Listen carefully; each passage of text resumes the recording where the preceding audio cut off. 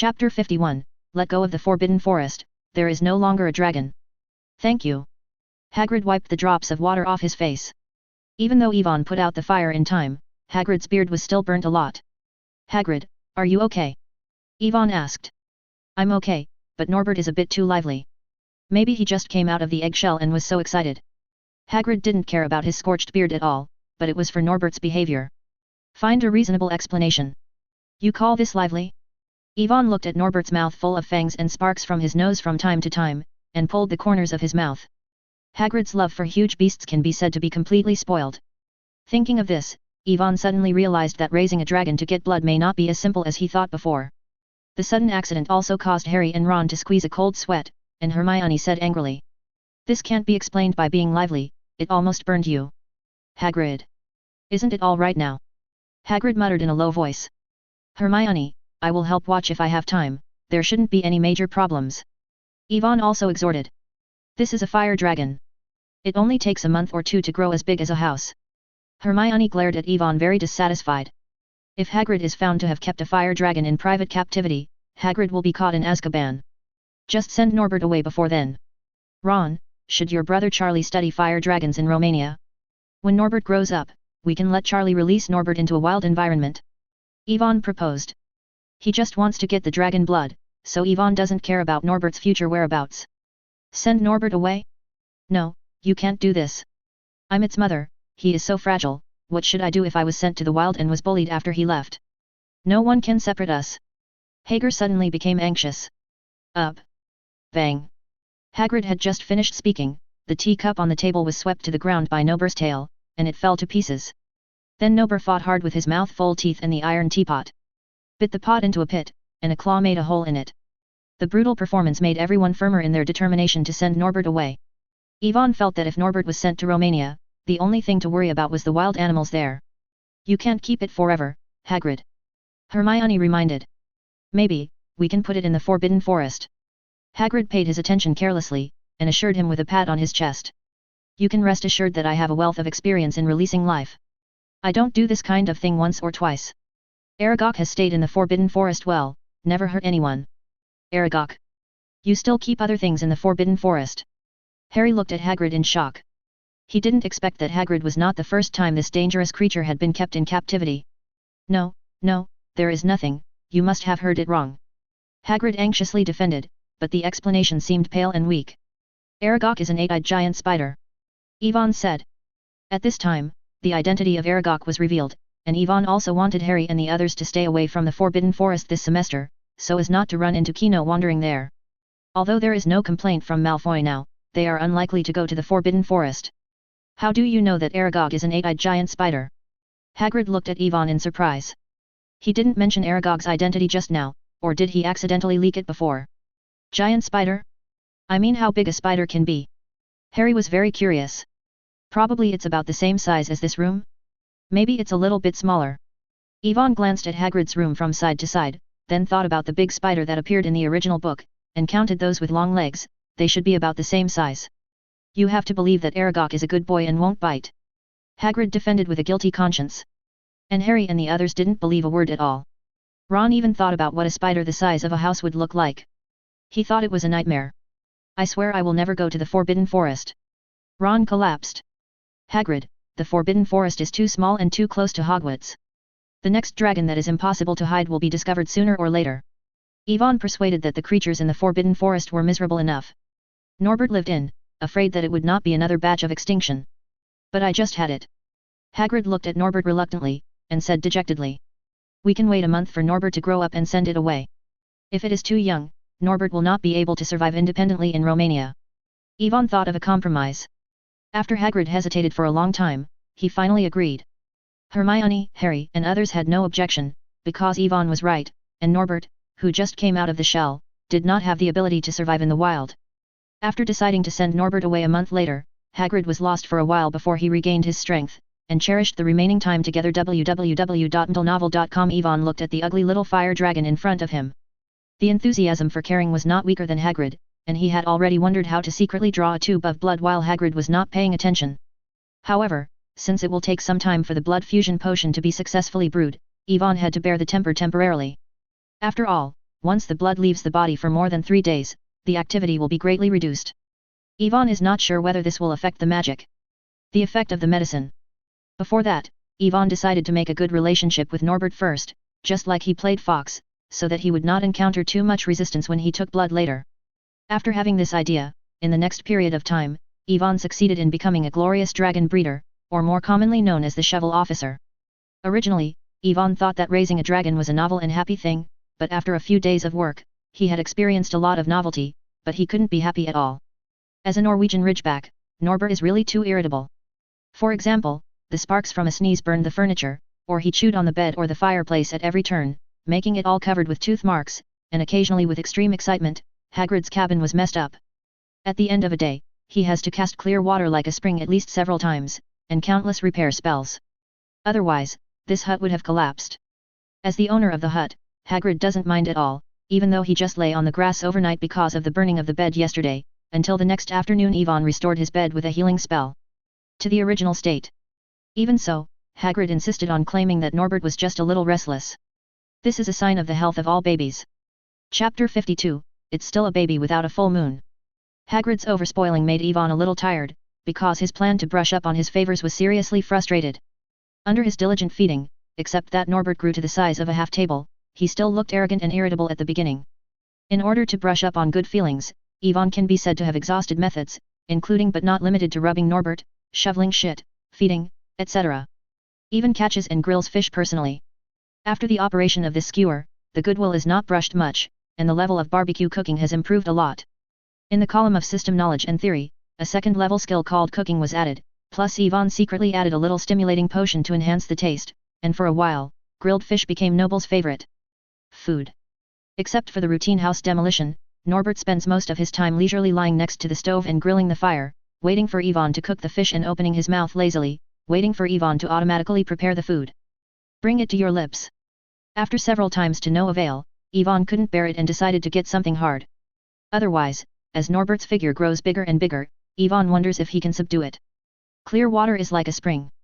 On a sunny afternoon, while Norbert was happily burning his home, Ivan directly poured it up with clear water like a spring.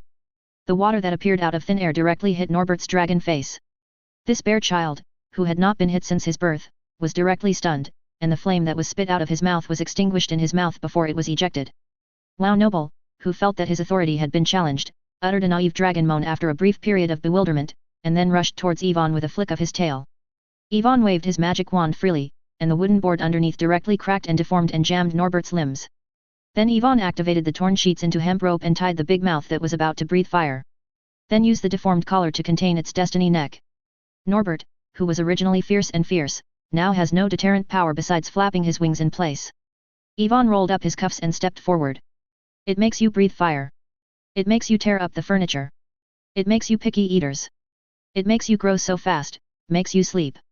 Ivan vented all his anger over the past half a month, and punched Norbert's head with punch after punch.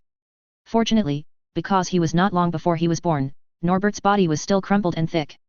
Although Ivan's punch was a bit painful, it was still acceptable. After some venting, Ivan stopped panting, while Norbert was aggrieved and flapped his wings, not understanding why he was suddenly beaten.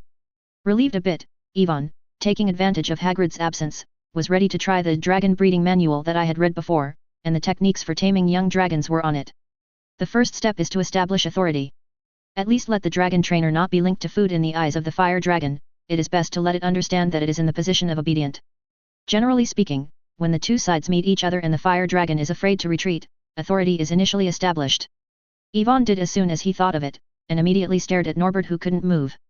Even in order to improve his viciousness, Ivan grinned deliberately, but after staring for a few minutes, Ivan's eyes were so sore that Norbert was still the same. Is something wrong? Ivan tilted his head and looked at the mirror that was not far away. Through the mirror, Ivan saw what he looked like at this time. It didn't seem to be vicious at all, even inexplicably cute. Ivan sighed, it's not his fault to be handsome. In this regard, Ivan had to use the transformation curse to temporarily create a two-handed sword that was more than 1 meter long and held it high in the air. The sharp double-sided blade was faintly shining with cold light, and there was an evil smile on his face. Walk away. Of course, the two-handed sword is just a look, it's actually completely hollow inside, otherwise Ivan wouldn't be able to hold it. But Norbert didn't know this. He watched the figure of Ivan holding the huge sword getting closer, desperately trying to struggle, and creaked the floor that bound his limbs.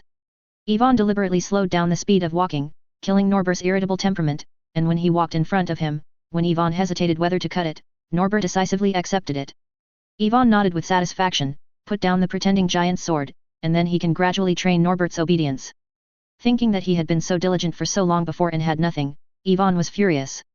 If he had known this smoothly, why should he be a shoveling officer for so many days? Noble, get down. A few hours later, Ivan, who was a safe distance away, gave orders to the young dragon not far away. Noble reluctantly got down on his body, and then Ivan threw the grilled fish on the table over. Noble ate the fragrant grilled fish. www.mtlnovel.com. He smashed his mouth depressedly.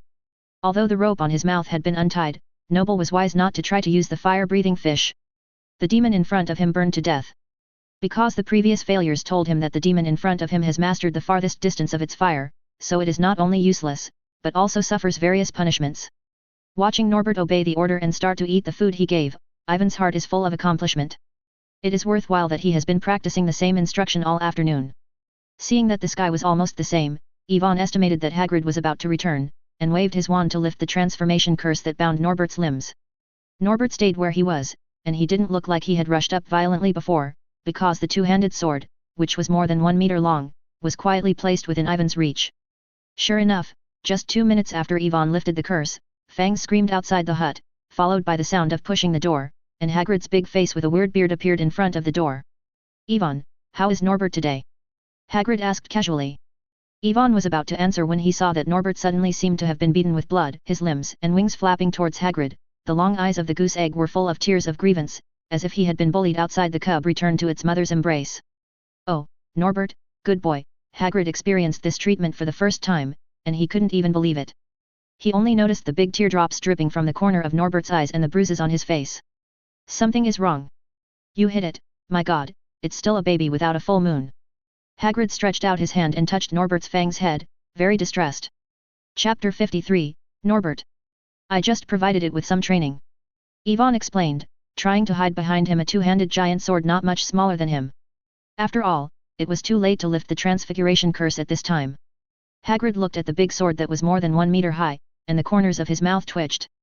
Fortunately, Hagrid looked around and didn't find any cuts on Norbert's body, which made him breathe a sigh of relief.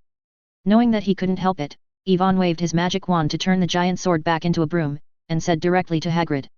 "Hagrid, you are so spoiled for Norbert. We have to find a way to discipline him. Otherwise, it will take down your house in a few days. And we must also teach it to hunt and fight skills through training."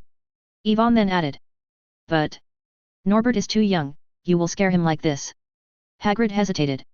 "Noble, get down," Ivan said suddenly to show Hagrid the results of his training deliberately. Already in a few hours of training, Norbert, who had initially formed a conditioned reflex, subconsciously lay down, until he realized that he had a backing, then he got up again, hid behind Hagrid, and faced Yi. Fan showed his fangs. These two general behaviors made Ivan a little bit to laugh. Hagrid also saw the transformation of Norbert, and he was a little bit happy, but also a little bit disappointed, as if he had finally seen some growth in his child. "Otherwise, how about waiting for Norbert to grow up?" Hagrid asked Ivan in a low voice. "If you still want to raise Norbert for a while, you'd better train it now." Ivan shook his head resolutely. What a joke, Ivan doubted whether he could fight any more. "It's been Norbert." Ivan's words were like the last straw, crushing the balance in Hagrid's heart, because he knew that Ivan was right, and Norbert would soon be exposed if he continued like this. "All right, but don't make your hands too heavy during training," Hagrid said distressedly. "Hagrid, if you have time, we can train Norbert together," Ivan said to Hagrid with a thought. If Hagrid, the hybrid giant, was supporting him, there would be no need to use the transfiguration curse to bind him during training. Hagrid's power would definitely make Noble lose the ability to resist on the physical level. Hagrid thought of the appearance of Ivan commanding Norbert just now, and for a while, he was a little moved. Although Norbert's demolition of the house seemed to him to be very lively and cute, who wouldn't want a lively and obedient child? "Well, but I will be patrolling in the Forbidden Forest in the near future, so I only have time in the evening," Hagrid said. "Forbidden Forest? Is there something going on there?" Ivan's heart tightened and asked. Hagrid hesitated for a while, wondering if he should tell the matter, but couldn't hold back Ivan from asking again and again, and finally revealed some information. A unicorn was attacked. Fortunately, it escaped in time. It was only injured. I think the purpose of patrolling in the Forbidden Forest is to figure out what attacked it. The other party did not succeed this time, and it is likely to come back again. Hagrid's tone seemed a little low, he couldn't imagine what kind of evil creatures would attack the holy unicorn. Yvonne fell silent, because he knew very well that Chino must have attacked the unicorn, but he couldn't stop it. Because he had tentatively reported Chino with Harry and the others before, but Dumbledore obviously did not intend to deal with Chino now, and the same result would be the same again. Yvonne has already regretted his behavior to change the plot in order not to be disturbed, because in this case, Hagrid, who frequently enters and exits the Forbidden Forest, is likely to be in danger. Hagrid didn't know Ivan's concerns. He just muttered and cursed the murderer who attacked the unicorn, then turned to discuss with Yvonne enthusiastically about how to train and raise the dragon. Yvonne only temporarily suppressed the worry in his heart and explained it to Hagrid. Ben also felt that he had found Norbert, who was backing him. Seeing Hagrid's gradually changing expression, he shuddered inexplicably. In the next few days, what Yvonne worried about never happened. With Hagrid's help, Norbert lost the last bit of resistance. Hagrid also found new pleasures in training, from teaching Norbert to get down to turning over to breathing fire, all kinds of instructions were full of fun. Made a certain Norwegian ridgeback who was accustomed to tearing down the house every day, sleeping, and roasting the fire. It was very uncomfortable, and even felt unlovable. When I eat grilled fish every day, I can feel that there is still a little warmth in the cold life. Yvonne, we can't go on like this. In the quiet library, Hermione's anger suddenly resounded with a little helpless voice, which attracted the attention of other little wizards, and even Mrs. Pants looked over here. The little witch blushed. You reading www.uuganshu.com lowered the voice a bit. The exam is coming soon, we should review it now. Instead of reading these books that are not related to the exam. It's just a test, do I still need to review it? It's time for the meeting. Yvonne put down the tame fantastic creatures in his hand and said strangely. It's just a meeting. It's not that easy to get an O, excellent, in the exam. As the exam date gets closer, Hermione becomes more anxious. In my free time, I would discuss dragon breeding methods with Yvonne for a while, but in the past 2 days, Hermione has devoted herself to reviewing. Especially my transfiguration curse, compared with Yvonne there is still a big gap.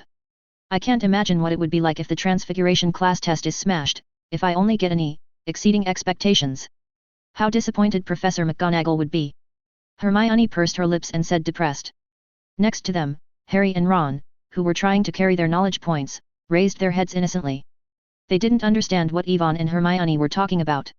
In their opinion, as long as the exam is not P, bad, or D, bad, will do.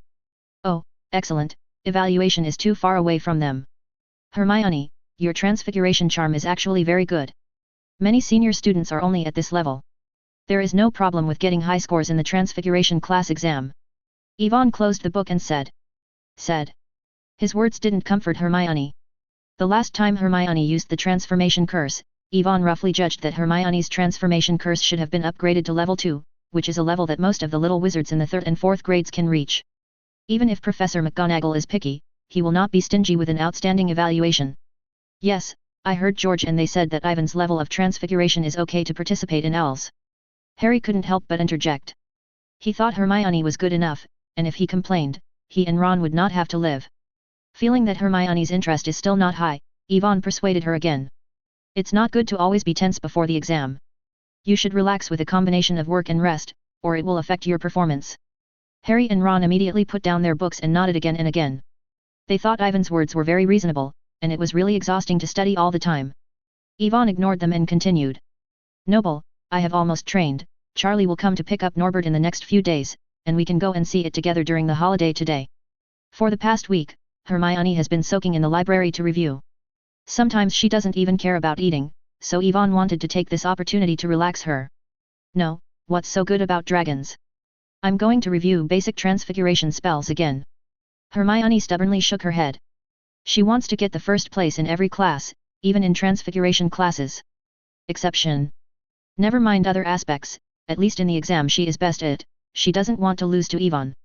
Harry and Ron are the opposites. They have already thrown aside the boring books on the history of magic and asked about how to train the dragon.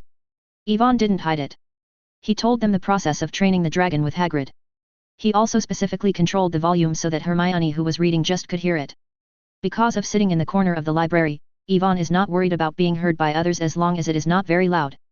After hearing that Norbert has grown to be bigger than the table and can still follow orders to jump, turn over, and breathe fire, Harry and others are very excited and want to see it. Yvonne said, while quietly paying attention to Hermione, the speed of the little witch's turning of the book was obviously much slower, and most of it was a little emotional. Noble can fly now, don't you want to try the feeling of riding a dragon? Yvonne strikes the iron while it's hot and takes out his assassin. It's so close to the castle, what if you are discovered? Hermione finally couldn't help but asked. We can go in the evening and fly a little bit lower. As long as we are careful, we shouldn't be spotted. Yvonne smiled. Hermione nodded, and subconsciously wanted to continue the review, but within 2 seconds she closed the book with a pop, and then glared at Yvonne angrily. Her mind was full of dragons, and she was completely can't see those review materials anymore. A few hours later, Yvonne was sitting outside Hager's house with a chair, lazily giving instructions. Noble, jump. Noble, come and roll over. Nyabo, let's breathe a fire. You are already a 200-gen eldest child. You have to learn to cook fish for yourself. On the lawn not far ahead, a certain large and fierce-looking Norwegian ridgeback was happily rolling on the ground, and according to Ivan's instructions, it sprayed a hot flame at the fish grill. Then he bit the grilled fish rack with a big mouth full of fangs, flapped his wings, and ran up to Ivan's limbs together, put the 2 grilled fish in the basin, and waited for Yvonne to sprinkle the potion that enhances the taste. Later, eat it again. Yvonne stretched out his hand and stroked Norbert's head to show his closeness, and felt that he was a fire dragon. He grew fast. This was just over a month's work, and his size was several times his size. This is so cool. Ron, who watched as he watched, stretched out his hand and wanted to follow Yvonne to touch Norbert's wings. Harry and Hermione also looked a little hot. Don't move. Yvonne suddenly drank it. Ron shook his body and was taken aback. After recovering, he wanted to say a few words, but he turned his head and found that Norbert's big head was close to Chi-Chi, with fangs. There was still yellow turbid saliva on it. Ron then realized that Yvonne was not speaking to himself, so he sat down on the ground in shock, and Harry quickly stepped forward and helped him up. It's so hard. Yvonne stretched out his hand and hammered Norbert's big head, letting it take his fangs back, and the hard scales knocked his fist a little bit painful. Yvonne, haven't you tame it? Ron asked with lingering fear. How long is this? How can it be so fast? It can only be said that some preliminary results have been achieved. Yvonne shook his head. Don't look at Norbert's obedience to him now, but this is the establishment of a big stick and a grilled fish before. Authority. When Norbert gets older and realizes that he, the dragon trainer, is not as strong as he thought, then this relationship may collapse at any time. But now it's okay to stop Norbert. After a period of comfort and warning, Yvonne confronted a few people who were afraid of wanting to fight the dragon. If you want to touch it, you can now. Ron, who was scared just now, did not dare to approach for a while, but Harry stretched out his hand bravely. Hermione, please try it too. Yvonne looked at Hermione who was struggling. www.mtlnovel.com. Hermione originally planned to refuse. After all, it was too dangerous, but in the end she couldn't help it. The temptation of petting the dragon, she put her hand on Norbert's head. Although the hard scales feel a little awkward to the touch, the little witch was very excited when she touched a creature like a dragon for the first time, and the corners of her mouth were unconscious. The hooked up. Although Norbert is very uncomfortable with the behavior of a few strange dwarfs touching on him, it is difficult for Yvonne to flap his wings and shoot them out because of Ivan's presence. Yvonne carefully observed Norbert's expression and movements during this time, and made sure that it would not violently temporarily, and then relaxed a little. In the past month, with the help of How to Train the Dragon, Yvonne has already successfully collected enough dragon blood, and the fusion potion in the responsive room has also been brewed. He only needs to add the dragon blood to it. I just frowned when thinking about the evaluation of the items he checked before when he thought of the dragon blood he had collected before. Magic item, dragon blood. Description, this is the dragon blood extracted from the juvenile Norwegian ridgeback. Its activity and magic are inferior to that of the adult Norwegian ridgeback, but it has the same potential. Although Yvonne expected this situation, he was still a little depressed when he got the information. Fortunately, the potential of the young Norwegian ridgeback's blood is basically the same as that of the adult, which means that it only takes more time to develop the potential, which makes Yvonne relieved. Immediately decided to add dragon blood tonight. Just as Yvonne was wandering beyond the sky, a stern dog barking suddenly came out of the forbidden forest. Then, in the bushes not far away, a big bloody, limping dog ran towards Yvonne. Come. Chapter 55, If I say it a few times, there are no dragons in Hogwarts. Yay! Yvonne recognized it at a glance and rushed forward. Yaya also rushed into Ivan's arms, whimpering in horror, and traces of blood remaining on his legs. It's hurt. Harry also noticed this, and ran over quickly, Ron also not to be outdone. It looks like a curse, but fortunately, it didn't hit it head-on, it was just a scratch. Hermione was much calmer than the two, but it was this calmness that made Hermione think of even more terrifying things. Maybe Hagrid had an accident in the Forbidden Forest. Hermione was also a little anxious at this time. Woo. Perhaps after understanding Hermione's words, Fang immediately got out of Ivan's arms, biting Ivan's trousers with his teeth and dragging it aside. This is undoubtedly confirming Hermione's guess. Harry and Ron, two reckless men, were about to rush into the Forbidden Forest to rescue Hagrid, but were stopped by Ivan. It's too late, it's too slow to run now, and Hagrid and Yaya can't deal with enemies together, and you can't help it together. The best thing to do now is to go back to the castle and inform the professor. Among the people present, only Ivan knew that Hagrid was going to track down the reason why the unicorn was attacked these days, that is to say, it was very likely that he had encountered Kino possessed by Voldemort. Ivan also didn't expect that he would stop Malfoy from eavesdropping on the dragon egg, which would lead to such a result. But Hagrid is dangerous now, we have to save him. Harry knew in his heart that going back to find reinforcements is the best solution right now, but as Ivan said, it might be early for Hagrid this time. It's cold. That's why I said you were going back. Ivan sighed, and then jumped onto Norbert's back amidst everyone's surprised eyes, and sat down firmly with the dragon's horns. Ivan, are you trying to? Hermione realized something suddenly, and her face was surprised. Yes, I can't run fast, I might be able to catch up with Norbert. Ivan nodded, this matter is related to him, and he naturally can't ignore it. Then Ivan looked at the big dog on the ground. Yay, come up. You have to show the way later. Woo. The timid Fang looked at Norbert's huge and hideous body, and clamped his tail in fear, but under Ivan's constant calling, he still plucked up the courage and jumped up. Good. Ivan didn't expect that Yaya, a cowardly dog, could really conquer fear. He had thought about making Hermione or Harry hug Yaya just now. If you tell the professor, Ron alone will be enough, and I and Harry can go with you. Seeing Ivan about to move on her own, Hermione was very worried.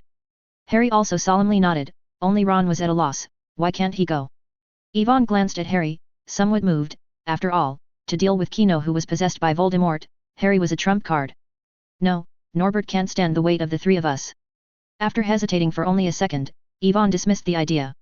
Norbert is only more than a month old now, and it is awkward to fly with him and Fang. And in order to avoid exposure, Chino should not face the enemy head-on, he and Norbert are enough. Norbo, fly. Ivan stretched out his hand and patted Norbo's head. The young Norwegian Spinosaurus flapped its wings, hung a gust of wind, and flew directly into the sky with the support of its forelimbs. Ivan grabbed the dragon's horns as a steering wheel, and let Yaya guide the way. This big human dog didn't care about the horror of flying into the sky suddenly, and only barked in the direction he came. Ivan understood in his heart, pulling the dragon's horns and guiding Norbert to fly in the direction that Yaya's eyes could reach. Although the matter of raising the dragon has been exposed these days, Ivan has been restraining Norbert from letting it fly high in the sky, but occasionally Ivan would still ride Norbert in the low air while taking advantage of the darkness. After all, the temptation to ride a dragon is still great, at least Ivan can't stand it. Because of this, Ivan is sure to save Hagrid. Just after Ivan flew away on Norbert, the remaining three of Harry, Hermione, and Ron rushed to the school non-stop. Let's let it. Harry picked Ron and Hermione on a rampage. They wanted to go directly to the principal's office, but halfway through, they seemed to have no password to enter the principal's office. In the end, Hermione remembered that Professor McGonagall would do it. In the third grade class. So, the three of them violently hit the door and broke in. At the moment when the door broke, in the classroom, a pair of eyes looked over at once, and what made Harry and the others feel more pressured was Professor McGonagall's glaring anger. Mr. Potter, if you don't have a reasonable explanation. Professor McGonagall was prepared to scold a few people with a calm face, but Harry and Ron were forcibly taken away before they were finished. UU reading www.uuganshu.com. Professor McGonagall, something big happened. Let's go first, and then explain to you on the road. Hermione only had time to explain, and together with Harry and Ron, he took Professor McGonagall away. Dozens of third-grade little wizards in the classroom watched their professors being dragged away by a few first-grade little ghosts, and it seemed that something urgent had happened. Professor McGonagall estimated that for a while I won't be able to return for a while. So, we don't have to go to class in the afternoon. Among the silent professor, George suddenly realized a problem in a daze. Then these third-grade little wizards shouted like crazy. Oi! It's a holiday! In the corridor at this time, Hermione took Professor McGonagall's hand and ran with her, while briefly telling McGonagall what happened. You mean Hagrid was in danger in the Forbidden Forest, and his life and death are now unpredictable? Then Halls rode a Norwegian ridgeback named Norbert to the rescue. When McGonagall heard the news, the first reaction was whether Hermione made up a story to deceive herself. I have to tell you to stop conjecturing, there is no dragon at Hogwarts. McGonagall stopped, letting Hermione and the others pull it hard. Harry didn't know how to explain to McGonagall, it was a long story, maybe how long it would take. Roar! Just as Harry was about to make a long story short, a dragon chant came from the remote Forbidden Forest. A group of 4 people who happened to be standing by the window saw a fire dragon rising from the Forbidden Forest. The shocking scene. I think we shouldn't have to explain. Ron shrugged. Chapter 56, Dragon Rescue. Yes, I saw it. Professor McGonagall also understood the seriousness of the matter at this time, with a serious expression on his face. Anyway, I'll go there first. You'd better go to Professor Dumbledore and find him. In addition, the command of the principal's office is ZZ Honey Candy. Professor McGonagall exploded with a curse after speaking. He turned over and jumped from the window on the 3rd floor with a domineering attitude that was not suitable for his age. Professor McGonagall. Hermione rushed to the window anxiously, watching Professor McGonagall fall quickly from the sky, and then landed smoothly after waving his wand. It's really cool, it's a floating spell, how about we try it too? Ron said with envy. This is the 3rd floor. If we don't have time to cast the spell, we will fall to death. Harry had to remind him. Let's go to Professor Dumbledore as soon as possible. Although Professor McGonagall rushed to support her, Hermione was still a little worried. Only Dumbledore could give them enough security. No, I heard what I said just now. Just when Hermione was about to lead the team, Dumbledore's figure suddenly emerged from the shadow on one side, looking at the Forbidden Forest in the distance. There was also a slight movement on Gujing Bubo's face, obviously. What happened in the Forbidden Forest has exceeded his expectations. At this time, there was a burst of noisy sounds deep in the originally silent black Forbidden Forest. After a while, a huge figure more than 2 meters high came out of the bushes with difficulty, and the patchy clothes on his body were stained with blood, and a strong smell of blood drifted in the Forbidden Forest. If it is normal, the predators hidden in the Forbidden Forest have long been wandering around, but now except for the slight noise made by Hagrid, the silence can only be heard by insects. Hey! Hagrid panted heavily, holding the wooden stick he had found halfway as a weapon in his hand, leaning against a big tree, and staring at the front closely. In the shade of the trees, a figure shrouded in black robes slowly approached, and Hagrid, who was already unable to walk, threw the wooden stick in his hand forcefully. As a half-blood half-giant, Hagrid's power is naturally far beyond ordinary people, which is one of the reasons why he can smoothly tame many magical creatures. The thick wooden stick brought a fierce wind in the air, but it was a pity that such a method seemed meaningless to a vigilant and powerful wizard. Fall to pieces. The black-robed wizard just waved his wand randomly, the wooden stick exploded in mid-air, and sawdust all fell down one after another. Who are you? Why are you attacking unicorns in the Forbidden Forest? Hagrid said angrily with red eyes. The black-robed wizard did not answer, nor was he stupid enough to explain to Hagrid the reason for hunting the unicorn. He just lifted his wand gently, pointed it at Hagrid, and whispered in his mouth. Avada Kedavra. A gloomy green light blazed towards Hagrid at an extraordinary speed, and Hagrid, who had read the spell from the black-robed wizard's chant, fell into deep despair. Harry, Dumbledore, Aragog, Yvonne, Hermione, Ron, Noble. A series of memories appeared in Hagrid's mind like a revolving lantern. Just as Hagrid was about to wait quietly for death, a white and gleaming figure rushed out like lightning, blocking the middle. No!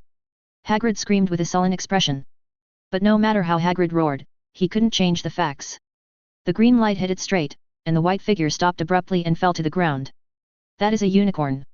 Even as a powerful top-level magical creature, after a death curse, vitality is fading quickly, and life is about to come to an end. The white mane is stained with blue blood, but even so, it is still strong. Struggling to stand up. Hagrid was already in tears, and wanted to climb over to check the unicorn situation, but his body had already lost a trace of strength. Kino, who was wrapped in a black robe, was a little trembling, because the voice of the Dark Lord resounded in his mind. Trash, even a beast can't be killed. Voldemort felt that this was the most dish he had ever brought, and Avidiso, who hit him in the front, didn't kill the target immediately for the first time. Kino was very wronged. This is obviously because Voldemort has absorbed too much life force in these days, which has caused the power of magic to be weakened a lot.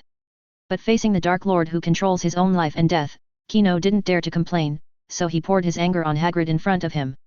Hagrid hadn't been for this reckless idiot who suddenly popped out when he was hunting the unicorn, he would have succeeded, so how could he have lost so much time? So Kino ignored the unicorn whose life was passing by and was about to die. Instead, he walked slowly towards Hagrid, admiring the powerlessness and despair in Hagrid's eyes. Kino waved his magic wand and was about to end Hagrid's life with Avidiso again www.mdlenovel.com when he raised his hand, he saw that Hagrid's eyes suddenly burst with a different brilliance, turning from despair at the end. I was shocked. With the corners of his mouth trembling slightly, Kino could faintly read the words he wanted to say. Long. Don't want to use this little trick to deceive me. Chino disdainfully, he has seen too much of this little distraction. Besides, where did the dragon come from at Hogwarts? Look at the sky, you idiot. Voldemort's voice appeared in Kino's mind again. Although there is a cloak, Voldemort's perception ability is greatly reduced, but he can still detect an attack that is about to threaten his life. At the moment Voldemort spoke, a clear dragon roar entered Kino's ears. By the time Kino turned around, it was too late, only to see a hot flame getting closer and closer to him. Voldemort violently seized control of Kino's body, and the disgusting and weird snake face had turned to the front for some unknown time, and it was closely attached to Kino's face. The two faces overlapped like a weird appearance. Even so, Voldemort had no time to reach out and wave his wand, and he was swallowed by flames. Amidst the flame dragon's breath, a purple magic barrier suddenly lit up, barely isolating the flames, but the scorching heat and billowing air wave made Voldemort afraid to relax at all, not to mention the hastily released magic barrier has gradually cracked. There are signs of collapse. Fortunately, the flame breath lasted for only 3 seconds, and it was over. Just as Voldemort was relieved, a huge dragon head suddenly appeared in front of him. With the huge force of diving, it instantly broke through the barrier, and this weird body was destroyed. Flew out. Chapter 57, Just set the fire. Dumbledore should be able to do it, right? Norbert flapped his wings, bent forward and landed on the ground. Yvonne stood domineeringly on Norbert's back. After a worried look at Hagrid, he held up his wand and found the enemy. Hagrid, where's the enemy? Yvonne looked around and asked strangely. It just seemed to fly out. Hagrid still had some teardrops on his face, and he stammered and said, pointing to the dense forest on the right. Flew out? Yvonne recalled that when he landed on Norbert just now, he seemed to be hindered. Yvonne suddenly felt a little regretful. Judging from the intensity of the collision, Chino mostly successfully released the defensive spell, and it is unlikely that he would hang up directly. So Chino should still be alive? The flames are raging. Thinking of this, Yvonne immediately became nervous, raised his hand and cast several flame spells at the place Hagrid pointed. The red flame rose to the sky, spreading in all directions. Even so, Yvonne still felt unsafe, and immediately ordered Norbert to continue to breathe the dragon's breath in that direction. The greater the power, the better. It is best to ensure that no one can come out alive in that direction. Facing Chino, who was possessed by Voldemort, Yvonne didn't dare to have the slightest chance in his heart. He was just right. Norbasa happily took out all his strengths. It liked the fire-breathing thing the most. After a few dragons breathed down, a large number of bushes were engulfed by the billowing flames. Hagrid watched this scene blankly, and said something for a long time. Is this a bit too much? Yvonne also fell into contemplation under the reflection of the fire, thinking that the fire was too big. What if this can't be eliminated? Set fire to the Forbidden Forest, will he be caught in Azkaban? Professor Dumbledore should be able to do it, right? Thinking of this, Yvonne became a little angry and kicked Norbert with his foot. He planned a sneak attack to take Chino away in a wave, all of which was destroyed by Norbert's roar. Otherwise, he doesn't need to make up the knife with flaming fire. Norbert whimpered twice aggrievedly, it finally flew 2 times in the sky, what's wrong with the shout? Yvonne did not pay attention to Norbert anymore, but after beckoning it to be on guard, he jumped off Norbert's back and ran to Hagrid quickly. Anyai rushed to Hagrid at the beginning of the landing, sticking out his scarlet tongue and licking his face constantly, making Hagrid's face full of saliva. Hagrid, are you okay? I have asked Harry to inform the professor, and they will be here soon. Yvonne leaned forward and carefully checked the wounds on Hagrid's waist, abdomen, and thigh. Although these wounds look scary and bloody, and even faintly oozing black energy, Yvonne breathed a sigh of relief. They weren't fatal wounds. Unfortunately, he didn't heal the curse and couldn't heal Hagrid. Don't worry about me, I'm fine, you go and see how about Cecilia? It just got the Avidiso curse to protect me. Hagrid pushed Yvonne anxiously and told him first go and see if there is any help. Cecilia? Yvonne asked strangely. That's the name I just gave it. If it weren't for Cecilia, I would have died long ago. Hagrid choked up and wiped the tears from his face with his big dusty hand. After confirming that Hagrid was really fine, Yvonne nodded and walked towards the dying unicorn. After approached, Yvonne was shocked by the charm of the unicorn. Under the reflection of the firelight, Cecilia is like a legendary Pegasus, emitting a faint white shimmer all over her body, with a unique spiral-shaped sharp corner standing on her forehead, but a few long and narrow strips are pulled apart from her abdomen and hind legs. The wound, the blue blood is constantly flowing down. But Yvonne understands that Kino's Avidiso's mantra is really deadly. Even with the huge vitality of the unicorn, persistence has reached its limit now. Cecilia's bright cyan pupils gradually dimmed, revealing sadness and pain. Yvonne gently stroked its mane, feeling the unusually soft hand, and all he could do now was comfort. The effect of Avada's mantra is irreversible, which is why it is listed as the 3 unforgivable spells. Even if it is as strong as Dumbledore, it is helpless. Cecilia gradually closed her eyes under Ivan's comfort, and the vitality gradually peeled off. Yvonne sighed. In the principle of not wasting, she took out a test tube from her pocket and filled the blood flowing down the wound into the bottle. Yvonne tightened the cap with a cork, looked at the dreamy blue in the test tube, and said to the dead unicorn, "Your enemy will probably not live long anyway. Rest in peace." After finishing speaking, I don't know if it was an illusion. Yvonne felt that Cecilia's body seemed to have changed a little, but he couldn't see the difference. However, Ivan's words are not all comfort. www.mtlnovel.com Because Chino's identity has been exposed, even if the lucky one is not burned to death this time, I am afraid that Voldemort will be drained of vitality because of his injuries. Yvonne stood up and put the test tube containing the blood of the unicorn away. He seemed to hear the system's prompt sound vaguely, but before he had time to check it, he saw a tabby cat galloping through the dense forest in the distance. Come! That is far faster than ordinary people running at full speed. Yvonne even wondered if he had misunderstood. How could a cat run so fast? Norbert, who was in charge of the vigilance, immediately became vigilant, with a big mouth full of fangs, and yelled at the tabby cat, but he did not dare to attack easily. Because the pressure on it from the other party is much greater than that of Yvonne as the shovel officer. Norbo, stop, that's not the enemy. Yvonne hurriedly told Norbo to step back. He still recognized Professor McGonagall's animagus form. It is not clear what method McGonagall used to increase the speed of movement after transformation. Judging from his impression of animagus in the original work, the values after transformation should be no different from that of a normal cat. Sure enough, after the tabby cat galloped in front of Hagrid, its body shape was quickly distorted and restored to the original appearance of Professor McGonagall. Clear water is like a spring. As soon as Professor McGonagall arrived, he noticed the spreading fire. Waving his wand, a huge amount of clear water was drawn from a distance, and gathered in midair like a growing snake, toward the right. Mopped up. Although the tongue of fire spreads in a wide range, it is more scattered than the long snakes gathered by clear water, and there is no command, so it will be extinguished in a short time. Even so, there is still a large area burned to white ground. I am afraid that it will not be restored in decades. Chapter 57, Burning a Forbidden Forest. Dumbledore should be able to do it, right? Norbert flapped his wings, bent forward and landed on the ground. Yvonne stood domineeringly on Norbert's back. After a worried look at Hagrid, he held up his wand and found the enemy. Hagrid, where's the enemy? Yvonne looked around and asked strangely. It just seemed to fly out. Hagrid still had some teardrops on his face, and he stammered and said, pointing to the dense forest on the right. Flew out? Yvonne recalled that when he landed on Norbert just now, he seemed to be hindered. Yvonne suddenly felt a little regretful. Judging from the intensity of the collision, Chino mostly successfully released the defensive spell, and it is unlikely that he would hang up directly. So Chino should still be alive? The flames are raging. Thinking of this, Yvonne immediately became nervous, raised his hand and cast several flame spells at the place Hagrid pointed. The red flame rose to the sky, spreading in all directions. Even so, Yvonne still felt unsafe, and immediately ordered Norbert to continue to breathe the dragon's breath in that direction. The greater the power, the better. It is best to ensure that no one can come out alive in that direction. Facing Chino, who was possessed by Voldemort, Yvonne didn't dare to have the slightest chance in his heart. He was just right. Norbasa happily took out all his strengths. It liked the fire-breathing thing the most. After a few dragons breathed down, a large number of bushes were engulfed by the billowing flames. Hagrid watched this scene blankly, and said something for a long time. Is this a bit too much?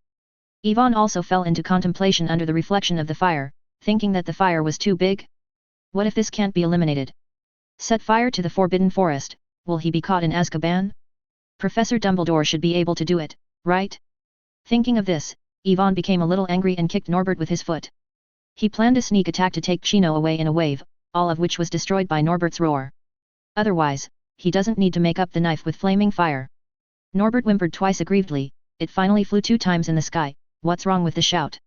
Yvonne did not pay attention to Norbert anymore, but after beckoning it to be on guard, he jumped off Norbert's back and ran to Hagrid quickly. Nyai rushed to Hagrid at the beginning of the landing, sticking out his scarlet tongue and licking his face constantly, making Hagrid's face full of saliva. Hagrid, are you okay? I have asked Harry to inform the professor, and they will be here soon. Yvonne leaned forward and carefully checked the wounds on Hagrid's waist, abdomen, and thigh. Although these wounds look scary and bloody, and even faintly oozing black energy, Yvonne breathed a sigh of relief. They weren't fatal wounds. Unfortunately, he didn't heal the curse and couldn't heal Hagrid. Don't worry about me, I'm fine, you go and see how about Cecilia? It just got the Avitiso curse to protect me. Hagrid pushed Yvonne anxiously and told him first go and see if there is any help. Cecilia? Yvonne asked strangely. That's the name I just gave it. If it weren't for Cecilia, I would have died long ago. Hagrid choked up and wiped the tears from his face with his big dusty hand. After confirming that Hagrid was really fine, Yvonne nodded and walked towards the dying unicorn. After approached, Yvonne was shocked by the charm of the unicorn. Under the reflection of the firelight, Cecilia is like a legendary Pegasus, emitting a faint white shimmer all over her body, with a unique spiral-shaped sharp corner standing on her forehead, but a few long and narrow strips are pulled apart from her abdomen and hind legs. The wound, the blue blood is constantly flowing down. But Yvonne understands that Kino's Avitiso's mantra is really deadly. Even with the huge vitality of the unicorn, persistence has reached its limit now. Cecilia's bright cyan pupils gradually dimmed, revealing sadness and pain. Yvonne gently stroked its mane, feeling the unusually soft hand, and all he could do now was comfort. The effect of Avada's mantra is irreversible, which is why it is listed as the 3 unforgivable spells. Even if it is as strong as Dumbledore, it is helpless. Cecilia gradually closed her eyes under Ivan's comfort, and the vitality gradually peeled off. Yvonne sighed. In the principle of not wasting, she took out a test tube from her pocket and filled the blood flowing down the wound into the bottle. Yvonne tightened the cap with a cork, looked at the dreamy blue in the test tube, and said to the dead unicorn, "Your enemy will probably not live long anyway. Rest in peace." After finishing speaking, I don't know if it was an illusion. Yvonne felt that Cecilia's body seemed to have changed a little, but he couldn't see the difference. However, Ivan's words are not all comfort. UU reading www.uuganshu.com has been exposed because Chino's identity has been exposed. Even if the lucky one was not burned to death this time, Voldemort's vitality would be drained by his injuries. Yvonne stood up and put the test tube containing the blood of the unicorn away. He seemed to hear the system's prompt sound vaguely, but before he had time to check it, he saw a tabby cat galloping through the dense forest in the distance. Come. That is far faster than ordinary people running at full speed. Yvonne even wondered if he had misunderstood. How could a cat run so fast? Norbert, who was in charge of the vigilance, immediately became vigilant, with a big mouth full of fangs, and yelled at the tabby cat, but he did not dare to attack easily. Because the pressure on it from the other party is much greater than that of Yvonne as the shovel officer. Norbo, stop, that's not the enemy. Yvonne hurriedly told Norbo to step back. He still recognized Professor McGonagall's animagus form. It is not clear what method McGonagall used to increase the speed of movement after transformation. Judging from his impression of animagus in the original work, the values after transformation should be no different from that of a normal cat.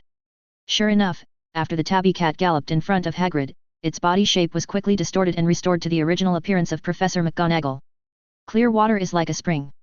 As soon as Professor McGonagall arrived, he noticed the spreading fire. Waving his wand, a huge amount of clear water was drawn from a distance, and gathered in midair like a growing snake, sweeping to the right. Away. Although the tongue of fire spreads in a wide range, it is more scattered than the long snakes gathered by clear water, and there is no command, and they are all extinguished before long. Even so, there is still a large area burned to white ground. I am afraid that it will not be restored in decades. Chapter 58, That's right, Professor Dumbledore instructed. Noting this scene, Professor McGonagall pursed her mouth, her eyes filled with anger. She did not expect that those who attacked Hagrid would be so frantic that they would set fire in the Forbidden Forest.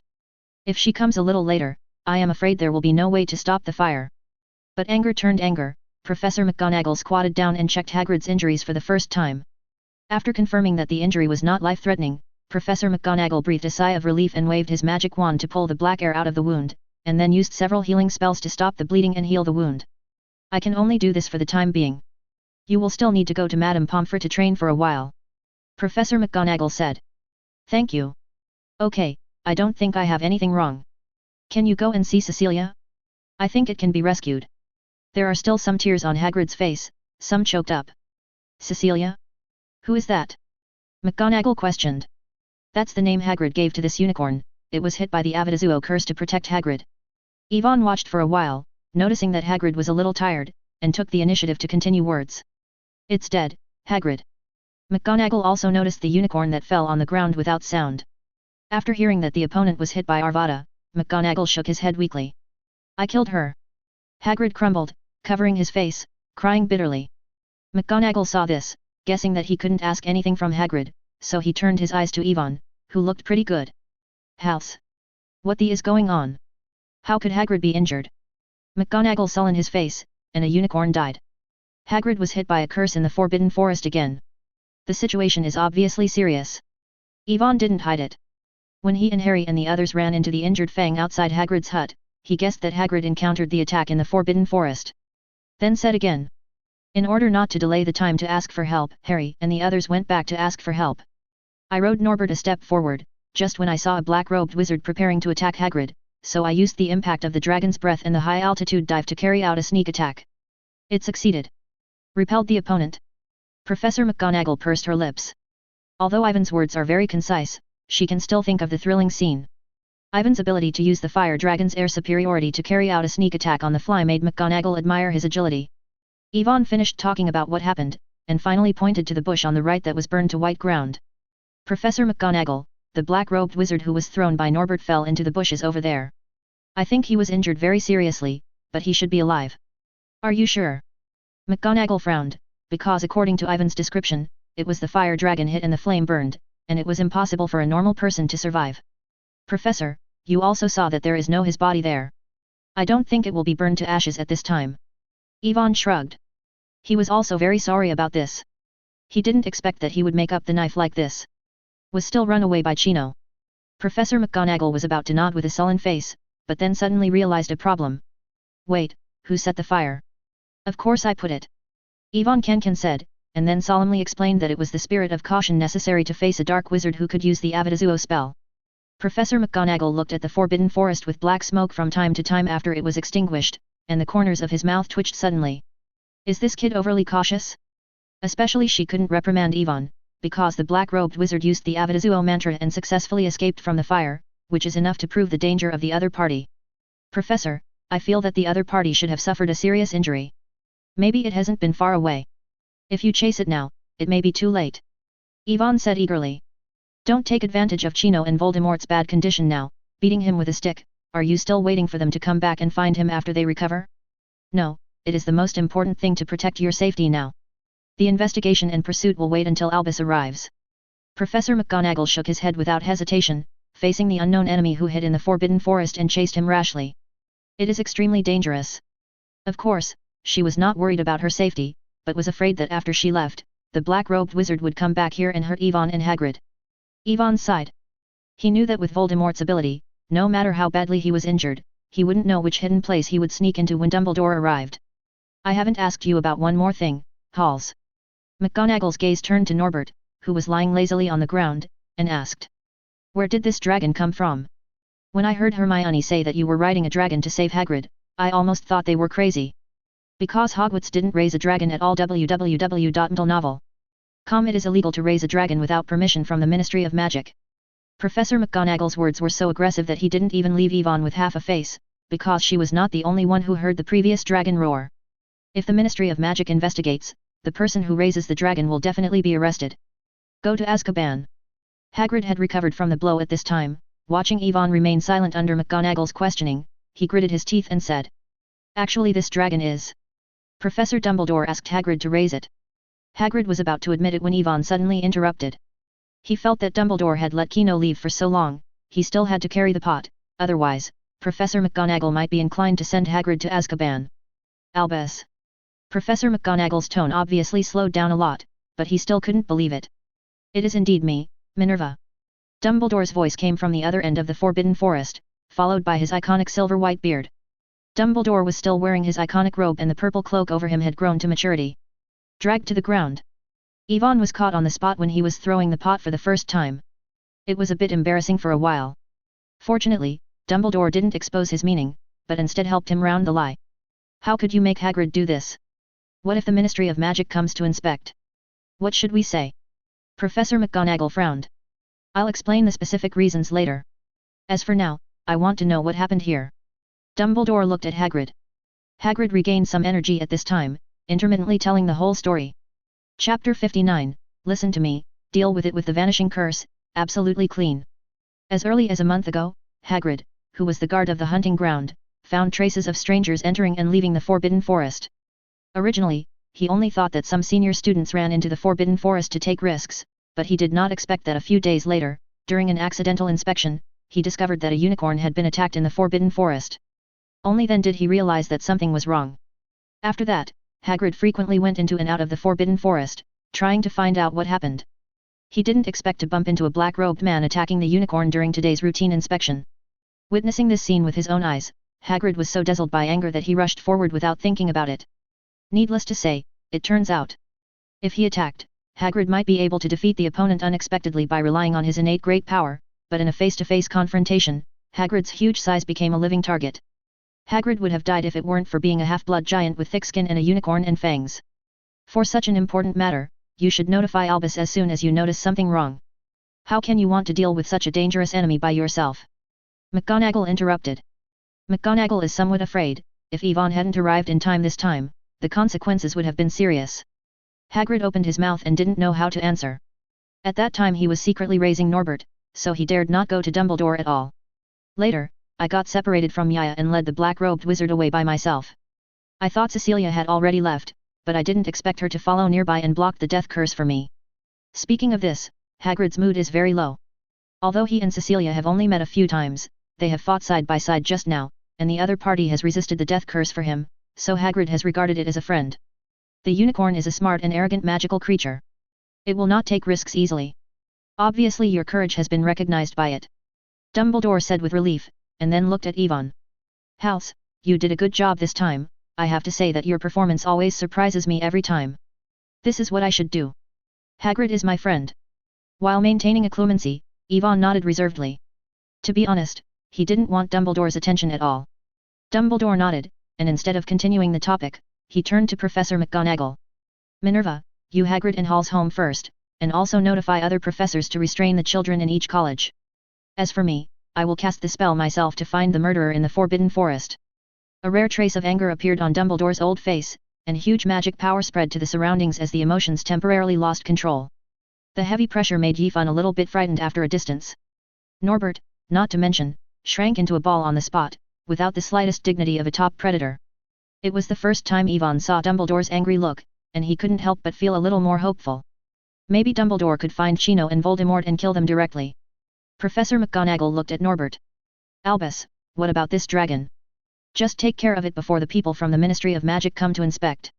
Dumbledore explained, waving his wand and summoning countless blue light spots, using magic to drive them in all directions, and then chose a direction. Disappeared in the Forbidden Forest. What to do?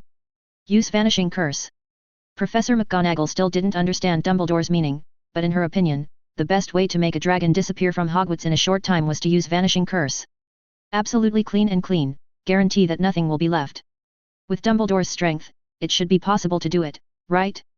Professor McGonagall is a little uncertain. Yvonne was ashamed at once. He didn't expect McGonagall to be a staid person on the surface, so cruel behind his back. He quickly explained it. Ron's brother Charlie is studying dragons in Romania. We have made an agreement with him and we can send Norbert away in 2 days. McGonagall didn't say anything. He recognized this method of treatment and glanced at Hagrid, who was still a little difficult to get up. Can you transform the stretcher? McGonagall said to Yvonne.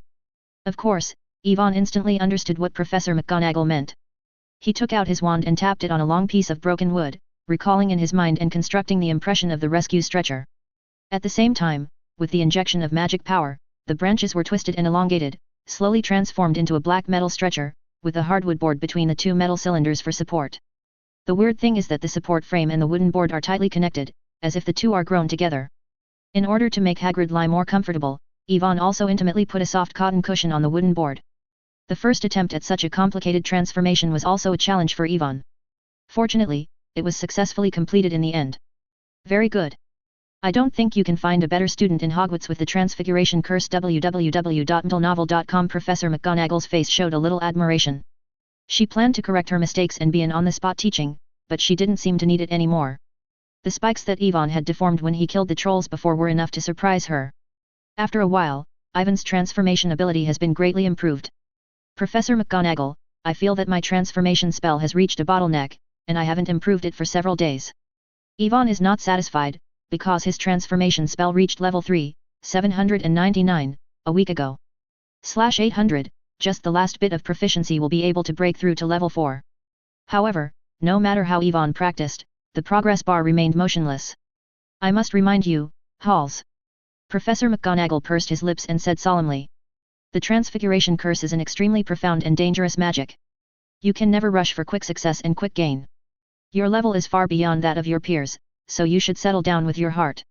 In his decades of teaching career, McGonagall has seen too many talented little wizards try various dangerous magic transformations because of overconfidence, and even use the transformation magic on his own body. It is natural that successful people need not say much, they can successfully break through the boundaries of transformation magic, transform themselves into an animal, and have their own animagus form. But the fate of those losers is simply horrible.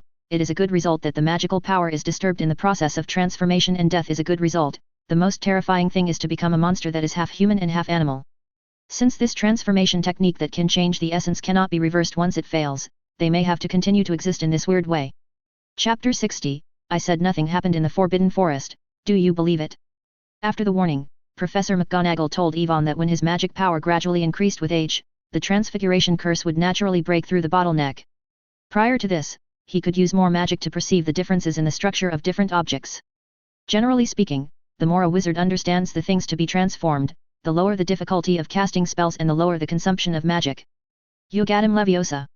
After finishing speaking, McGonagall waved his magic wand and moved Hagrid into the stretcher with a floating spell, then lifted the stretcher with his magic power, and Hagrid floated in the air together, moving with her in Ivan's steps. Along the way, Yvonne took this opportunity to ask Professor McGonagall about the precautions for releasing the Transfiguration Curse and how to increase the casting speed. Professor McGonagall didn't conceal the slightest concealment. While maintaining the levitating curse, he explained to Yvonne. When the two of them walked out of the Forbidden Forest, Yvonne felt that he had learned a lot of new skills, but the level of the transformation curse remained unchanged. He just didn't know if drinking the blood fusion potion could break through this bottleneck. Beside the hut by the Forbidden Forest lake, Harry, Hermione, and Ron had been waiting there anxiously, seeing Yvonne and Professor McGonagall coming out together, hurriedly greeted them. Especially when he saw Hagrid lying on the stretcher beside him, he was even more worried. Hagrid, are you okay? Harry only had time to say hello to Professor McGonagall, and moved in front of Hagrid. I'm okay, it's Cecilia and she. After a period of rest, Hagrid's state has recovered a bit, but once he is in memory, he can't help but feel sad. Harry and the others were confused, and Yvonne had no choice but to explain. Cecilia is a unicorn. She was hit by the Avada's curse in order to save Hagrid. Avadazo? That's an unforgivable curse, who would use it? Hermione was shocked. Harry didn't know this at all. Ron had only heard of the name of the Imperious Curse, and didn't know much about the Avada spell, so Hermione immediately explained it to the two of them. I have seen in a book that it is a powerful killing curse that can instantly deprive the opponent of life, and is extremely evil magic. The Ministry of Magic lists it as one of the 3 unforgivable spells, and all users will be caught to Azkaban if they find it. Because once someone is cursed, he will undoubtedly die, and there is no way to crack it. Oh, I mean, apart from Harry, he is the only person who survived the Avadazuo curse and was released by the mysterious man himself. Hermione suddenly realized that there was a success from Ava. Those who survived under Dassault's curse added a bit embarrassingly. Harry touched the some tingling scars on his forehead. He didn't even know that he had been under such a dangerous unforgivable curse. Before, people would only say that he defeated the mysterious man and saved the magic world, but no one told him the process. What is it like? The people who attacked Hagrid don't care about this, don't expect those dangerous dark wizards to abide by the rules of the Ministry of Magic. Yvonne felt that Hermione was a bit naive, so he reminded him timely. Okay, kids, let's talk later, we have more important things to do now. For example, hide the dragon so that no one will find it, or send Hagrid to the school hospital. Go. Professor McGonagall had to interrupt their conversation. Norbo can hide in Hagrid's house, as long as he sleeps with a coma spell. Yvonne suggested. Professor McGonagall thought for a while and found it feasible, so he asked Yvonne to take Norbert into the house, and then waved his wand to use a coma spell. Fainted. Professor McGonagall shot quickly, and Norbert was knocked out before he even reacted. Considering that dragons are very resistant to magic, Professor McGonagall had to use the coma spell a few more times to extend Norbert's coma time. In addition, he used the Transfiguration Curse to secure his limbs, wings, and mouth. In this way, even if he wakes up midway, he won't be able to make trouble. Yvonne looked at Norbert, who was tied into rice dumplings in front of him, and remembered that Professor McGonagall was planning to use the Vanishing Curse to handle Norbert's affairs. He immediately listed Professor McGonagall as someone who must never offend. The method is really cruel. Up. After trapping Norbert in the hut, everyone quickly returned to Hogwarts Castle. Professor McGonagall asked Yvonne and the others to gather in the large exhibition hall. He first took Hagrid, who was lying on a stretcher, to Pang. Go to Mrs. Frey. When Yvonne stepped into the large exhibition hall, he found that the long tables of the 4 major colleges were already full of people, just like when welcoming new students at the beginning of school. It's just that the atmosphere is more serious than that. The little wizards whispered in 2s and 3s, and no matter how the prefects who maintain order reprimanded, it didn't help. Ivan could still hear the words of the dragon faintly. www.mdlnovel.com. Ivan and his party of 4. The arrival of drew the attention of everyone present. Especially those third-year students who witnessed Hermione, Harry, and Ron pulling Professor McGonagall away. They couldn't wait to rush to ask. So that as soon as Ivan found a seat to sit down, George and Fred couldn't wait to squeeze up. Ivan, what happened in the Forbidden Forest? Someone saw a dragon spewing fire and fell into the Forbidden Forest. We also heard the dragon roar in the classroom. Is that true? George asked excitedly. Tau. The little wizards all around heard the words and they all turned their eyes on Ivan, expecting him to reveal some information to satisfy their gossip mentality. However, Ivan shook his head apologetically. I don't know, the professors will say it later. Ivan really doesn't know how to say it, because later Dumbledore or Professor McGonagall will have a set of official rhetoric. What if it doesn't match what he said? Isn't that a face slap? George and Fred looked at each other and didn't ask any more, because they knew Ivan would never hide them if they could. It's just that other people don't think so. They only think that Ivan, Harry, and others must know what happened, but deliberately concealed them, and immediately began to rush into questions. Nothing happened there, no dragons, nothing. Hermione was annoyed by the question and shouted very dissatisfied. Harry and Ron were also very depressed when they were asked, and the feeling of knowing that they could not say made them very uncomfortable. But even Ron, who has a big mouth, didn't reveal a word this time, because Ivan told them before he came in that if Hagrid was caught in Azkaban, he had better shut up. Chapter 61, I'm sorry, but I don't understand these roundabout words. Ivan's silent attitude is not very useful, but there are more students trying to squeeze here. This crowded and noisy situation made the professors on the bench a little unbearable.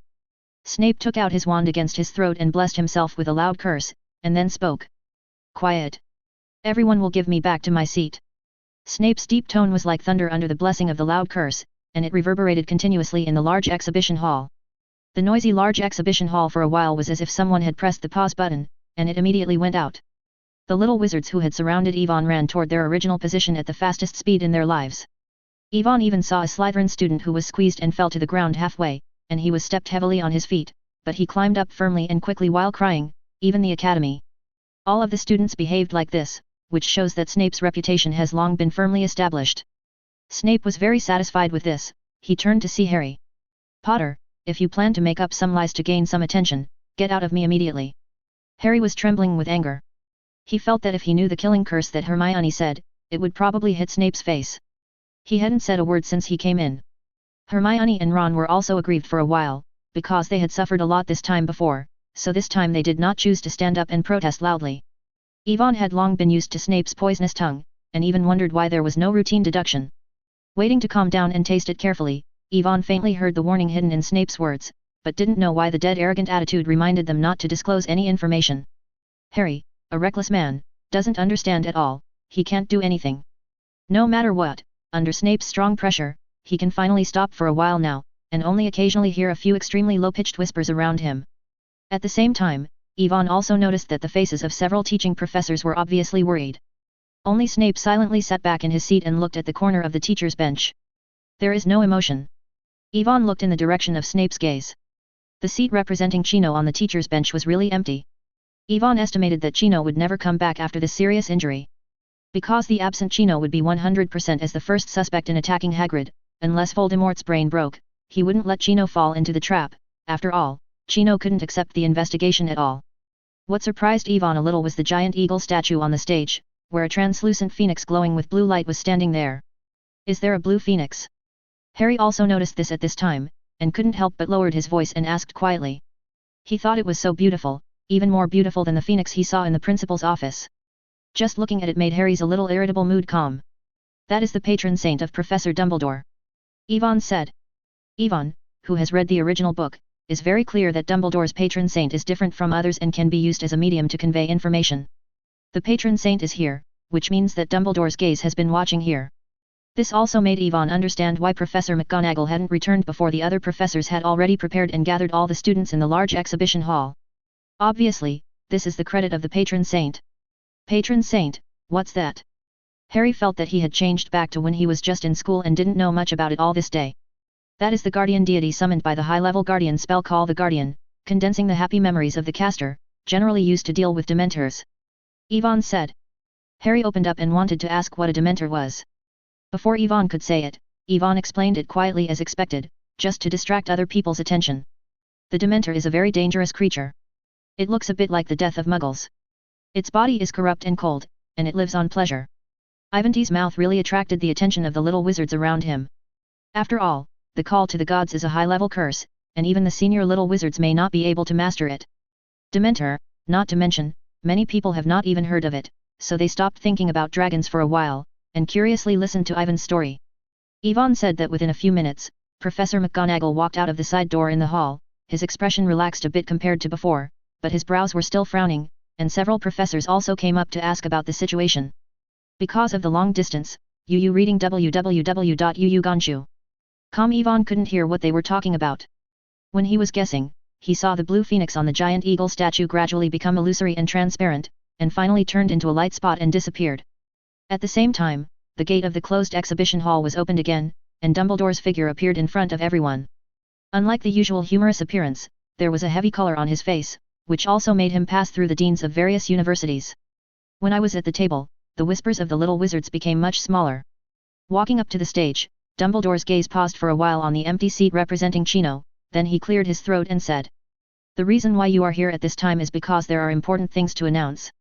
Dumbledore's eyes swept around, and when he saw the little wizards watching him, no one was escaping, he said again. The school's Forbidden Forest guard, Rubeus Hagrid, was attacked by an unknown person while patrolling the Forbidden Forest this evening. Although there is no life-threatening threat, but we have not found any trace of the assailant for the time being. From today onwards, the school is under full martial law. No one is allowed to leave the castle without authorization. I will let the professors who have free time to patrol the castle until the holiday or the murderer is caught. Dumbledore's tone was serious. Everyone can see that he is not joking. Yvonne looked disappointed. He didn't expect that Dumbledore would not be able to find Kinno's trace this time. It would be difficult to find Kinno's trace after this time.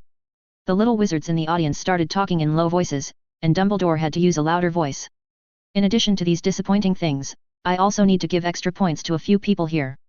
Chapter 62, He is a man riding on a dragon's back. First of all, Mr. Harry Potter, Mr. Ron Weasley, and Miss Hermione Granger. They discovered the abnormality in the Forbidden Forest in time, and they chose to notify the professor to rush to the rescue and let the school avoid a greater loss. Speaking of this, Dumbledore's gaze stayed on Ivan's body. If Harry and them hadn't notified him in time, maybe the Forbidden Forest would no longer exist. Yvonne doesn't regret it very much. If he doesn't set the fire, Chino, who was hit by the fire dragon, might be killed again. Then he and Hagrid will be cold if they can't wait for support. For this, I will add 20 points to each of them. Dumbledore said. Gryffindor's long table burst into enthusiastic applause. An increase of 60 points was enough to make Gryffindor College surpass Ravenclaw, which was originally ranked second, and be equal to Slytherin College, which was at the top of the list. Harry jumped up with excitement, the gloom in his chest swept away. He couldn't help but want to see Snape's expression, want to see how disappointed that face would be. However, he turned his head to find that Snape still had that plain expression on his face, unchanged. Hermione is still reserved, but the smile on the corner of her mouth reveals her excitement. Ron raised his head high. This is the first time he has received applause from so many people.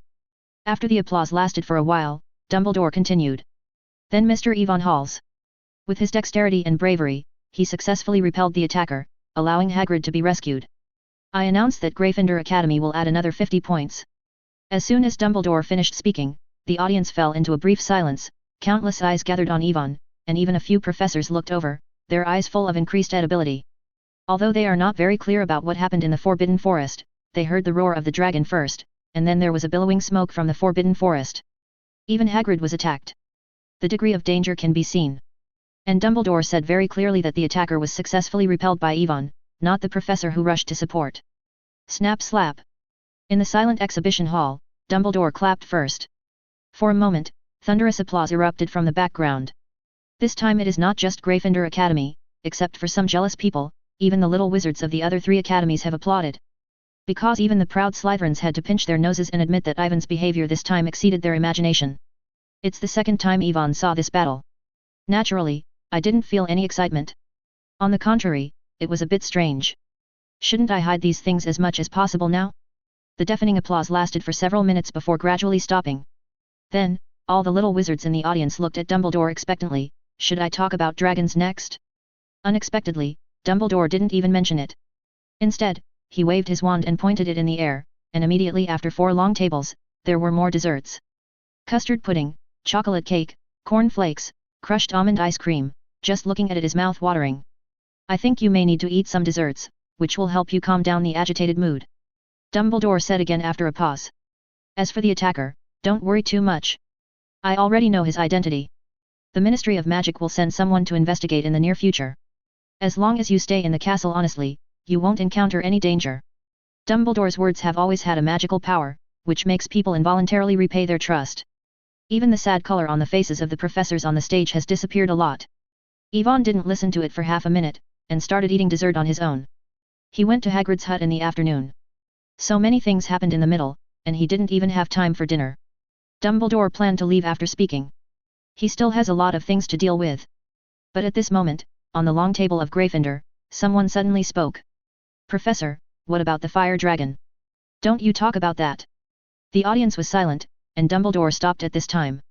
Yvonne looked back while eating the cream pudding, to see which warrior had said it.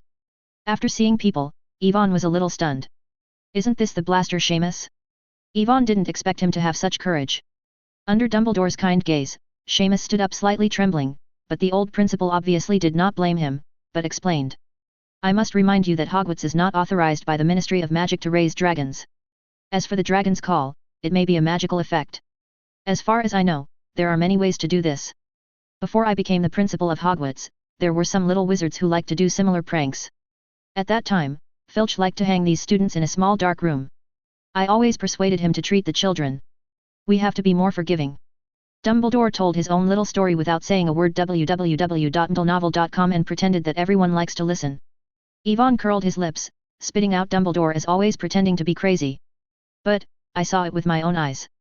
Seamus looked very nervous, but still insisted on speaking. It's about the size of a house, or maybe it's bigger, with 4 feet and a pair of wings, and it can breathe fire. The little wizards all around laughed. Isn't this the same as not saying? Every dragon described in the story grows like this.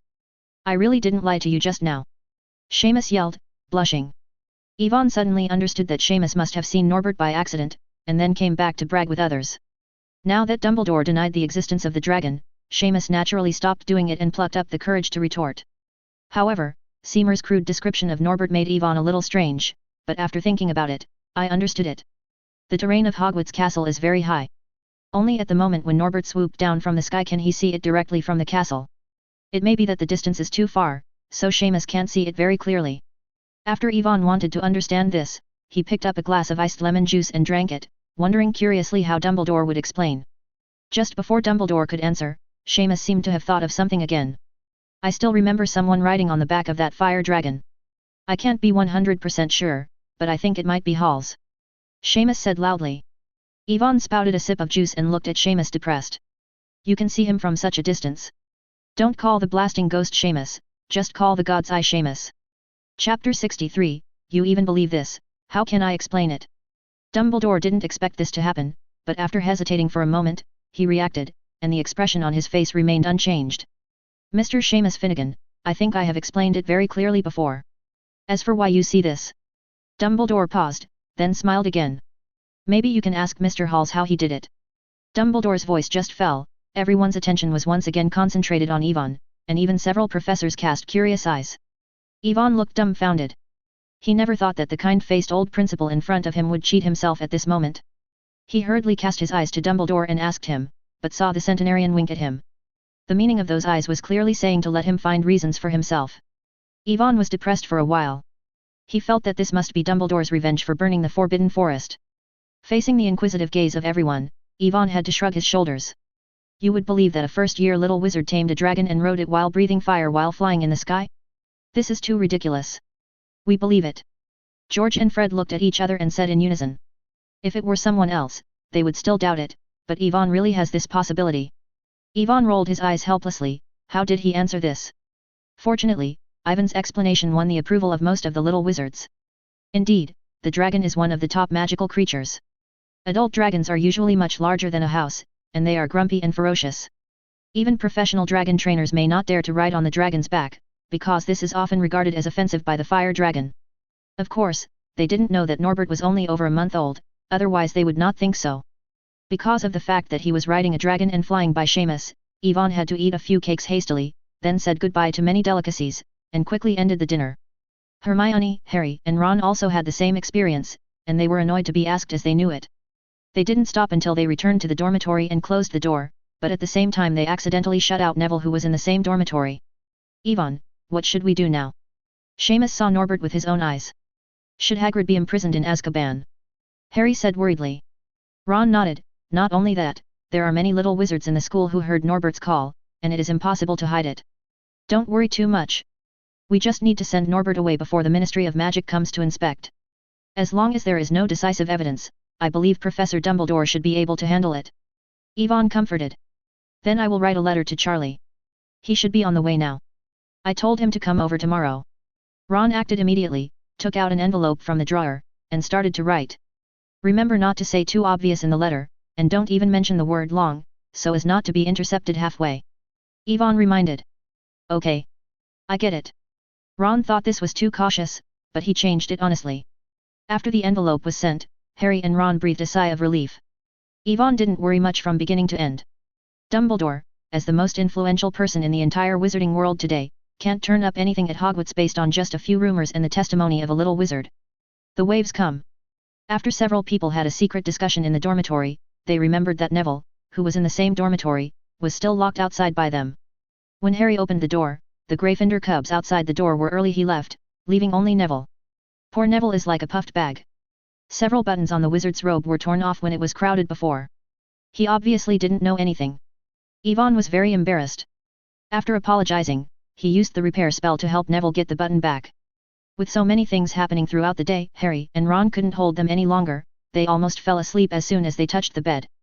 Yvonne, after resting in bed for a while, got out of bed again at midnight. For him, there is one most important thing that he has not done. Before going out, Yvonne remembered that the castle would be worn today, so he tried the magic that he learned before but hadn't used it much, the phantom spell. Charm. Yvonne chanted a spell, waved his wand and tapped it on his forehead. In the dark, Yvonne only felt something enveloping his whole body. It was a feeling of coldness as if being soaked in water, a bit like egg white, or a little more viscous than that, but not at all. Affect his breathing and walking. This is completely two feelings than being in an invisible cloak. There is no sense of alienation and security of being isolated from the world, but it is more convenient without the restrictions of clothes. Yvonne stood in front of the bed and looked at the small mirror hung on the right. The mirror faithfully mapped out the quilt and pillow on the bed. Yu reading www.yuyugonshu.com seemed to see through his body.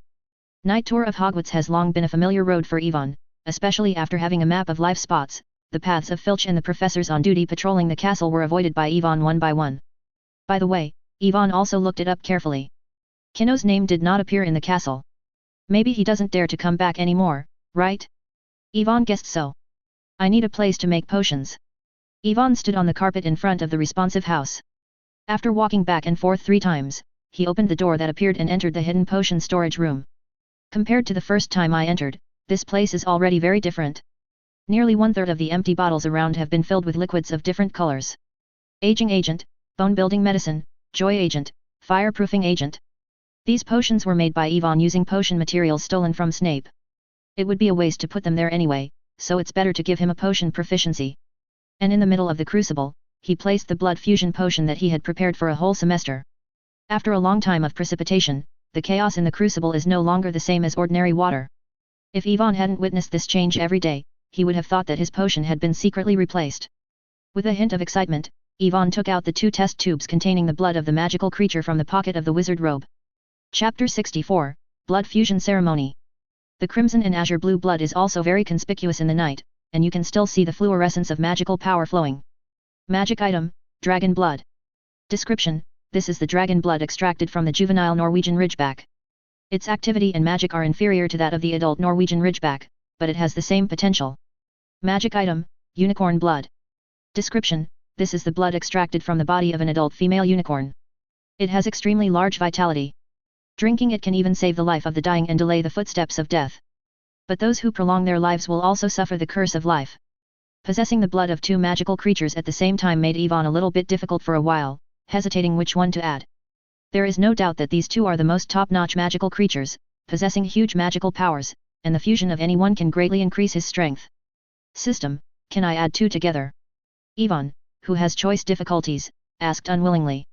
However, there was no reply as expected, and Ivan couldn't help but vomit why his system didn't have the legendary system wizard, and he had to explore any function himself. It is inevitable that the two blood conflicts. Ivan still did not try this act of death. After preparing for so long and finally failing because of greed, he would lose a lot. Ivan hesitated again and again, and finally chose to use unicorn blood. After all, noble is really too small.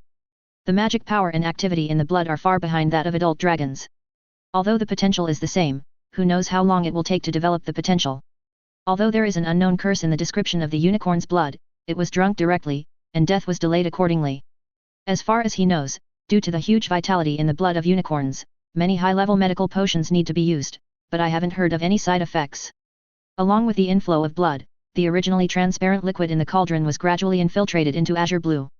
Ivan no longer hesitated, and drank the blood fusion potion in one breath. The smell of the potion tastes a bit bitter, but it is barely acceptable. After drinking, Ivan smashed his mouth, as if it didn't feel anything. Just when Ivan was strange, he suddenly felt a piercing itch in his body, and then the blood rushing in his body seemed to boil, accompanied by a rapid increase in magical power in his body. But Ivan didn't have any joy, on the contrary, he was extremely scared. Because the magic power that originally lurked in the body was completely out of control under the growth, the huge magic power fluctuations radiated in all directions wantonly. The bottles and cans placed on the table burst open suddenly, and the tables and chairs were lifted out in the next second during the air shock. Ivan gritted his teeth, he could clearly perceive that the fusion potion was rudely transforming his body.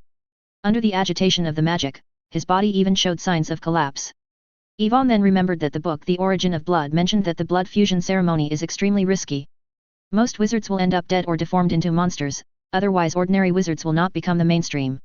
Just when Ivan thought his body was about to be torn, he suddenly felt that the world in front of him had changed, the pain in his body gradually disappeared, and the soaring magic power for a time also rose from the huge wave that became a gentle current. More importantly, his consciousness seemed to spread to every corner of the storage room with the magic power, and everything here was under his control. Within the scope of magic, he is the omnipotent god.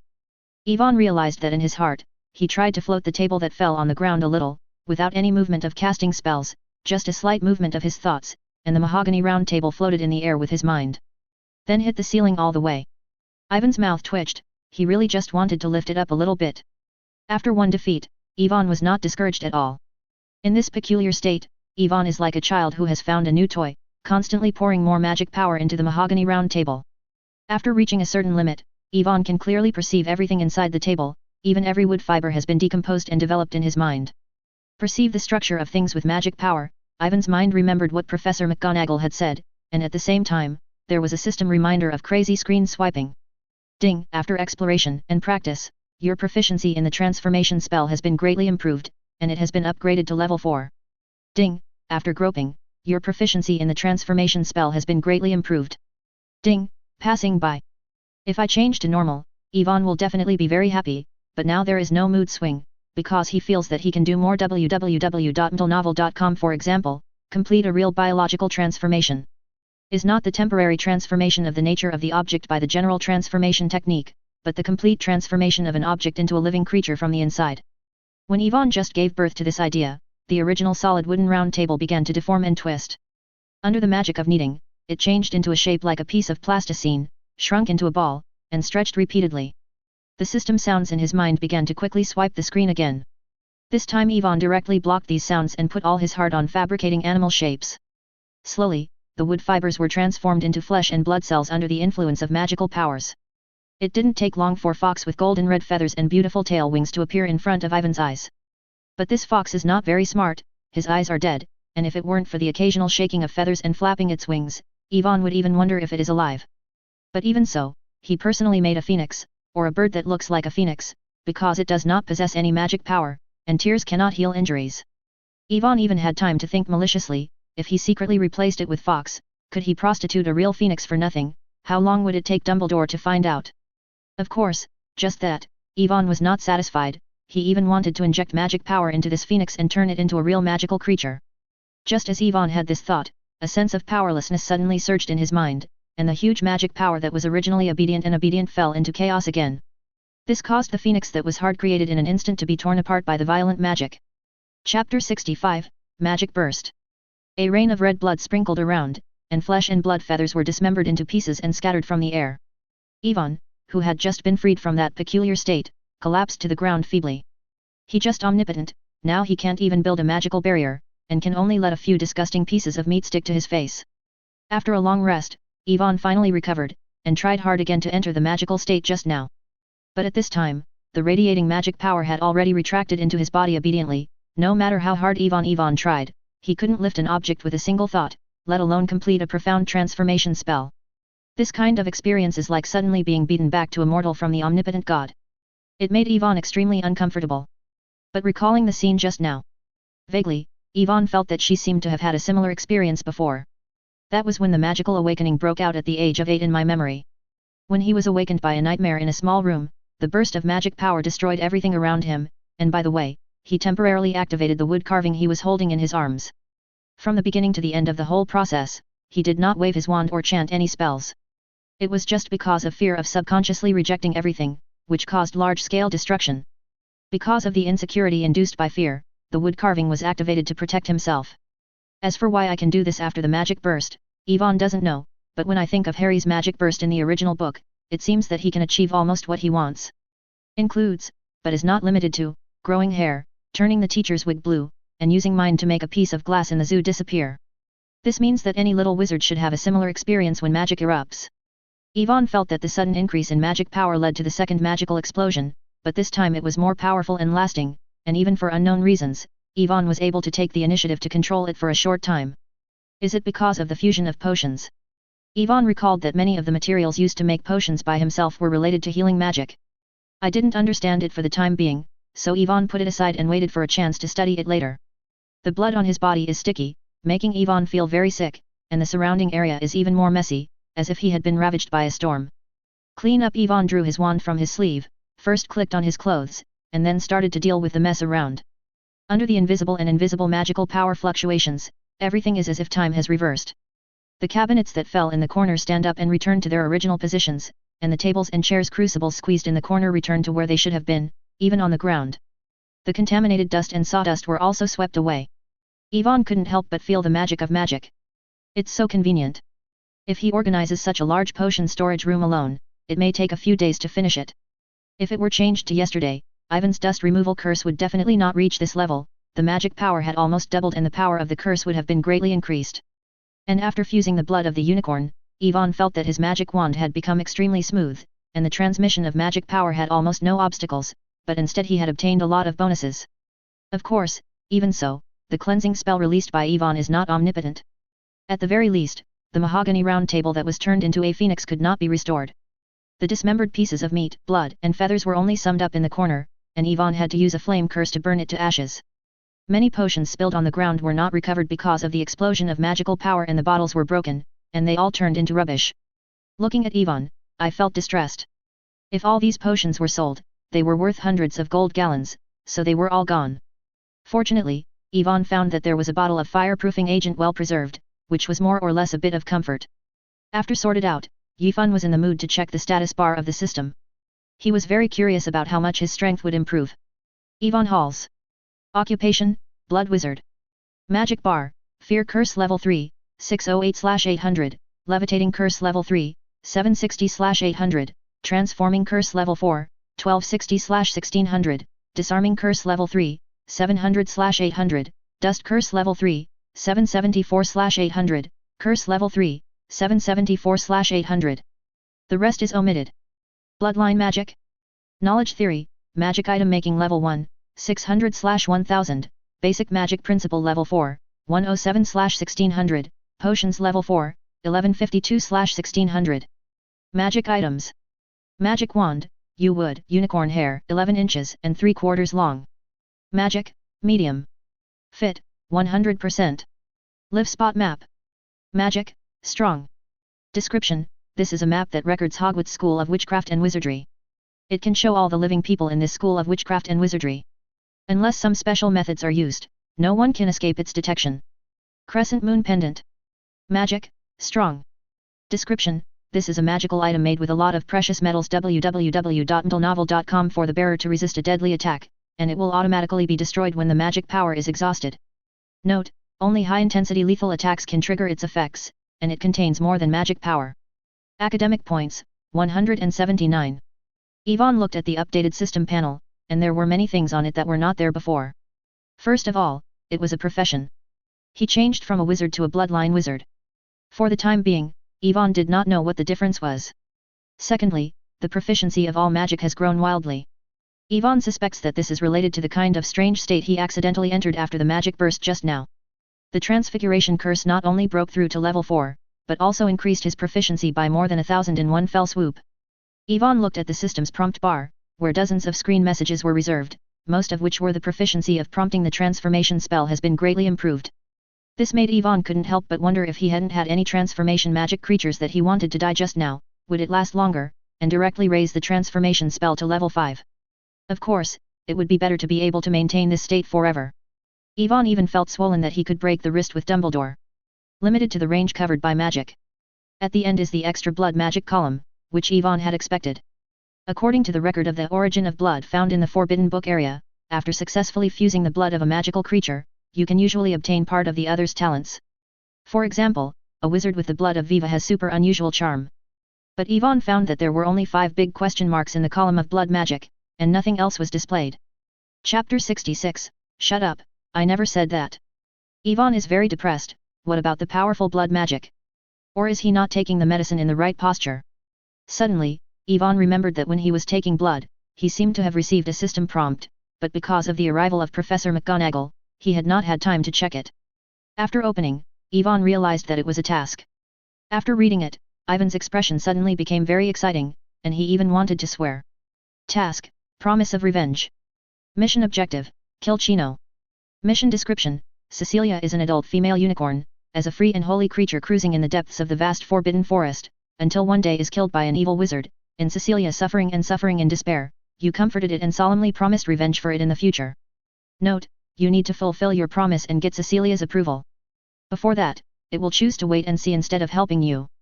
Yvonne looked dazed. When did he promise to avenge Cecilia? He clearly remembered what he said clearly. Your enemy will probably not live long anyway. Rest in peace. This is just a statement of fact, without any promise. How come it is misinterpreted like this? Yvonne shouted angrily in his head. System, please get out and explain. However, there is no indication of the high cooling system. Noble, I shouldn't dislike your blood magic power is too low. Yvonne, who was inexplicably trapped, sighed helplessly, but at this time it was too late to regret it. There is no blood magic, right? Who knows if there is such a powerful as described in the origin of blood? Maybe it is actually very weak. Yvonne can only think about the benefits he has gained in his hardships. At least his magic power has been greatly improved, isn't it? Also increased a wave of magic proficiency. More importantly, there is no punishment for the task released by the system. He can just leave it like that. Maybe Chino will hang up because of his injury in a few days. Is the task automatically completed? After all, it was calculated in accordance with the causal relationship, and it was indirectly killed by himself. After sorting out his mood, Yvonne retired from the potion storage room and re-entered the training ground through the responsive room. He needs some time to master his surged strength, so as not to cause irreparable consequences due to misjudgment in actual combat. When Yvonne returned to the dormitory, the sky was already bright. After practicing for a whole night, Yvonne found that he was going to class again before he had time to rest. Dragging his tired body, Yvonne was eating breakfast one after another in the large exhibition hall. What made him a little strange was that no matter where he went, there were people watching him. Yvonne at first thought it was yesterday that things were still fermenting, but soon realized that something was wrong, because even Harry and Ron looked a little strange in his eyes. What have you been looking at me for? Yvonne finally asked out loudly, unable to bear it. I think you seem a little different from yesterday. Ron finally said what he had held in his heart for a long time, and Harry nodded again and again. They really couldn't understand. They just slept at night and woke up in the morning in the same dormitory. Why did Yvonne change so much? Yvonne was terribly scared for a while, wondering if he had become a half-human, half-unicorn monster, and hurriedly tapped an empty plate with a magic wand to transform it into a square mirror, and then took it. Get up and view. After seeing the face reflected in the mirror, Yvonne finally breathed a sigh of relief. The blonde and black pupils are right, but the skin is whiter and tenderer, the blue magical streamer is faintly visible in the eyes, and more importantly, the temperament has changed a lot. and the affinity is involuntarily exuded. It was a bit like a fairy in the legend, even he wanted to get close when he saw it. Yvonne, your transfiguration curse is even stronger. Hermione also sat over with the book at this time, looked at the mirror on the table and sighed, and then said playfully. Of course, you are also more beautiful, a little bit taller. If you didn't use beautiful as an adjective, I would be happier. Yvonne waved his magic wand to change the mirror back and rolled his eyes. Yvonne has some speculations about his current state. This should be inherited from the unicorn's affinity talent, but I don't know why it is not displayed on the system bar. Logically speaking, this is a very powerful ability, but Yvonne is a headache, because the changes overnight were too sudden and obvious, and he was worried that Dumbledore would see something. How did you do it? What potion did you use? Could it be the legendary ecstasy? Ron asked curiously. Who does anyone use ecstasy on themselves? An ecstasy can't achieve this effect at all. Hermione directly rejected Ron's statement, but still looked at Yvonne earnestly, obviously she wanted it too. No. I don't know, probably because the growth was a little bit faster last night. The age you know is when the growth is faster. Yvonne said vaguely. Ron and others were speechless. It was obvious that everyone was about the same age, so why didn't they see them develop like this? Yvonne saw that they didn't believe at www.mdlenovel.com, but they didn't explain anything. He didn't intend to expose the blood fusion potion. The method of collecting materials was not very glamorous. If Snape knew that he had stolen his potion, he would have done nothing. The success rate of Erlai's blood fusion is not stable, and Yvonne is not sure that the potion formula given by the system can be 100% successful, let alone let others try. Just as a few people were chatting, a strange voice suddenly came over the long table of Slytherin College. I think Principal Dumbledore hasn't stayed in the school very long. I sent a letter back yesterday. My father knew that there was a dragon in Hogwarts. He was almost terrified. He told the Minister of Magic overnight. It is said that the investigating officer was this evening. We'll be there. Yvonne quickly turned his head to look over, but saw Malfoy holding a letter in his hand, showing off everywhere. Malfoy! Harry slapped the table, wishing to rush up and punch him twice. Malfoy also noticed Harry at this time, and the corner of his mouth raised a smile, and said yin and yang weirdly. Isn't this Potter? Wait for Principal Dumbledore to leave, no one can protect you. I didn't know that Malfoy, your father, was so timid, but he was frightened when he heard that there was a dragon at Hogwarts. You know, according to Seymour, I wrote it twice in the sky. Yet. Yvonne said lightly. Malfoy flushed immediately, and subconsciously wanted to yell at him, but for some reason, Malfoy was always a little bit silent when he saw Ivan's face. Instead he wanted to boast a few words. My dad is just worried about me. Malfoy barely squeezed out a word in this twisting entanglement, and then hurried away. He always felt that he was caught by Ivan's charm magic. Chapter 67, Ron, you are such a clever ghost. Malfoy's strange behavior left Harry and the others at a loss. Yvonne understands what's going on. I didn't expect this affinity talent to work so well, but I don't know if it will last forever. But Yvonne was not happy for long, because the bad news from Malfoy made him understand that time is running out. What should we do now? The people from the ministry will come today. Where's Charlie? Hasn't he answered the letter yet? Harry panicked even more directly, ignoring that it was in the hall, and pressed his voice to ask. Not yet, I don't know when Charlie will write. Ron was also a little anxious, and he proposed. Otherwise we'll hide Norbert secretly. But Noble is so big, there is nowhere to hide. Hermione frowned. Maybe we can sink it into the lake. Ron said proudly. I mean you can put a bamboo pipe in Norbert's mouth so that it won't drown. Yvonne gave him a weird look. Ron, you are such a clever ghost. But Ron is right about one thing, if Charlie can't get there in time, they really want to hide Norbert. Given Norbert's size, Shenhu is also one of the alternatives. If Dumbledore can cast a super large bubble head curse and persuade the fish people to be neighbors with a sleeping dragon for a few days. Maybe Dumbledore would find it easier to use the vanishing curse? Yvonne really wants to complain, and the Aurors who said that they will always rush to the end when the matter is over? When did the efficiency of the Ministry of Magic become so high? After eating breakfast in a hurry, Yvonne went to today's defense against the dark arts class with everyone. Although Chino as the teacher suddenly disappeared, they did not receive the news that this class was not needed. Obviously, there will be other professors temporarily taking over. Just as Yvonne had thought, a familiar figure in a black robe walked out of the door when it was approaching class. The moment he saw Snape, Harry thought this class must be terrible. However, no matter how disgusted Harry was, it wouldn't help. Snape went all the way to the podium smoothly, put down the textbook in his hand, glanced across the classroom, paused briefly on Yvonne, and then suddenly spoke. Since your Professor Chino is considered to be the first suspect in killing unicorns, stealing potions, and attacking the guards of the hunting grounds, the Ministry of Magic has issued an arrest order, and I will temporarily act as an agent until the holiday. Defense against the dark arts class in the 3rd grade. The sudden revelation caused the little wizards below to blow up the pot. What? The murderer was Professor Chino? How is this possible? Chino has always been a cowardly, good old person image, so that many little wizards cannot accept the change of Chino's identity for a while. How could a person like that be a dark wizard? He was so timid that he was scared and fainted at the Halloween party. So, I'm going to teach you the first class of defense against the dark arts, that is, don't be fooled by the appearance of affairs. Many evil dark wizards are good at weaving lies. You'd better have a few more thoughts. Pu said mercilessly, regardless of whether this would scare the children's young hearts. Some of the Gryffindors were scared pale, because they used to think Chino was a bully, and they secretly teased him during class, and now they are very worried that Chino will come back to retaliate against them. Harry, Ron, and Hermione were a little surprised when they heard the news, but they accepted it quickly. After all, they had already noticed something wrong with Chino. Not to mention Ivan. He always knew what Chino was like, but he was a bit surprised that Dumbledore persuaded the Ministry of Magic so quickly to mark the missing Chino as a murderer. I don't know if it was Chino. What crucial evidence was found in Nyo's office? Quiet. The noisy noise in the audience made Snape frown frequently, and directly increased the volume to interrupt the discussion. Next, let's take the first class. Pick up your books. Today we are going to study the contents of Chapter 3 on page 9. Snape said here, suddenly as if thinking of something. Went on. In addition, I need to inform you that the polymorphism class in the afternoon of the 1st grade is cancelled. Hermione raised her hand high, and wanted to ask why. Snape reprimanded mercilessly. Don't ask me the reason, this is not what you need to know. Ivan was very satisfied with the defense against the dark arts class this morning, because Snape was more competent as a professor than Chino. At least he was teaching some related knowledge sincerely, not like Chino. Hold the textbook and read it over and over again. Ivan also learned from Hermione that the affinity talent he exudes seems to be weakening, and Yu reading www.yuyuganshu.com is more introverted, at least not as obvious as it was in the morning. This is good news for Ivan, because the previous talents were powerful, but even Harry and Ron were aware of it. Not only would it not be effective, but it would also easily arouse other people's vigilance. At noon, another good news came.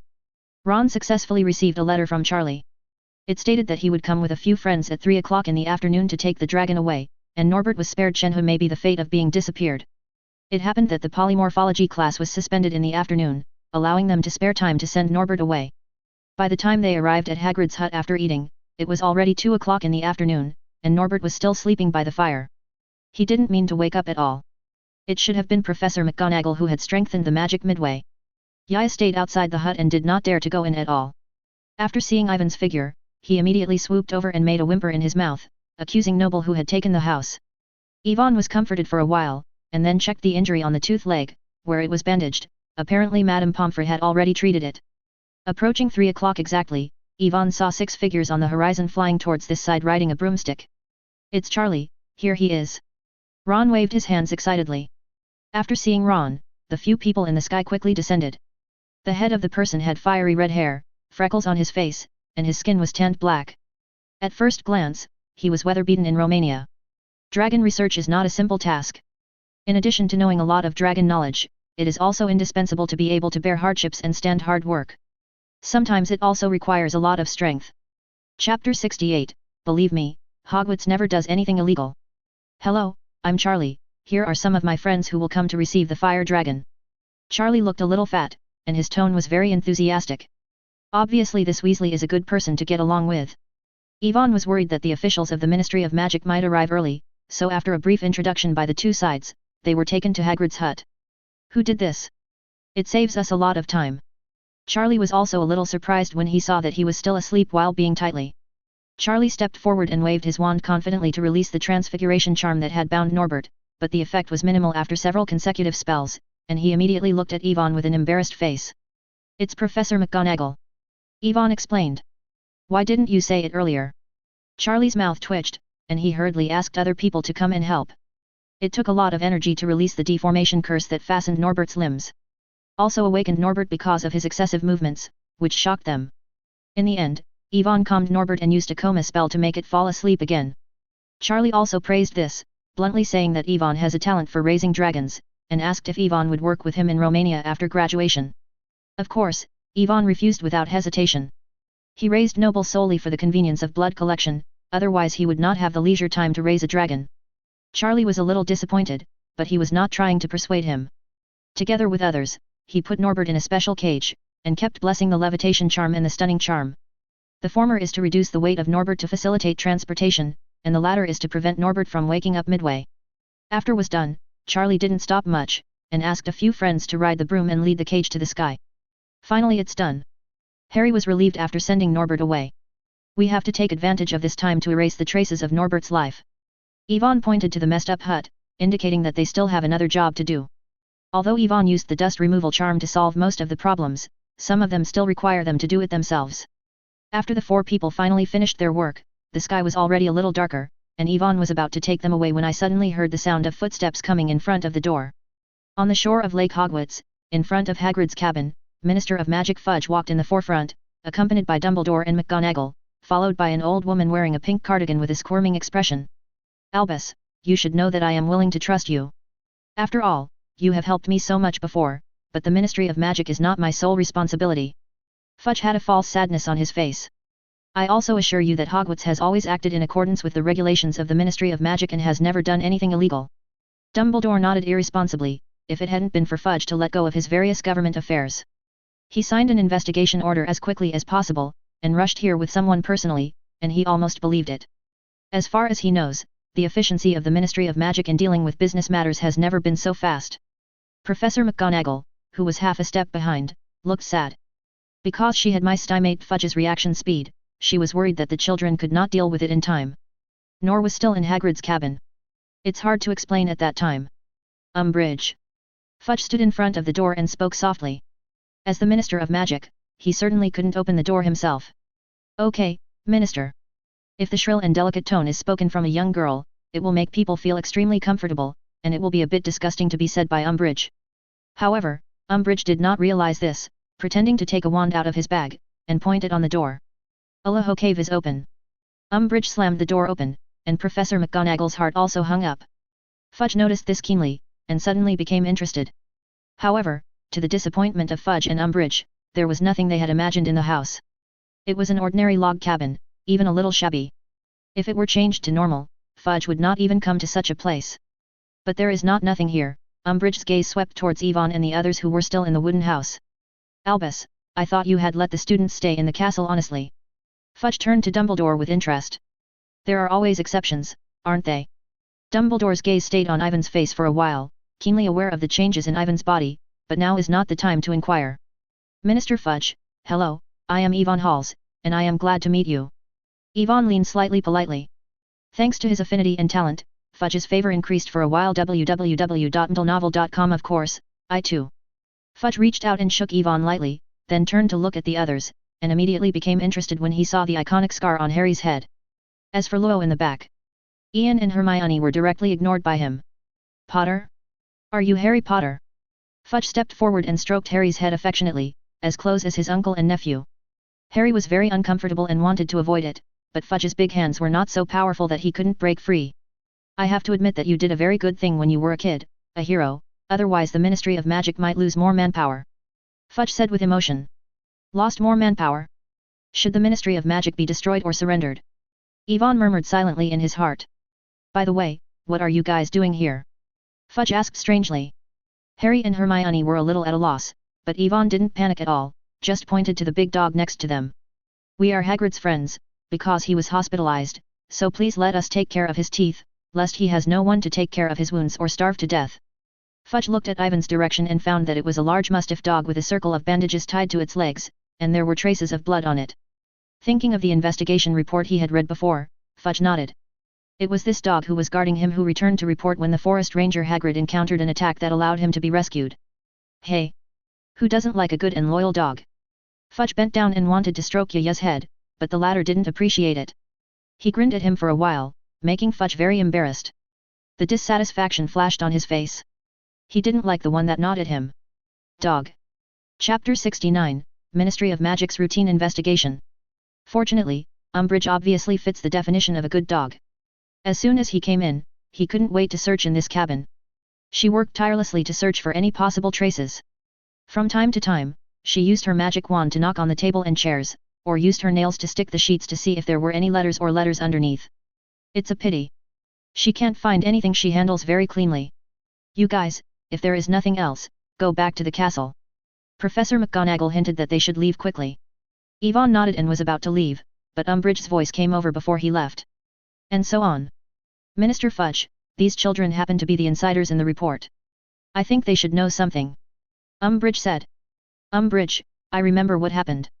Dumbledore has already told you very well. The children don't know much about it.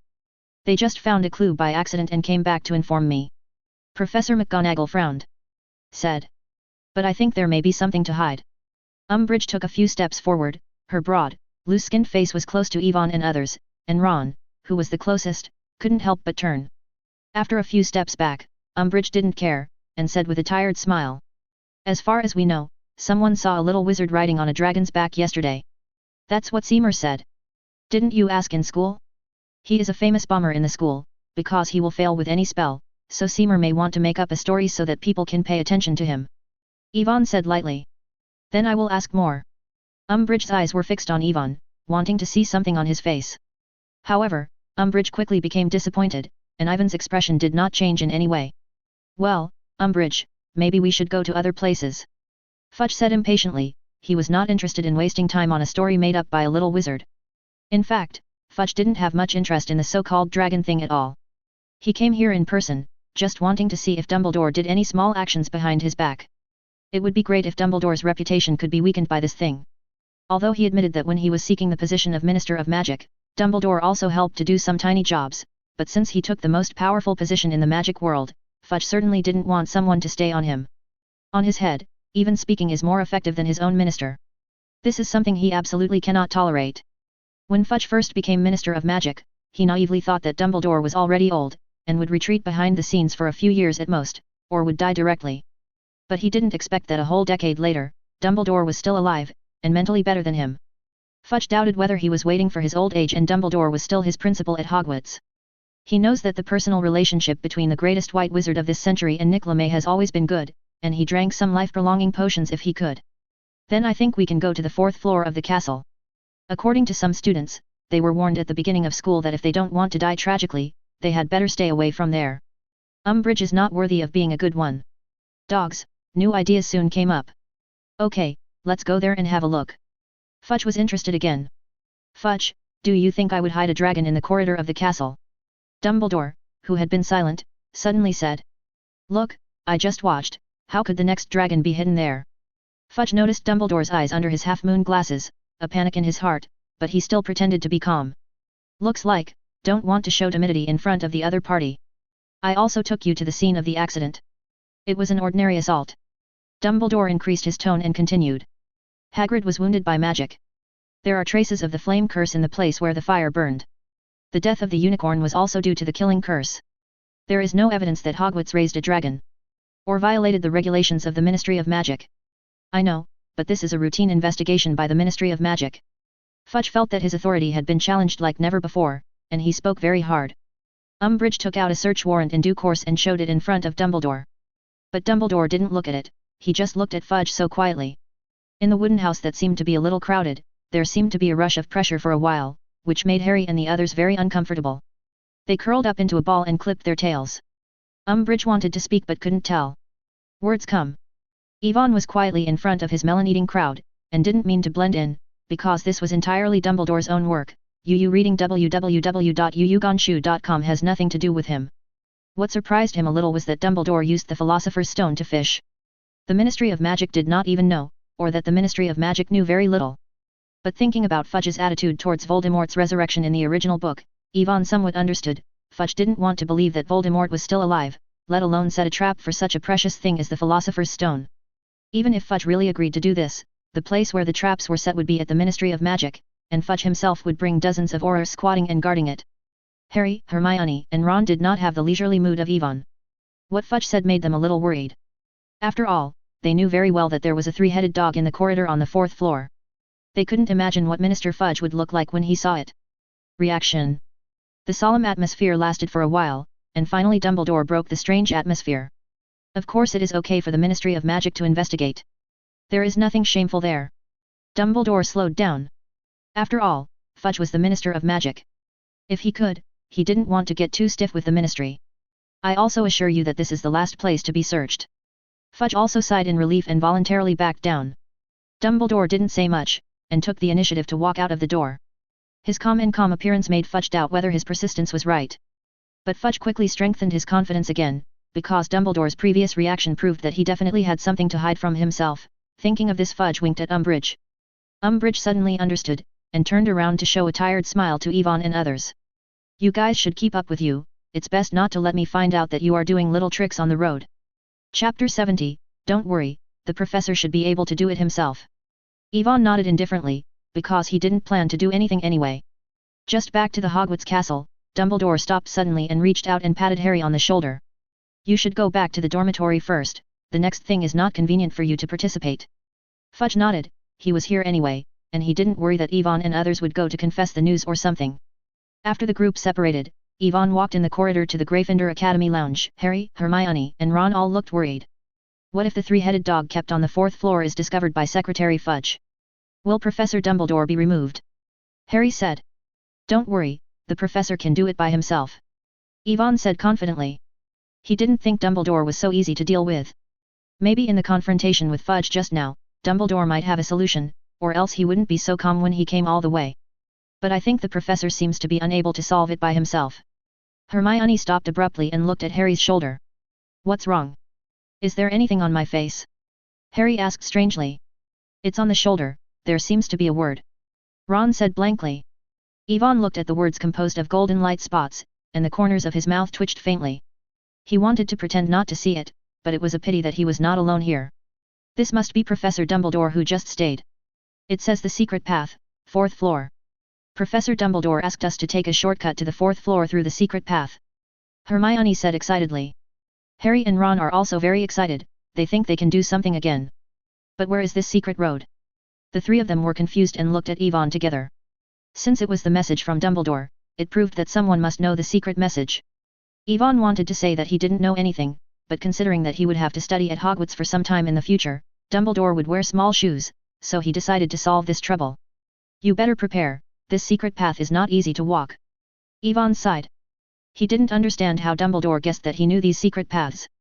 Yvonne ran all the way with a few people, and then stopped in a path on the 1st floor, where there was a statue of a soldier holding a sword.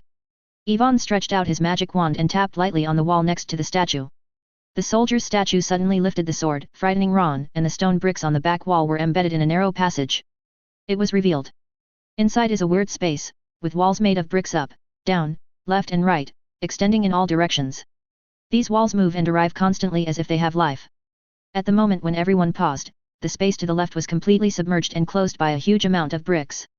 Seeing that the standing space was about to be swallowed, Yvonne hurriedly pulled Hermione and the others away. All the way to the right, the terrain went higher and higher, and the retreat behind him was also squeezed by new bricks. Yvonne suddenly crashed into a grey wall. Harry almost thought he was crazy from time to time, but Ivan's body goes straight through the wall. Hurry up, this secret door will change. Ivan's voice came from the other end, and Harry and the others woke up. This should be similar to the situation on platform 9 3/4. Then he stopped hesitating and ran directly into it. Entering it, Harry felt like he was passing through a wall of water. When Hermione, who was running at the end, was walking through, he clearly felt the pressure around him was gradually increasing, slowly becoming solid, and they were about to change back. The real wall. Fortunately, Hermione ran out at the last minute. At this time, she touched her back, and it was already a solid wall. What if I didn't come out in time just now? Hermione asked curiously. Then we won't see you. Yvonne said solemnly. Hermione was frightened for a while. Harry and Ron were also very frightened. Just as they vowed in their hearts that they would never enter these dangerous secret passages again, they heard Yvonne chuckle. I mean, I won't see you temporarily, you will be teleported to somewhere in the castle. This is Hogwarts. Of course, these institutions and secret doors are non-lethal. Otherwise, there have been so many little wizards who died in the past, and this school would have been closed long ago. Hermione glared at Yvonne angrily. If it weren't for the emergency, they would have ganged up and beat him up. Where are we? Harry looked around. Of course it is the 4th floor. Yvonne and a few people quickly found the forbidden corridor. The wooden door was still closed, but they all knew that there was a ferocious three-headed dog inside. Harry, are you still carrying the music box I gave you? Yvonne turned to look behind him. Of course, that's a great gift. Harry didn't know what Yvonne did with this www.mtlnovel.com but took it out of his pocket. By the way, Hagrid once said that Norway likes to listen to music and will fall asleep as soon as I hear it. Hermione immediately remembered. Harry and Ron were also excited, so they wouldn't have to deal with three-headed dogs. Yvonne nodded. With this music box, he doesn't need to use transfiguration to temporarily get a musical instrument out. Pushing open the wooden door in the corridor, Yvonne signaled Harry to prepare to open the music box, but after entering, he found that the three-headed Norwegian dog was actually asleep with his eyes closed. But the noise when entering the door is still somewhat affected. Norway's eyelids move slightly, and he will wake up as soon as he sees it. No need to be prompted, Harry opened the music box when he moved again in Norway, and cheerful Christmas songs resounded in the hallway. After hearing the music in Norway, he fell asleep again. Everyone was relieved, but facing such a big three-headed dog, they didn't know what to do for a while. I mean, let's forget it. How can we get such a big three-headed dog outside? Ron looked at Norway's three big mouths with fangs and swallowed. Spit, he really couldn't think of any way to hide it. Isn't there a trapdoor here? Yvonne ignored Ron, but went straight to the trapdoor, opened it, and then used the extension spell to double the trapdoor. If Ivan's magical power and spellcasting level had not been greatly improved after completing the fusion ritual, it would have been impossible to complete it. Are you going to just throw it down like this? Hermione was a little worried whether Norway would just fall to death, or make some movement underneath. So some other work needs to be done. Yvonne said. Chapter 71, Let's have some fun with Professor Dumbledore. Fluorescence blinking. As Yvonne chanted the spell, the dazzling light penetrated the darkness and shone on the devil's net. These light and heat-fearing plants immediately took back the outstretched vines. Is about 4 meters high.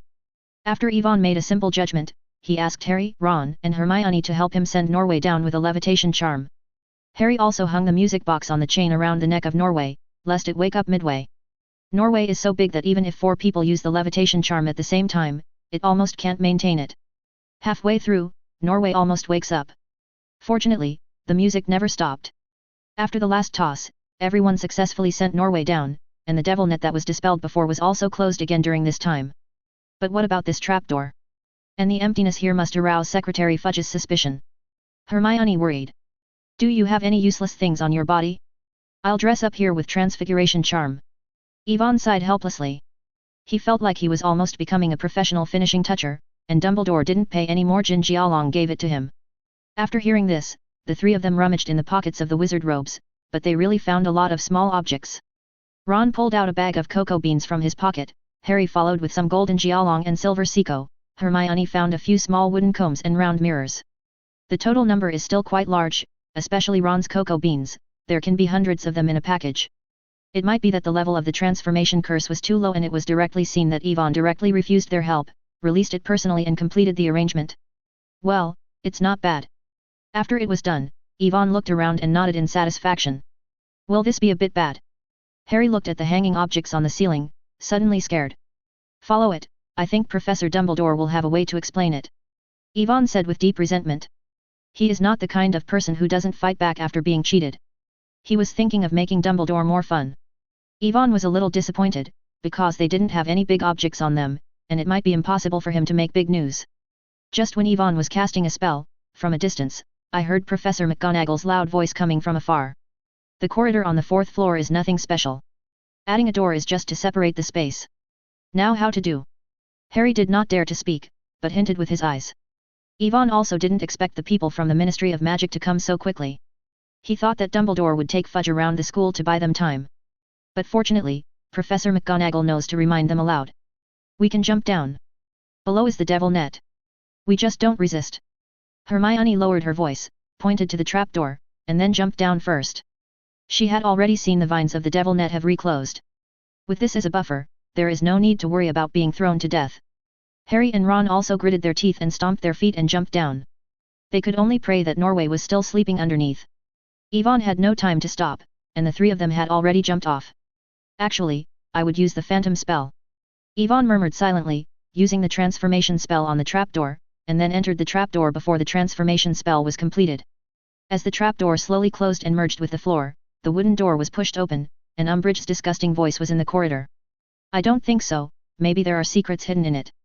Umbridge walked in with a smile on his face, and just turned his head, the empty corridor seemed to be triggered by some mechanism, and the ghost faces hooked by the string on the ceiling fell one after another. It fell in the air and swayed, or smiled, or stared at her hollowly, and one of them happened to be suspended in front of Umbridge's eyes. Ah! Umbridge sat down on the ground and let out a shrill cry. McGonagall suddenly became nervous outside the door, and Dumbledore also thought that Umbridge had discovered Norway, and suddenly felt that he was miscalculating the transfer of Norway to a few children. With a few little wizards, it is indeed impossible to transfer a three-headed dog in such a short period of time. But after entering, Dumbledore realized that things were a little different from what he had imagined. Rows of ghost faces in the corridor were hung from the ceiling. Dumbledore was a little bit dumbfounded for a while. McGonagall was also taken aback for a while, and his eyes were inquiring. Dumbledore shook his head insignificantly, indicating that he did not know it, and it seemed that Yvonne would surprise him differently every time. Albus, what the is going on? Fudge looked at the hallway like a haunted house. www.mtlnovel.com. The expression on his face was wonderful, and he looked at Dumbledore with a very strange look. He had to wonder if Dumbledore was carrying some dangerous black magic on his back. Even Fudge regretted coming to the fourth floor. Shouldn't he be silenced? You can take a closer look at these ghost faces. Fudge discovered that these don't seem to be black magic items, just ordinary masks. Dumbledore pondered for a while. He didn't have any preparation for these arrangements of Yvonne, but it was obvious that this little trick could not bother him. In just a few seconds, Dumbledore had a change of Alzheimer's, often forgetting things, and clapped his hands. Ah! I remember. I asked Severus to buy them. I planned to use them on Halloween. If I didn't come and have a look, I would have forgotten them here. Dumbledore said that he took a mask and put it on. It was a vampire mask with red paint sprayed on the corners of his mouth, which looked a bit like blood. It looks good, doesn't it? Dumbledore said. Severus? Professor McGonagall's mouth twitched. Dumbledore's reason was really casual. She didn't believe Snape would do such a thing. Fudge picked up a mask for faith and suspicion and looked at it. It was an exquisitely crafted goblin mask, which seemed to be made of mahogany, and nothing could be seen on the surface. Umbridge also got up from the ground at this time. She was a little bit irrational when she was acting out in public. She drew her wand out of anger and chanted spells to the ghost faces around her. Appears in a hurry. A wave of magical ripples stretched along the top of the wand in all directions, and the ghost face hanging in the air shook and made a slight noise. Chapter 72, Are you going to look at that corridor again? Umbridge's sudden spell was beyond everyone's expectations.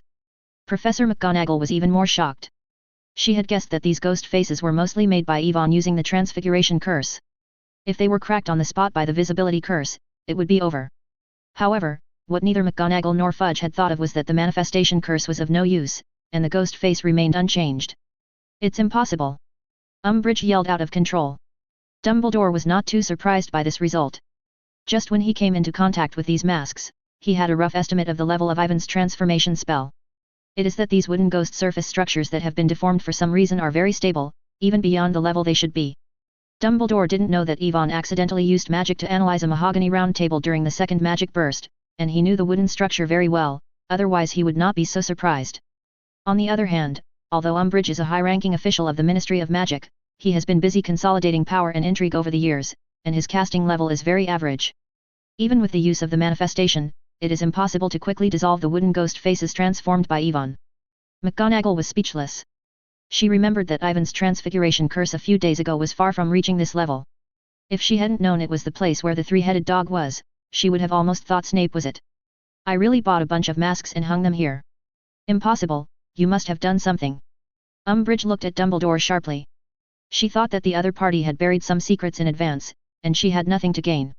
Her judgment is absolutely impossible to go wrong. Are you questioning me? Dumbledore turned his head, the vampire mask still on his face.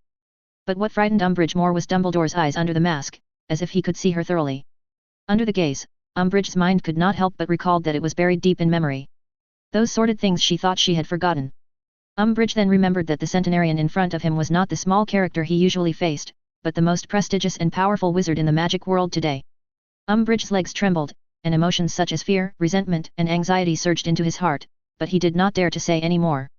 Dumbledore didn't put much effort on a small role like Umbridge, took off the mask on his face, put it in his arms at will, then turned his head and said to Fudge. Fudge, you should have seen everything that should be seen. Everything in Hogwarts conforms to the regulations of the Ministry of Magic. There are no dragons and no dangers. The little wizards studying here are extremely safe. Of course, I saw it. Fudge's face was a little uncertain. He was sure that Dumbledore was hiding something from himself, but he had no way of doing it, so he had to pinch his nose to admit it. Umbridge, let's go. Fudge threw the ghost face in his hand aside in disappointment, and said to Umbridge, who was trembling on the side. Perhaps you can take a stroll at Hogwarts. Dumbledore joked casually. No, the Ministry of Magic still has a lot of government affairs to deal with. Fudge opened the door and walked out with a sullen face. Umbridge followed suit, but he could no longer maintain the greasy smile on his face. Professor McGonagall walked at the end and closed the opened wooden door. He vaguely saw that the ghost face thrown by Fudge in the corner turned into a small wooden comb in a twist, and the others turned into various small objects, more than 100.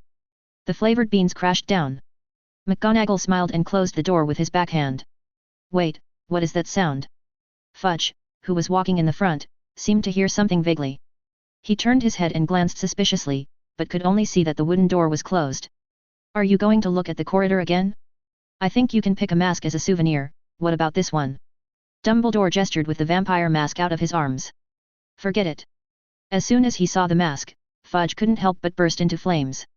He thought he could catch Dumbledore's handle here, but he didn't expect that there would be such an inexplicable thing inside. Dumbledore nodded and put the mask in his arms again, losing his magical support. The vampire mask was twisted and changed back to its original appearance. That is a small round mirror. On the other side, Yvonne, who fell from a height, did not suffer any harm. Because of the devil net as a buffer, Yvonne released a levitating charm on himself before falling, and landed in a very stable posture. But other people are not so lucky. The broken bones are about to fall apart, but they dare not scream because the three-headed Norwegian dog is still here. If you accidentally wake it up, that's it. Where is this? Underground secret room? I didn't expect that there is such a place in the castle. Ron looked around, quietly lowered his voice. Didn't we guess before? This is the place where Professor Dumbledore placed the Philosopher's Stone. Norway and the Devil's Net should be used to prevent others from invading.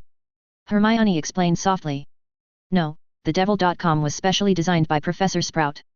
UU reading www.uuganshu.com was designed to prevent you from falling and falling to death. Yvonne was silently complaining. At the same time, Yvonne discovered that it was a long passage. The grey stone walls around it were covered with moss and vines. It should not have been temporarily opened up, but a space in Hogwarts itself. Maybe Dumbledore. Leto just remodeled this place a bit. In order to avoid a conflict with Norway, which might wake up at any time, Yvonne had to continue to move forward. At the end of the corridor is a room.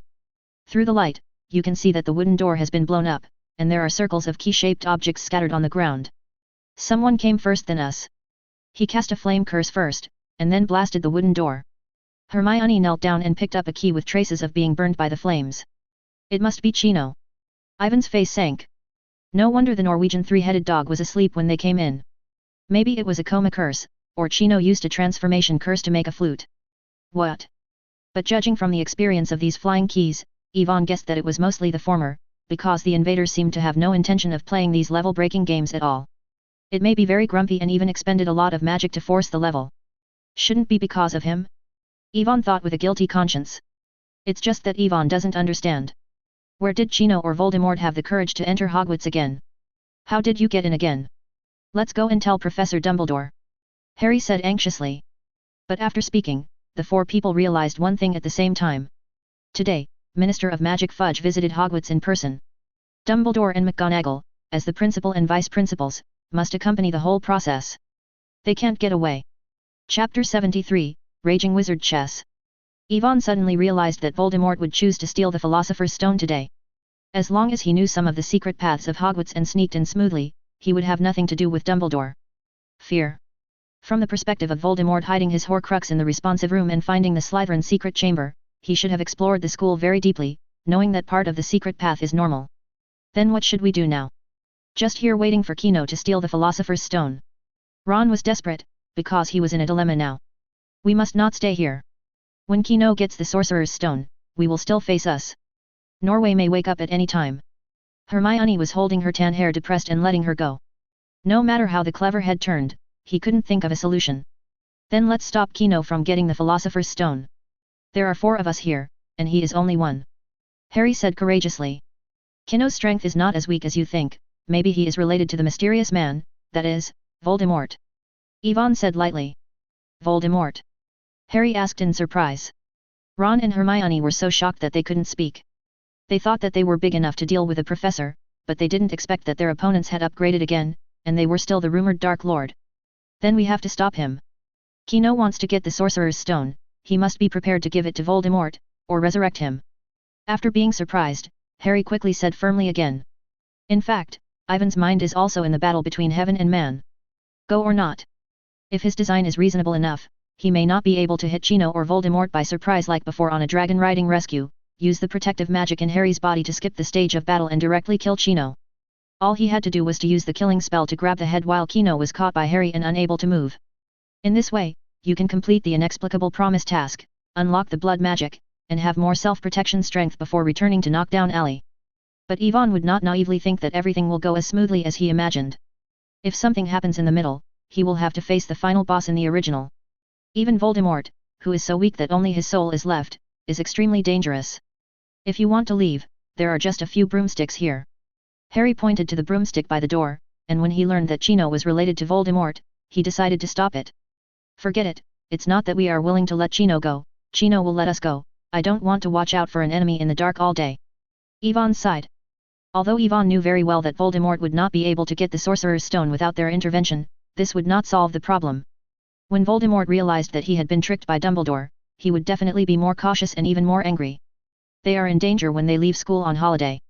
Hermione and Ron also did not plan to leave. For the Gryffindor lion cubs, the danger is acceptable, but the unacceptable is to let their friends face the danger alone. Besides, their impression of Ricino is nothing. What a clever look. They should, probably, maybe, can beat him? Just when Ivan made a decision, the system prompt sounded in his mind. Activating new mission. Mission objective, loot the Philosopher's Stone.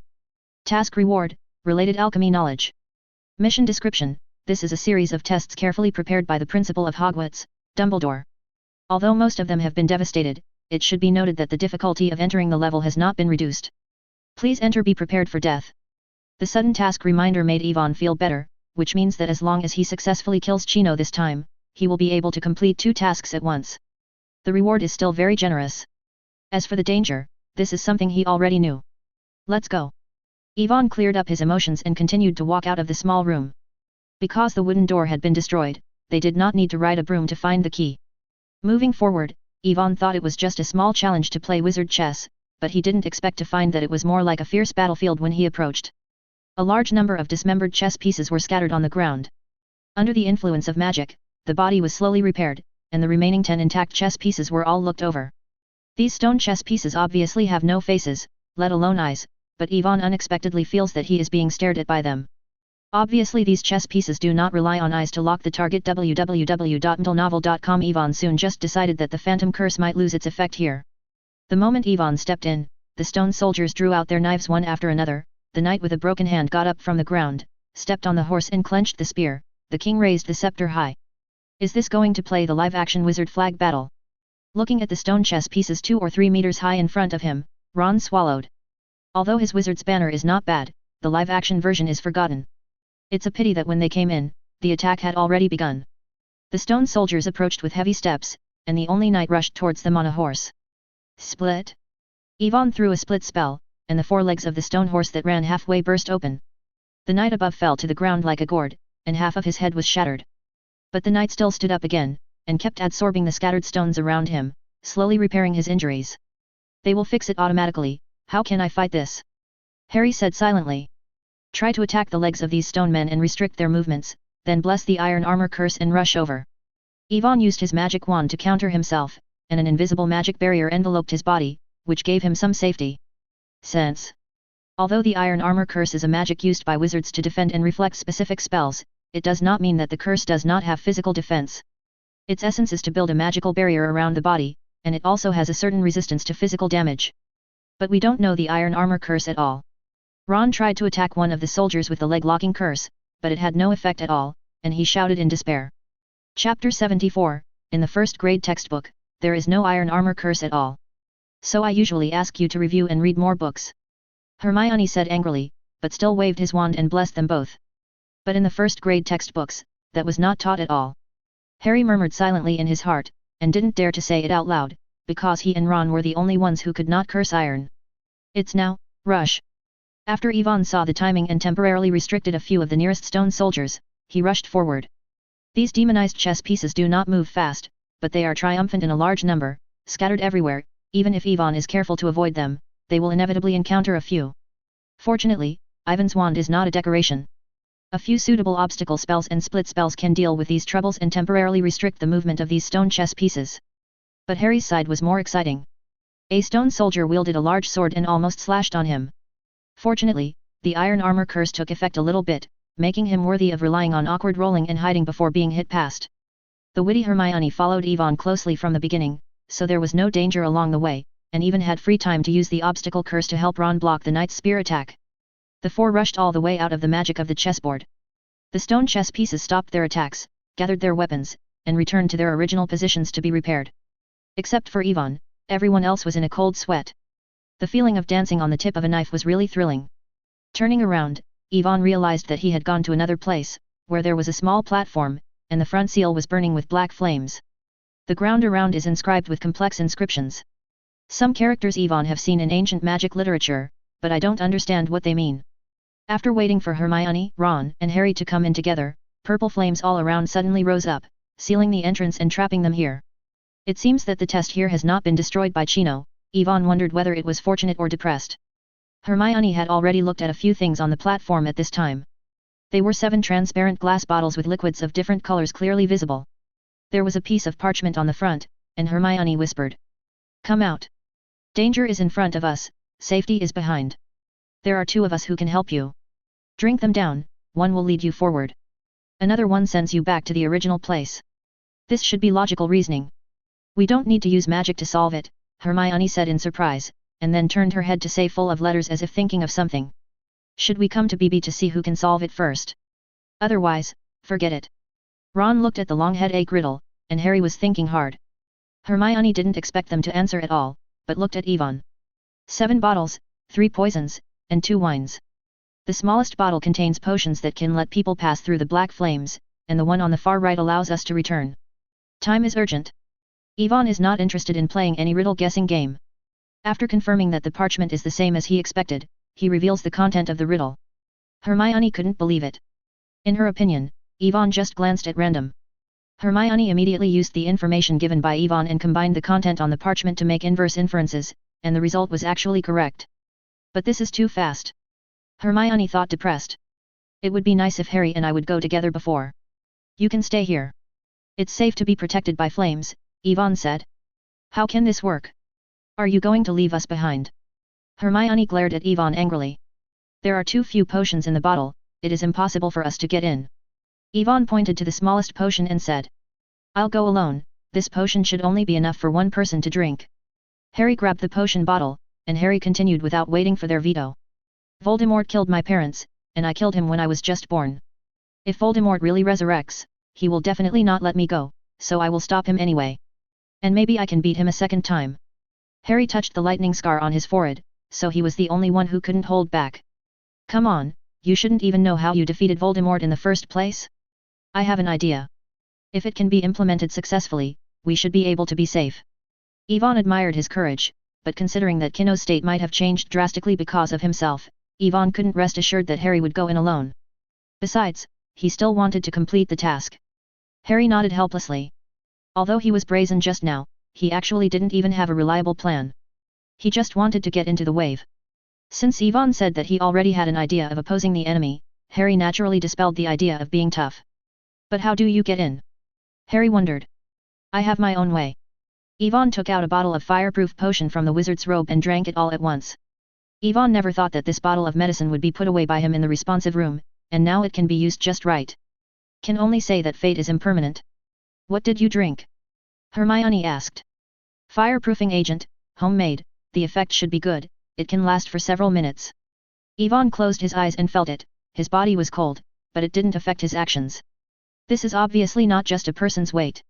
Hermione stared at Yvonne very dissatisfied. www.mtlnovel.com. Sorry, but there is nothing now, I will pay attention next time. Yvonne smiled and turned the bottle in his hand upside down. He drank the fire prevention agent very cleanly, and there was nothing left. He doesn't want to protect Hermione and Ron by the way when dealing with Chino or Voldemort, so that he will go from fighting a nightmare difficulty dungeon with a strategy to a real hell level dungeon. Hermione walked up a few steps, her lips trembled, her fist was clenched, and she wanted to punch Yvonne in the face. But in the end, Hermione still didn't do anything, and suddenly grabbed him. Be sure to protect yourself before I come back. Hermione hugged Yvonne tightly, blushing for several seconds before letting go. She felt that Yvonne must be unwilling to let herself take risks, so she did it deliberately. But she wouldn't just wait like that. Hermione snatched the empty glass bottle in Ivan's hand, ran to the platform as fast as possible, filled half of the potion on the right side, threw the remaining half to Ron, and then took a mouthful of her own. Drink it. Quick. Let's go to Professor Dumbledore. Hermione stared at Ron, and after he drank the potion, he ran out by the collar. But what about the stone men outside? Ron shouted, being dragged along. Far away, Hermione's angry voice came. Of course I used magic to break them all into pieces. Hermione didn't even pay attention to the Ministry of Magic's inspection at this time. She planned to drag Professor Dumbledore over as soon as she went out. Yvonne and they are now going to deal with the Dark Lord, what about the Minister of Magic? Let him die. Chapter 75, What is the operation of muddling your face with your hands? Watching the two disappear into the sea of fire, Yvonne opened his mouth to stop it. Because if you want to go back, you have to go through those violent chess pieces. It's not easy for the four of them to come all the way, let alone Hermione and Ron. But staying here does not mean absolute safety. It would be nice if he and Harry won, but if they lost, they could not even escape in this closed space facing Chino and Voldemort. Let's go. Yvonne sighed, he should worry about himself first. Harry nodded solemnly, and poured the vial of potion down, looking like he was about to die, but with Ivan's company, Harry is still somewhat confident compared to the original. However, Harry soon discovered that Yvonne was chanting some weird spell in the mouth of Yvonne next to him. Under the light of the wand, his figure quickly disappeared in front of him. On the empty platform, except for the tongue of fire rising everywhere, he was left alone. Yvonne? Are you still there? Harry suddenly panicked. I used the phantom spell, the effect is similar to your invisibility cloak, and it's right next to you now. Ivan's voice rang in his ears. Harry became calmer now. Although the inability to see Yvonne made him a little vain inexplicably, Harry did not let Yvonne exit this state and accompany him in. With this light and dark, they can have more winning percentages. Even if he would be used as bait in this case, Harry had no objection, because in his opinion, Yvonne was different from himself. He did not have to face the responsibilities and obligations of the Dark Lord, but he was involved. Before stepping into the black flame, Yvonne spoke again as if thinking of something. After you go in, don't panic no matter what you see, and don't immediately clash. Try to get close to Chino or Voldemort, then restrict his movement, grab his hand, or use your hand to confuse him. Faces are fine, it's better not to give Chino a chance to pull out his wand. Harry was confused and restricted his movement. He understood. What is the operation that can be used to confuse his face? Does block the line of sight? Harry couldn't figure it out, but he still agreed directly. He wouldn't feel like some old-fashioned wizards, who didn't feel that fighting without magic would compromise their identity as a wizard. Anyhow, it's over. Yvonne was also a little relieved. As long as Voldemort wanted to get the Philosopher's Stone, he would not immediately attack Harry, and once Harry got in, they would win. Redeem the experience card. Yvonne opened his mouth and said silently. Ding, redeemed, 100 grade points deducted. As the beep sounded, Ivan's brain speed increased rapidly, and various senses seemed to be much more sensitive. The opponent is Voldemort, Yvonne dare not relax a little bit, as far as possible to improve the state to the limit. Stepped forward a few steps and stepped into the enveloped range of the black flame, and the hot tongue rushed over his face. This weird flame still maintained a very high temperature without any attachments. Fortunately, the effect of the fire prevention agent is good. A thin water curtain automatically emerges around the body, blocking the flames and high temperature. Further forward, there is a large room, surrounded by 12 huge supporting pillars, and in the middle is a huge mirror, a wizard dressed in a black robe and a hood to cover himself tightly. He was standing in front of the mirror with his back to them. Perhaps hearing the movement behind him, the figure in the black robe gradually turned around, Harry's eyes widened, and a chill rushed to his head from the solace of his feet. Yvonne almost couldn't sustain the phantom spell. What kind of face is that? S face was full of pits and pits burned by the fire. There was no good skin from top to bottom, and the white bones on his forehead were clearly visible. Both eyes have lost the protection of the eyelids and are directly exposed. The most weird thing is this scorched face, which seems to overlap with another illusory snake face, and it is only weird enough to describe it. Yvonne swallowed hard. Although he had guessed that Chino and Voldemort could not be unscathed under his and Norbert's attack, he did not expect Chino to be injured so badly, and the wounds were like this. Still alive. Harry Potter. A low, hoarse voice came from Chino's burnt mouth, mixed with anger, surprise, and surprise. Are you Chino? Or Voldemort? How did your body become like this? Although Harry's heart was extremely frightened, he quickly calmed down. Following Ivan's previous prompts, he approached Voldemort step by step. You ask me why? Voldemort's fluctuating emotions became even more angry. Is not Chino's trash? It took so much effort to solve a unicorn, which caused him not to drink enough blood. Instead, he was hit by a fire dragon that did not know where he came from. Originally, this attack was barely blocked by his forcible shot. www.mdlnovel.com. It was just a hard fall, but the point was that before he could relax, the hiding place was ignited with a large-scale flame curse. Now, there are several hot dragon breaths in it. Chino, the idiot, was stunned, so that the wand was temporarily released. If he hadn't fully taken over the control of the body, he would force the wandless cast to continue for a wave, and then retrieve the wand and escape in time. Goo's body has long been roasted into coke. What made him even more angry was that he didn't see what the attacker looked like from the beginning to the end. He dared to use the flame curse on a large scale in places like the Forbidden Forest, even if in his legion of Death Eaters, such a frenzied wizard. Not much. For Kino, Voldemort had completely lost his patience. After rough repairing the broken body with black magic, he suppressed Kino's own consciousness. Although this state cannot be maintained for a few days, as long as he can successfully obtain the Philosopher's Stone, he will get back everything he has lost. Now the key to breaking through Dumbledore's magic is right in front of his eyes, and Voldemort has been unable to contain the excitement in his heart. Harry had already closed his mouth at this time. He had already understood that the person in front of him was probably not Chino, but Voldemort. Although he was scared in his heart, he still shook his legs and slowly approached him according to the original plan. Yes, come here, that's it. What a pleasant meeting. Voldemort looked at Harry with eager eyes, but his voice turned halfway, as if he had sensed something, his face darkened. But before that, it's better to clean up some bugs that have sneaked in. Harry's complexion changed, and when Yvonne heard this, he rushed towards the bunker beside the stone pillar. Chapter 76, Ding, your Principal Dumbledore is on his way to support. Avada Kedavra. A green light hit Ivan's original position, and the low and hoarse voice resounded in the hall. Has excellent dynamic vision. Before Voldemort waved his wand, Yvonne had already made an evasive action. I don't know if it's because of the fusion of blood. Yvonne feels that his physical strength and various physical qualities have increased to a certain extent, and his body seems to be lighter. Voldemort, who possessed Kino, waved his wand disappointedly and was about to cast the spell again, but at this moment, Harry had already rushed towards his position. Get out of the way. Voldemort, who could not find a good piece of flesh all over his body, was completely unrecognizable, and he kicked Harry out. If the condition is intact, Voldemort may still be in the mood to play with the two little wizards in front of him, admiring their desperate expressions, but now this body is suffering from severe pain all the time, he has no patience. The hard-hit Harry lay on the ground and almost vomited out for lunch, clutching his stomach and trying to get up with difficulty, vaguely as if to see Voldemort in the magic mirror of Eris behind Voldemort. The other himself was lying on the ground and directed at him. After blinking, he put a stone-like irregular object into the pocket of the wizard's robe. Harry felt something hard in the pocket of the wizard's robe. He guessed what it was, but he didn't have time to check it because he had seen Voldemort raise his wand and aimed it at him. The flames are raging. At the critical moment, Yvonne, who was slowing down, released a flame curse on Voldemort. The tongue of flame rising out of thin air surrounded Voldemort, but Yvonne as the caster was not happy at all. Because the development of the matter has been completely out of his control, Yvonne is not sure whether he can defeat Voldemort, who is not in good shape, with his current strength. The flame curse only delayed for less than a second, and a large black mist emerged from Voldemort's broken body, directly extinguishing the rising flame. And Voldemort's face was even more distorted to the extreme, and he spoke very angry. Flame curse. So it was you.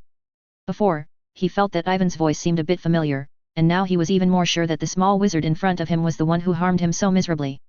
I said it was actually an accident that day, would you believe it? Yvonne said with a guilty conscience. He was greeted by another green light, and Harry was not well, because the black mist spreading around Voldemort had already poured over him, so fast that he could not escape. Yvonne then, I'll stop him, you run.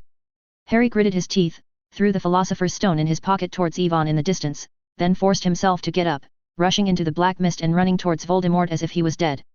Go with. He knew that Yvonne had just drunk a lot of fire prevention potions, and the effect could last a long time. He was the only one among them who could cross the black flames again. With Ivan's strength, he could definitely easily pass the raging chessboard and put magic give the stone to Dumbledore to prevent Voldemort from resurrecting.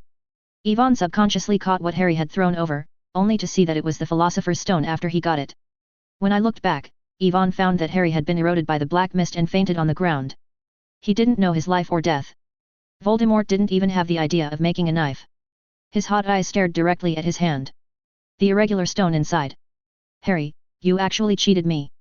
Ivan was so angry that he wanted to scold his mother, but the most important battle force actually fainted. He was left alone. How could he fight this battle? At this moment, the system reminder sounded. Ding, get the Philosopher's Stone, the mission to the Philosopher's Stone has been updated. Mission goal, hold on for 5 minutes or kill Chino, Voldemort. Task reward, related alchemy knowledge.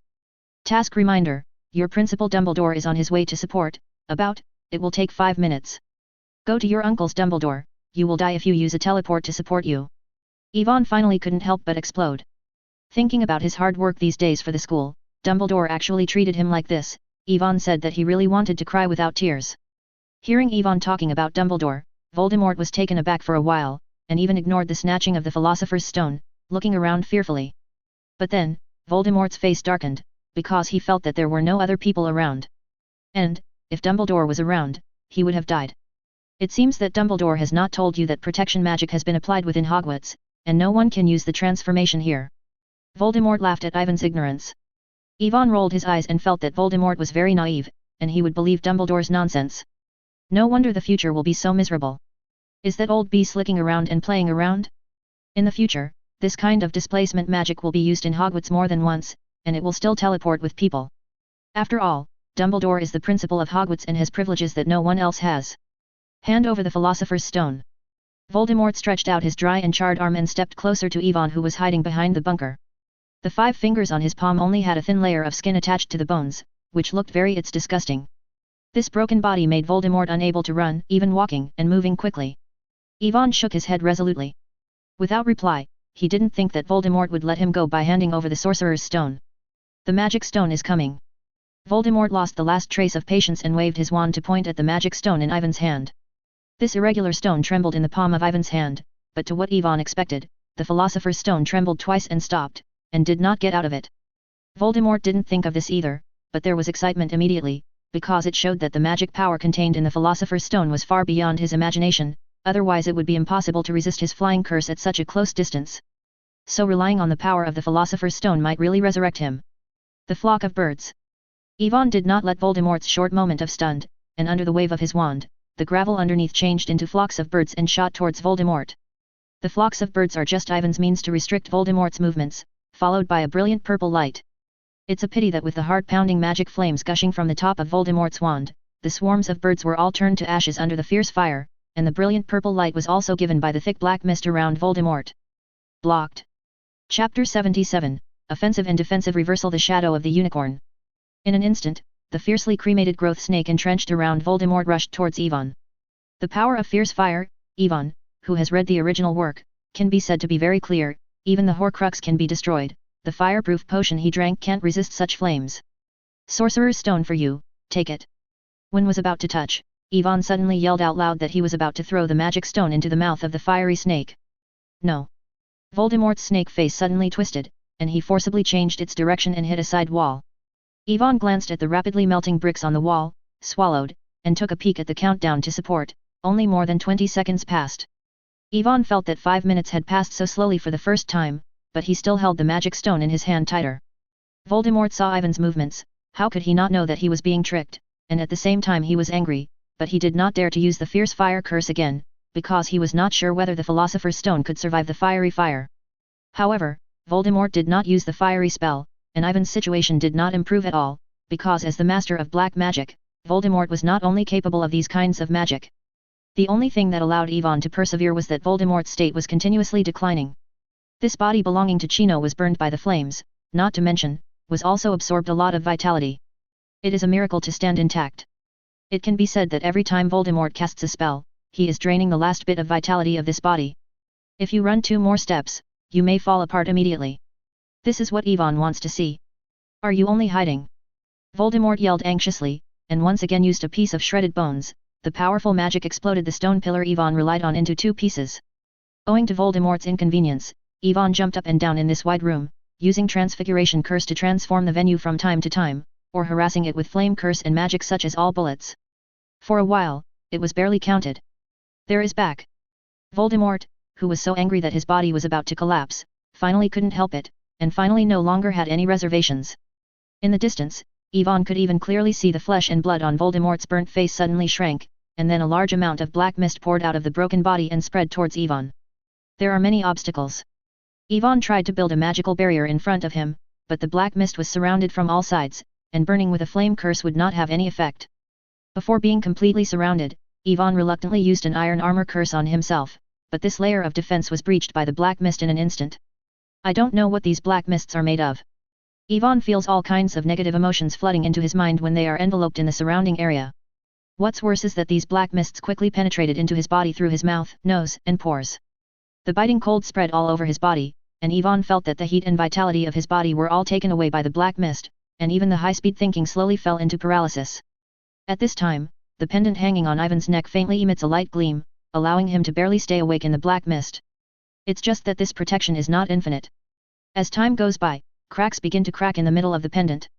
The protective power of the pendant allowed Yvonne to survive for a while, and more importantly, Yvonne faintly felt a warm current gushing out of his heart, and magical blood gradually flowed throughout his body. Yvonne, whose thinking was stiffened, regained his ability to act, and the dazzling white light from the top of the wand he was holding tightly appeared suddenly, and the black fog surrounding him, in the next instant, seemed to have encountered a natural enemy, gradually dissolving like the first snow in the sky. At the same time, the system prompt sounded in Ivan's mind. Ding! Task: Promised revenge. Status has been changed. Blood magic is temporarily unlocked. Please check in time. Yvonne, who had just escaped the danger, couldn't help but take a look at it. Task: Promise of revenge. Mission objective: Kill Chino. Mission description: because you are fighting against the enemy, you have temporarily obtained Cecilia's approval. If you want to retain this power, you need to fulfill your promise as soon as possible. Note: the shadow of the magic unicorn bloodline has been unlocked. Several question marks in the bloodline magic column in Yvonne Yi's system have disappeared, replaced by the unicorn shadow flashing blue light. Under the acceleration of the experience card's thinking, Yvonne mastered the newly acquired abilities in just a few moments. As the wand was swung, more white light and shadow gushed out from the top of the wand. The strands of light were like phantoms and then faintly gathered into one. The look of a unicorn. It is just like what Yvonne saw in the Forbidden Forest, beautiful, arrogant, sacred and inviolable. The only different figure is completely composed of white phantom light and shadow, which is more illusory and ethereal, and the eyes are red. www.mtlnovel.com staring straight ahead at Voldemort's figure. Blood awakening. After the black mist was completely dispelled, Voldemort as the caster also fell into a sluggishness. No. No, this is not the awakening bloodline. Voldemort retorted immediately. Bloodline awakening refers to some ancient wizard family members with special bloodlines. When their strength breaks through a certain limit, or when they are subjected to major stimulation, they may activate the special bloodlines hidden in the body, combining their own conditions to obtain some magical abilities. It's just that the power of these bloodlines has been greatly reduced after many iterations. It is hard to say how much power can be improved. It is almost impossible to integrate the power of magical creatures into a certain kind of magic like Yvonne. Not to mention the unparalleled familiarity of the unicorn in front of him. Voldemort was very sure that it was the one that Kino had killed before, and now appeared in front of him in such a state. Then there is only one possibility. The first-year little wizard in front of him has completed the most dangerous blood fusion experiment in the magic world, and successfully survived, stealing part of the opponent's power. However, Yvonne quickly became acquainted with his own power when Voldemort was uncertain. He clearly felt that his vision suddenly divided into two parts, one was seen by his own eyes, and the other was through independence. What the eyes of the horned beast saw, the body controlled by the brain seemed to have become two. From now on, offense and defense have reversed. Yvonne said lightly when he looked at Voldemort, who had no good flesh on his face due to the excessive extraction of his vitality. This is a very magical feeling, and it also brings Ivan's unparalleled confidence. Furthermore, he was chased by a pass before and almost swallowed by the black mist. Even a clay figure has a 3-point anger. Now it's finally time to fight back. Chapter 78, There are so many little tricks I know. Stupid. Voldemort laughed at Ivan's remarks. He admitted that the little wizard in front of him was able to do this is great, but just relying on this is like making up the gap in strength? What are you kidding? Yvonne ignored Voldemort's taunt, but tried to control the unicorn and rushed towards Voldemort.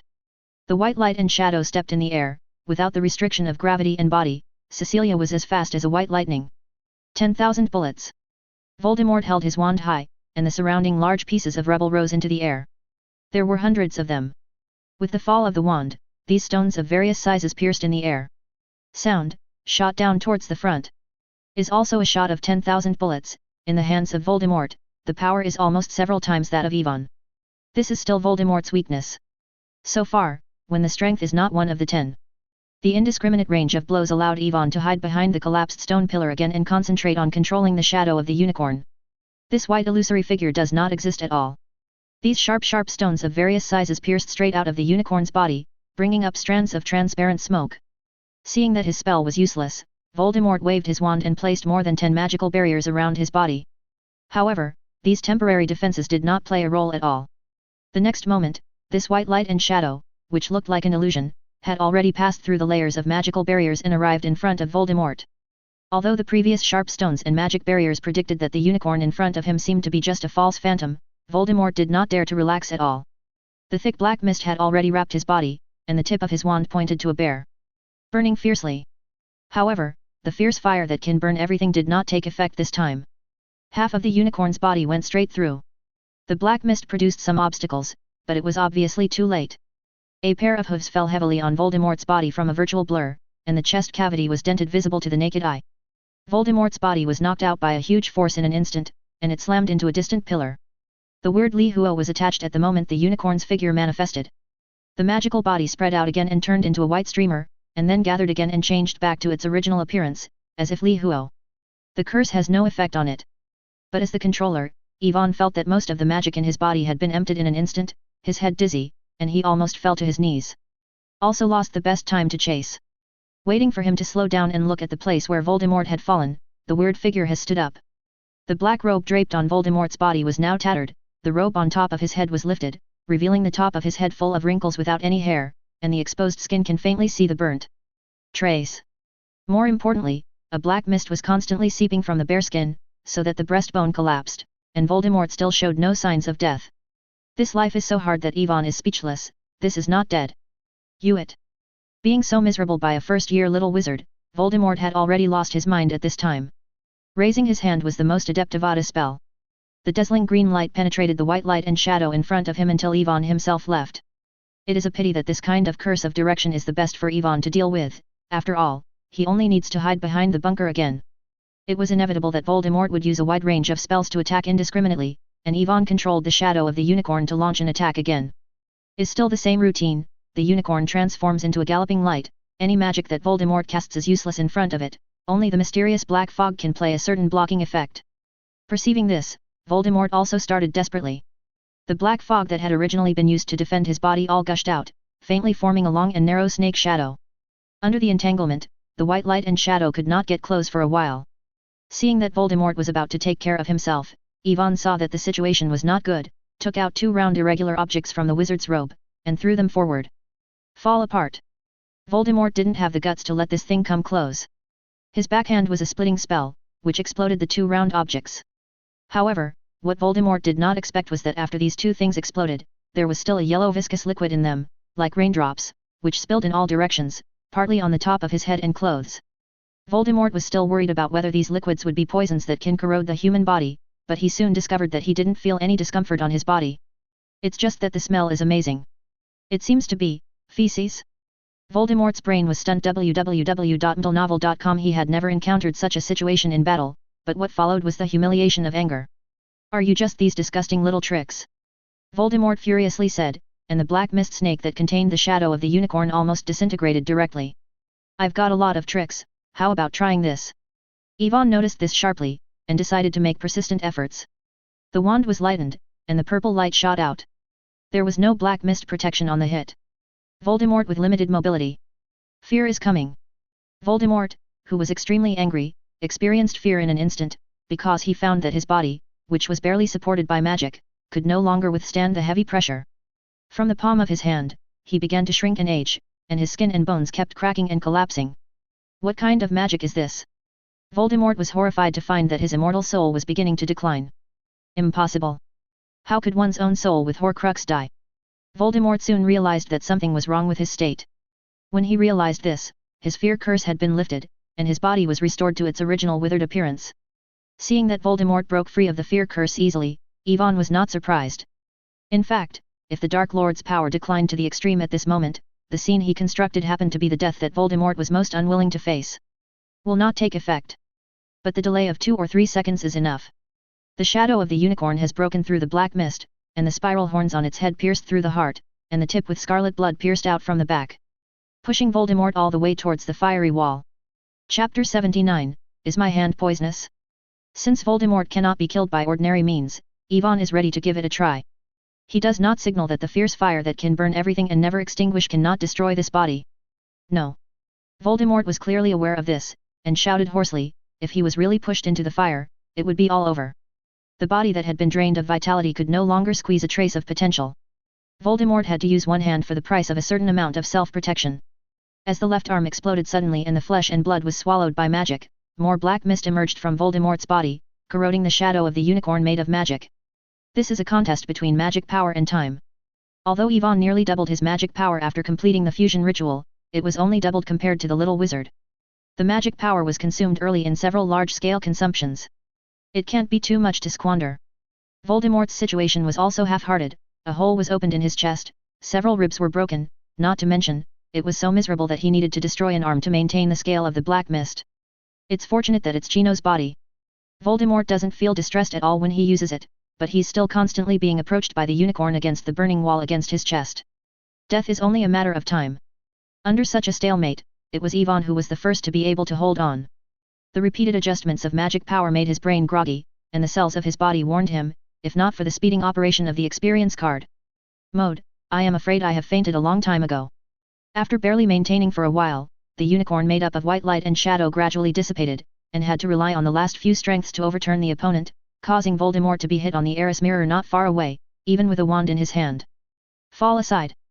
But Voldemort laughed, because he could even clearly see the unwilling color in the red pupils before the shadow of the unicorn dissipated. Ha ha ha ha, or I won. Voldemort stood up with his only hand propped on his body, picked up the wand on the ground, on his rotten body, two overlapping faces split the corners of his mouth at the same time, and the grim laughter echoed in the wide space. Inside. Just smiled and laughed, Voldemort couldn't laugh, because he found that there was no despair or loss on the face of Ivan opposite.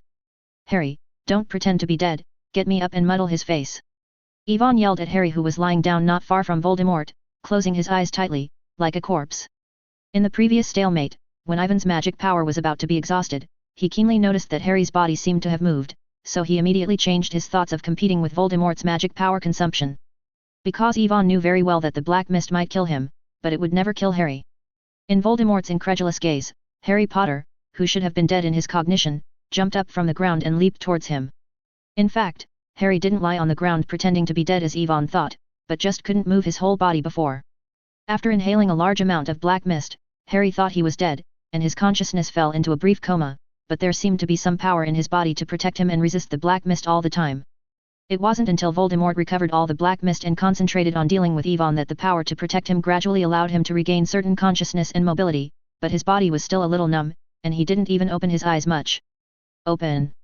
But Harry knew very well in his heart that the battle had reached the most critical time, so he didn't care about his physical weakness, forcibly got up and pressed his hands on Voldemort's grotesque snake face according to Ivan's orders. The withered snake face felt like a rag with some slippery yellow liquid on it. The sizzling noise spread from the place where Harry's palm touched. Voldemort let out a painful wailing. The skin on his face seemed to have been scalded by a soldering iron. It was peeled off piece by piece, and he forcefully pulled Harry away. Kicked to the ground, but couldn't stop the body from collapsing. Harry sat down on the ground, staring blankly at Voldemort's misery, and at the same time looked at his hands in disbelief. He just stepped forward and touched it twice. Is my hand poisonous? Harry wondered whether he was happy or depressed. Bone to pieces. Ivan mobilized the last trace of magic, and aimed his wand at Voldemort's gradual collapse. Sorry, this head belongs to me. Seeing Voldemort's body burst open, turning into powder and floating in the air, Ivan listened to the system sound in the mind of the listener, and fell to the ground with satisfaction, without a trace of strength. Voldemort's black soul rushed out of the body turned into dust in the roar, and swept away in the direction of Ivan. But before touching it, the illusory soul suddenly changed its direction www.mtlnovel.com and rushed out of this room. The next moment, the quiet blue phoenix flew in over the black flames at the door, and a soothing blue gleam bloomed all over the body, wandering and wandering in this room continuously.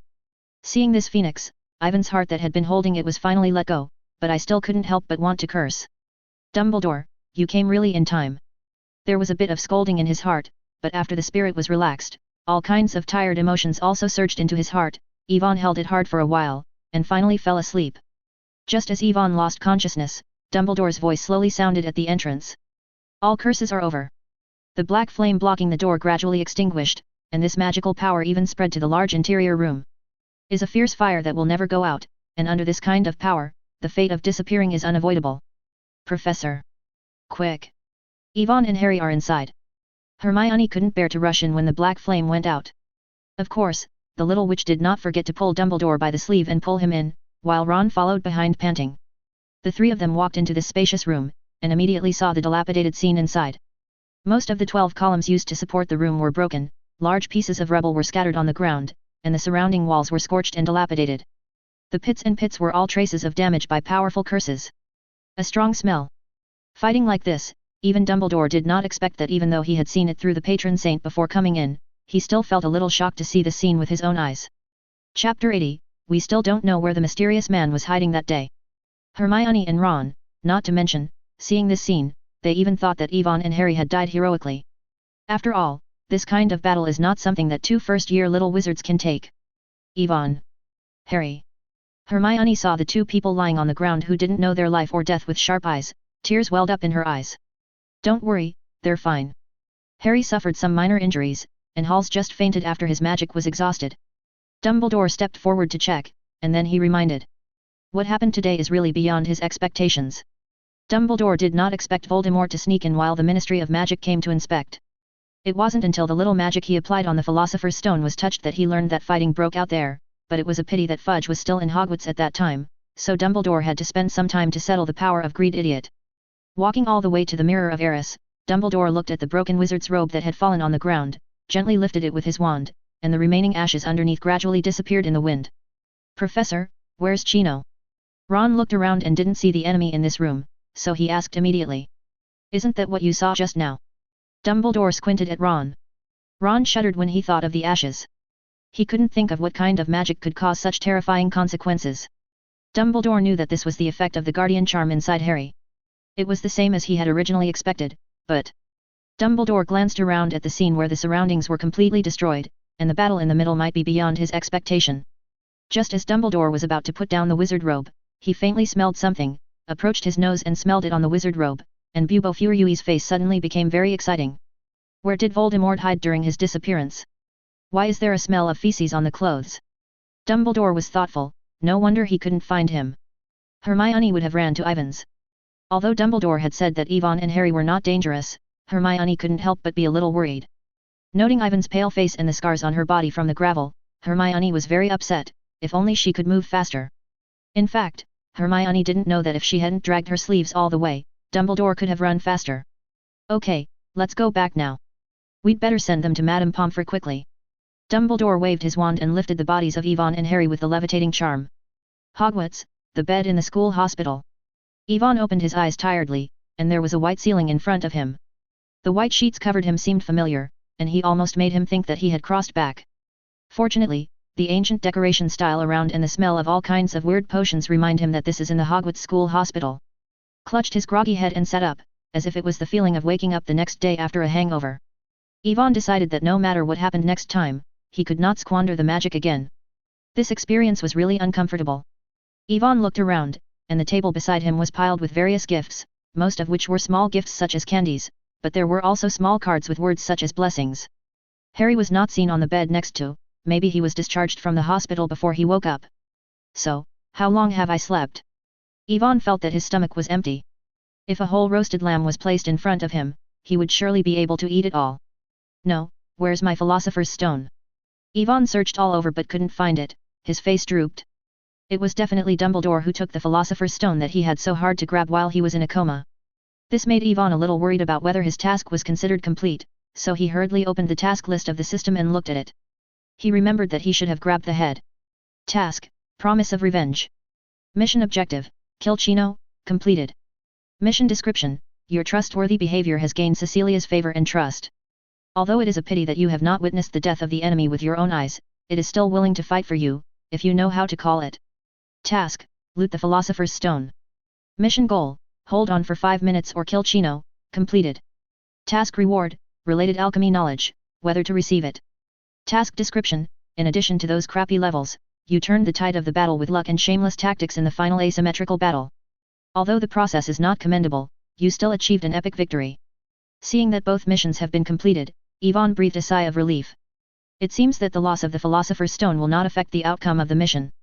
However, the description of the task of snatching the Philosopher's Stone made Yvonne quite depressed. www.mentalnovel.com. What is the tactic of relying on luck and shame?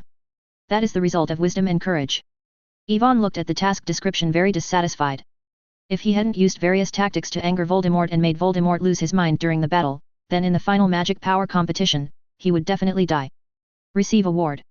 Yvonne said silently in his heart. The next moment, a huge amount of knowledge poured into his mind. After Yvonne sorted it out for a while, he discovered that the so-called related knowledge in the task reward refers to the method of refining the magic stone. It seems that the task of sticking for 5 minutes may not only be related to Dumbledore's support, but it may also take some time for the system to analyze the Sorcerer's Stone. But with this reward, Yvonne didn't know for a moment whether he should be happy or depressed. On the one hand, the Philosopher's Stone is the omnipotent sage's stone in the legend. The only known abilities are the 2 terrifying abilities of refining immortal potions and turning stones into gold. Holding it is equivalent to having an endless life and wealth. But judging from the information he got in his mind, in order to refine the Philosopher's Stone, in addition to all kinds of precious materials, alchemy also needs to be upgraded to at least level 7.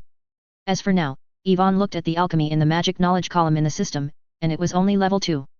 With urinary that doubles the proficiency required for each level, it would be an extremely long time to reach level 7. The process cannot be done in a short time. While the magic item making disappeared from the system bar, Yvonne guessed that it might have been merged into alchemy. After all, making magic items is an important branch of alchemy. I just don't know how to improve my proficiency with this alchemy. Chapter 81, Professor, where did you hide my Philosopher's Stone? While Yvonne was thinking hard, a gentle female voice rang in the room. I suggest you lie down in bed for a while when you first wake up, and it is best not to move. Yvonne turned his head and looked over, but saw Madame Pomfrey coming from the other side. The expression on her face was serious, and she was holding a big bowl in her hand, and she brought it to Yvonne. Come on, drink this potion first.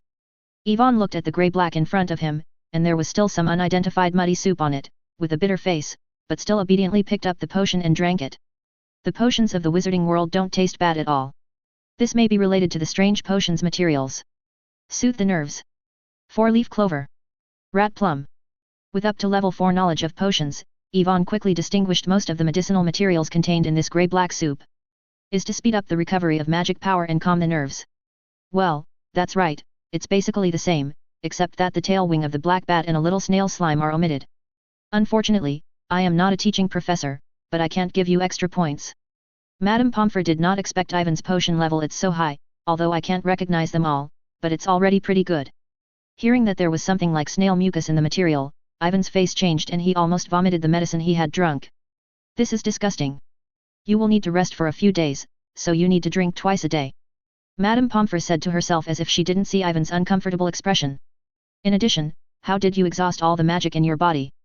Madame Pomfrey looked at Yvonne very dissatisfied.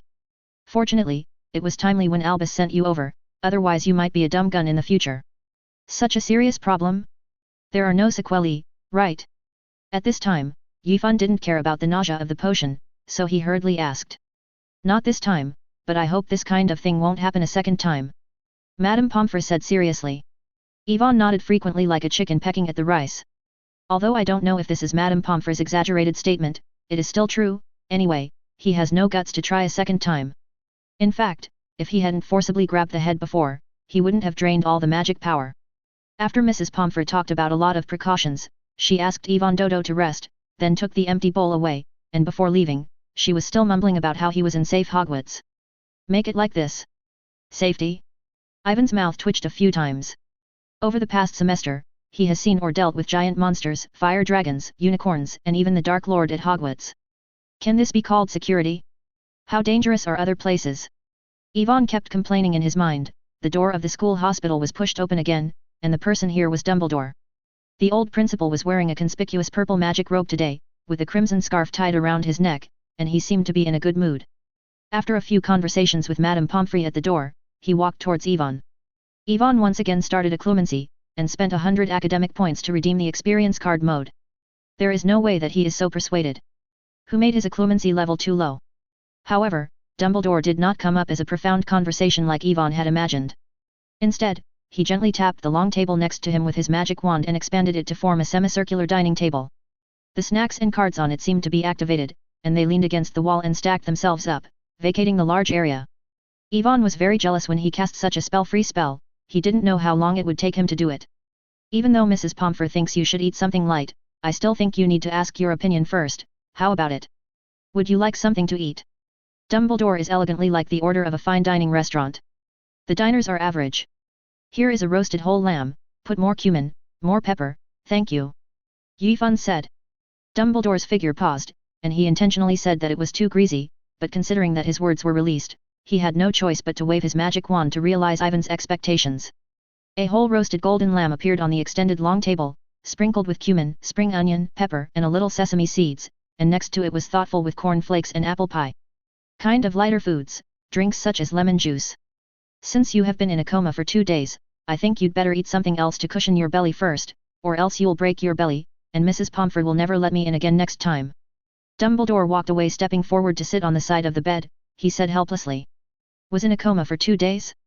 Then why haven't I starved to death? Ivan had this idea in his mind, reading www.yuyuganshu.com but quickly threw it aside. After being hungry for so long, Ivan casually ate a few pieces of apple pie, drank some lemon juice, and then took a knife and fork to cut a piece of lamb and put it in his mouth. I have to say that the house elves at Hogwarts are really good at craftsmanship. The skin of the lamb is roasted until it is browned and crispy, but the meat inside is extremely tender. The taste of the seasoning seems to penetrate into the meat and dispel the lamb. The smell of itself. If this kind of cooking is also a kind of magic, then he must learn how to do it. Dumbledore sat quietly, watching Ivan's unimaginative feasting with interest, and from time to time Ivan refilled his glass after Ivan drank the lemon juice. Maybe he was too hungry. In about half an hour, Ivan swept away all the food on the table, leaving only a messy dinner plate. He hiccups satisfied and rests comfortably on the pillow. Dumbledore did the cleaning job again, swiping his wand swept the plate away, and then returned the table where the extension spell was cast back to its original state. Ivan then remembered that Dumbledore was unlikely to have come to deliver him food, and he became nervous inexplicably. But Ivan knew very well that Dumbledore could not be given a chance to ask questions first, so he asked first. Professor, where's my Philosopher's Stone? I finally snatched it from the snake-faced wizard. Did you put it away? Ivan looked at Dumbledore expectantly, his eyes clearly saying. When do you plan to return the Philosopher's Stone to me? Dumbledore's expression took a while, and then looked at Ivan dumbfoundingly. When did the Philosopher's Stone become his? Chapter 82, I didn't expect you to be such a professor. The Sorcerer's Stone belongs to my good friend Nicolas May. He had previously received news that Voldemort might be thinking about it, so he asked me to protect it. For this, I brought the Philosopher's Stone to the school and put it in the Eris mirror. Dumbledore had to explain to Ivan the origin of the Philosopher's Stone, lest he still worry about asking for the Philosopher's Stone. At the same time, Dumbledore also explained the destruction of the Philosopher's Stone with Nicolas May's consent, in order to stifle Ivan's unrealistic ideas. Even though I knew the result for a long time, Ivan still felt a little pity. When I was reading in the previous life, I didn't think the Philosopher's Stone was so great. Now that I really face it, Ivan knows how much temptation of endless wealth and endless life is to a person. This is the ultimate dream of most people. Dumbledore saw the disappointment in Ivan's eyes, so he had to remind him. It may be difficult for a little wizard like you to understand, but there are many things in the world that are more precious than wealth and longevity. For example, the courage to pay for a friend's danger, or the wisdom shown in times of crisis, these things are a real treasure. In contrast, the power of the Philosopher's Stone is powerful, and it is not unlimited, just like we can't create things out of thin air. Dumbledore's blue eyes under his half-moon glasses stared straight at Ivan, and he saw many rare qualities from Ivan's recent deeds. He has seen too many talented wizards, obsessed with power, wealth, power, immortality, such as Grindelwald, Tom Riddle. Even, when I was young, I was no exception. Had it not been for Ariana's death to wake him up in time, I am afraid that the wizarding world would have been at war with the Muggles under the joint control of him and Grindelwald. Ivan nodded inconspicuously. Although he did not pursue immortality and strength like Voldemort, he would not despise these things like Dumbledore. Even if the Philosopher's Stone has any limitations or sequelae, it is not concealed. You must know that Nicolas May lived more than 600 years old. Fortunately, he has now obtained the method of making the Philosopher's Stone. Perhaps n years later, as the level of alchemy increases, he can also have his own Philosopher's Stone. Because of this, Ivan quickly cleared up his emotions, which was also seen by Dumbledore, which made him very satisfied, so he planned to say something happy. You and Harry defeated Chino in the secret room. I don't know who passed it out. I'm afraid this incident will spread throughout the school in a few days. And your behavior has also allowed Gryffindor to get the highest school score in the history of the school, which is nearly double the second-place Slytherin College. It's a pity that you fainted at the time, and you were not there, otherwise you must be able to see how surprised the little wizards were. Ivan rolled his eyes. Besides bonus points, can he give something more real? Besides you, who else can get the news? Ivan is well aware of Dumbledore's act of granting Harry prestige, so he can add dozens or hundreds of points without blinking, and this time he just brought him with him. Well, when we're happy, we should talk about something else. Dumbledore changed the subject with a smile. You know, 2 days ago, Miss Granger and Mr. Weasley suddenly ran up to me out of breath and asked me to go under the trapdoor to rescue you and Harry. I was almost terrified. Fortunately, after I arrived, you were very safe and defeated Voldemort, who was possessed by Chino. That's Harry's credit, Professor. After he touched Voldemort, the opponent's body collapsed. Ivan didn't mean to take credit for anything, and tried to reduce his sense of existence as much as possible. Of course, I know, that's the protective magic in Harry's body, that's the power of love. Dumbledore nodded. Of course he knew what was going on after seeing the scene, but that was not what he wanted to ask. But I'm even more curious about how you alone held Voldemort for so long. I learned some information from Harry, but it's not thorough enough, Dumbledore said. Although Voldemort was so weak that only his soul was left, and he was manipulating a broken body, it was definitely not something a first-grade wizard could contend with. In addition, he was also very interested in the changes that suddenly happened to Ivan 2 days ago. Ivan wanted to ask Dumbledore what did Harry tell him, and think about how to make up next. But it seems that Ivan knew that Dumbledore, the old slicker, would definitely not tell him, only confessed part of the information. Ivan sighed, found out what he could say, and then organized the language. Professor, have you ever experienced the feeling of being able to cast all kinds of spells without a wand and no spells without a magic wand, as if within the scope of magical power? Do you mean this? Dumbledore thought for a while, and placed his empty left hand lightly on top of a white porcelain cup. Without seeing any movement from him, the cup suddenly twisted and stretched. A few seconds later, an owl with white feathers appeared in front of Ivan's eyes. The eyes of this owl are very smart. After discovering that he suddenly appeared in a strange place, he wanted to fly out of the school hospital in horror, but hit the glass with one head and fell straight to the ground, shaking his wings from time to time. Ivan was speechless. He could see that this was probably not an ordinary transformation spell, otherwise, when the owl hits the glass, it will turn back into a cup and be broken into pieces. Dumbledore's hand is slightly different from the situation where he cast a transformation spell at a distance when the magic power bursts, but the principle is the same. Also didn't wield a magic wand or chant a spell. He could complete a high-end biological transformation only with magic power. Fortunately, he still wondered if he could challenge Dumbledore in such a magical state, but he didn't expect that the other party would also do it. Now thinking about it, it was too bloated. These are just small tricks, and they don't have much effect in actual combat. Dumbledore explained Ivan's surprised expression lightly. This is also called a trick? Ivan did not expect that Professor Dumbledore usually looks humble and conservative, but he has a heart that desperately wants to pretend. Actually, Ivan didn't know that Dumbledore didn't lie to him.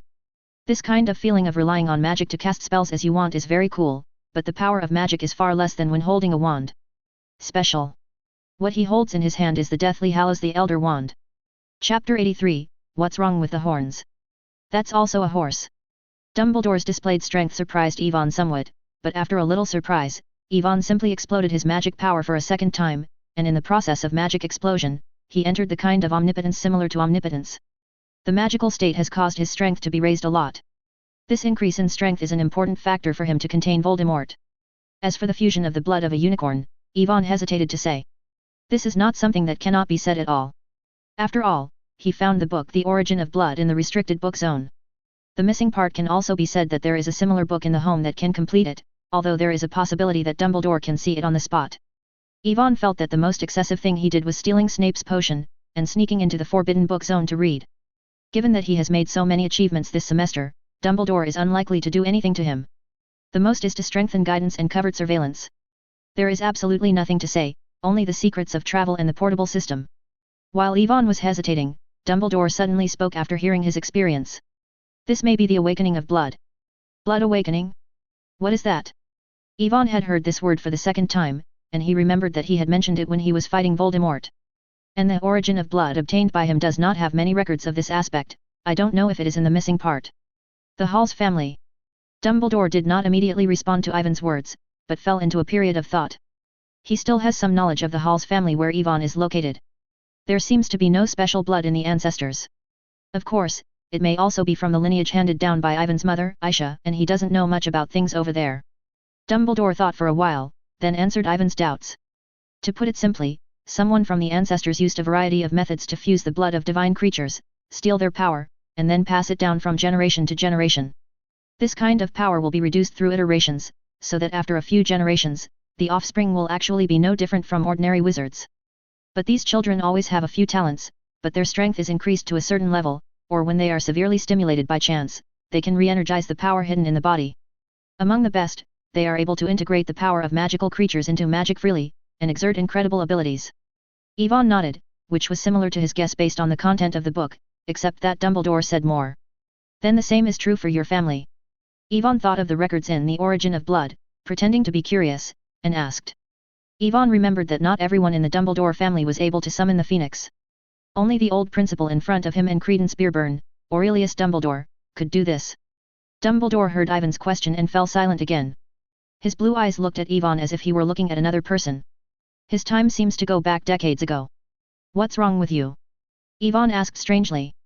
It's nothing, I just thought that someone asked me the same question many years ago. Dumbledore said a long time later. Ivan faintly guessed who it was, and a little annoyed that he asked what he shouldn't ask, but Dumbledore suddenly smiled. I'm very happy, you are not the same as him, you have things he doesn't have. Ivan breathed a sigh of relief. It seemed that he hadn't been in vain to help with the finishing touches before, and Dumbledore was still reading some old feelings. Principal Dumbledore, the people from the Ministry of Magic are looking for you, and they insisted on waiting for you in front of the principal's room. As the atmosphere gradually eased, Madame Pomfrey opened the door and walked in.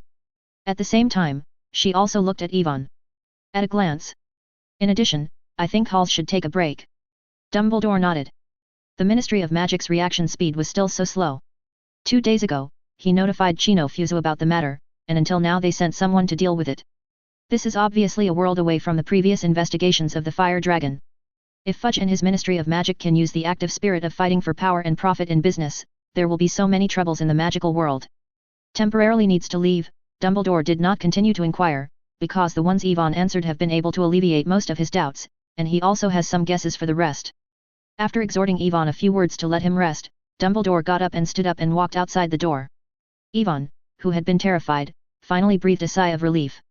He glanced at the countdown to the experience card www.ndlenovel.com and only a few minutes were left. Ivan estimated that Dumbledore's mind-inducing mind was at least level 6, and his occlumency has just risen to level 3.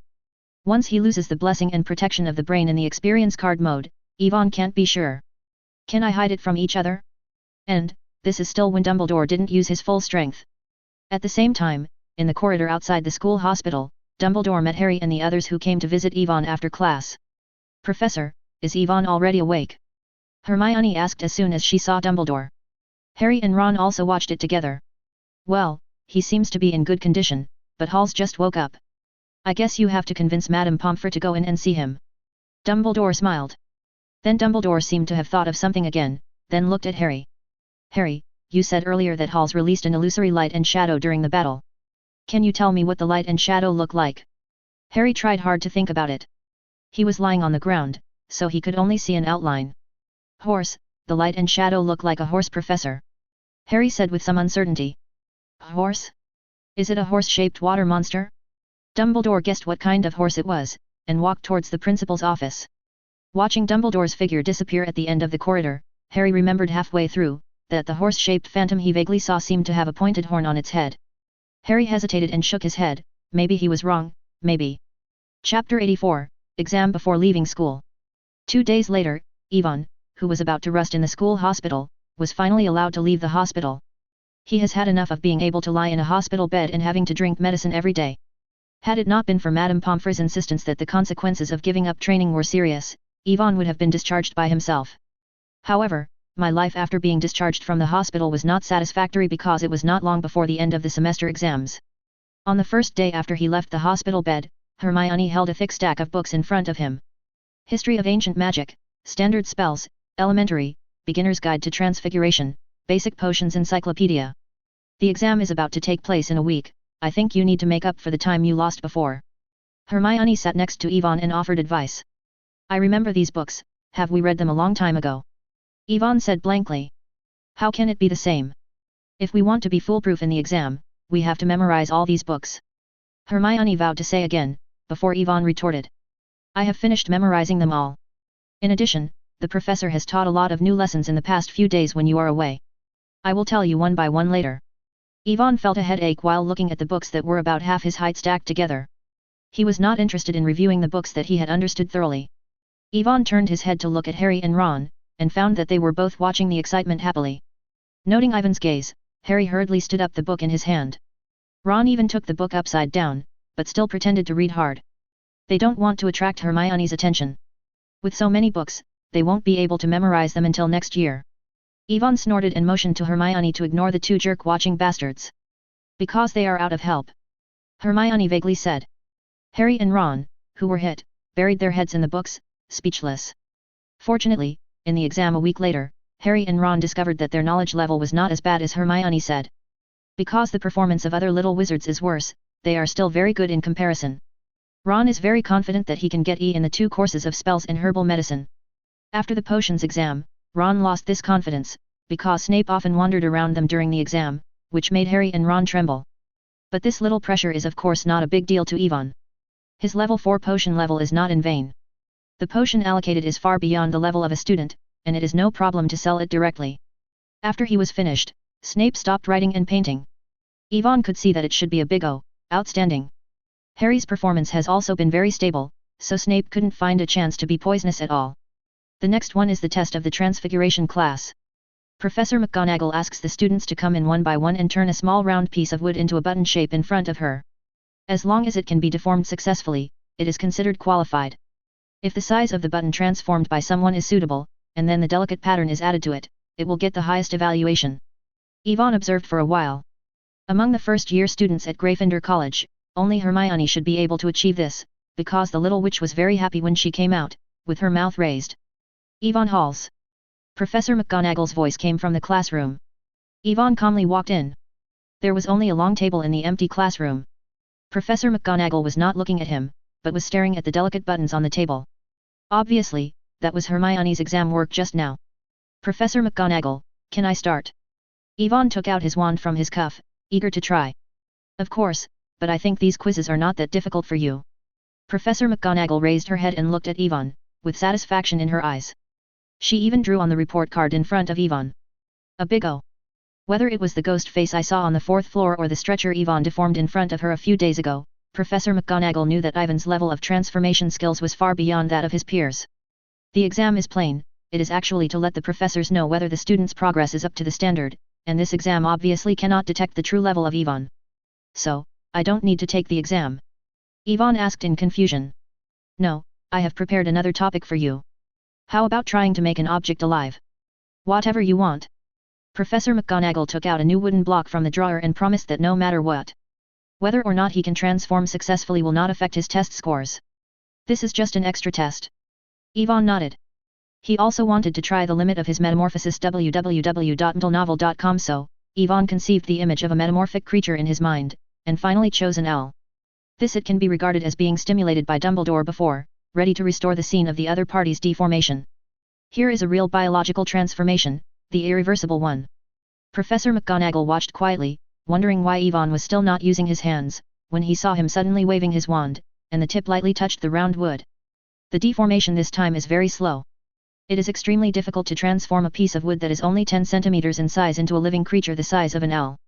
Yvonne tried hard to recall the scene where his magic power broke out in the responsive room, trying to make his magic power penetrate the wood, analyze its structure, and then change its form and even its nature. Because of one experience, Yvonne went very smoothly, but he encountered difficulties with metamorphosis because he did not understand the structure of flesh and blood cells. Perhaps it is precisely because of this that the phoenix he finally created at the beginning exploded instantly after injecting magic power. Wait. Flesh cells. Yvonne suddenly realized something, isn't his own body? Just use magic to analyze your body. Thinking of this, Yvonne immediately started to move, first concentrating the magic power on his little finger to do an experiment, confirming that there was no problem, and then slowly spreading it all over his body. But under normal conditions, Yvonne can't let the magic power go deep into the cells. He can only analyze a rough idea, and he doesn't dare to mess with some important places. Even so, it is enough. The round wooden blocks on the table are constantly being stretched and changing to the shape that Yvonne expected. Chapter 85, Stop Your Bold Ideas, the owl is the wizard's best friend. Professor McGonagall was in shock at the beginning of the transformation, and she could naturally see what Yvonne was doing from her eyes. About a minute later, an owl with snow-white feathers appeared in front of the two of them, cooing twice, and looking around curiously. However, Yvonne let out a sigh of relief and said depressed, "Pity." Yvonne was very disappointed. Although this deformed owl is exactly the same as the real one, this conversion is only temporary and lasts longer at most, because he still failed to change its essence in the end. This is obviously his closest success. Ding, after your unremitting practice, the proficiency of morphology has slightly improved. In his mind, a reminder of the improvement in the proficiency of the transfiguration spell came over, which gave Yvonne some comfort. It's no pity, you can do this, it's far beyond my estimation. Professor McGonagall came back to his senses at this time. She felt that even Dumbledore would not be able to do what Yvonne is now in the first grade. But after the praise, Professor McGonagall sank his face again and asked, "You just used magic to analyze what your body is doing? I almost thought you were performing a dangerous animagus transformation. Fortunately, you didn't go deep, or I would like to interrupt your transformation process. Did animagus practice this way?" Ivan's eyes lit up, and he felt that he had found a way to quickly improve the transformation spell. If he can learn animagus, his transformation spell level should be able to greatly improve again. Professor McGonagall felt speechless. She regretted her momentary gaffe, but since she had said everything, she went on to remind her. Animagus is a very deep transformation spell, you'd better not try it alone, because once the transformation fails, the consequences will be disastrous.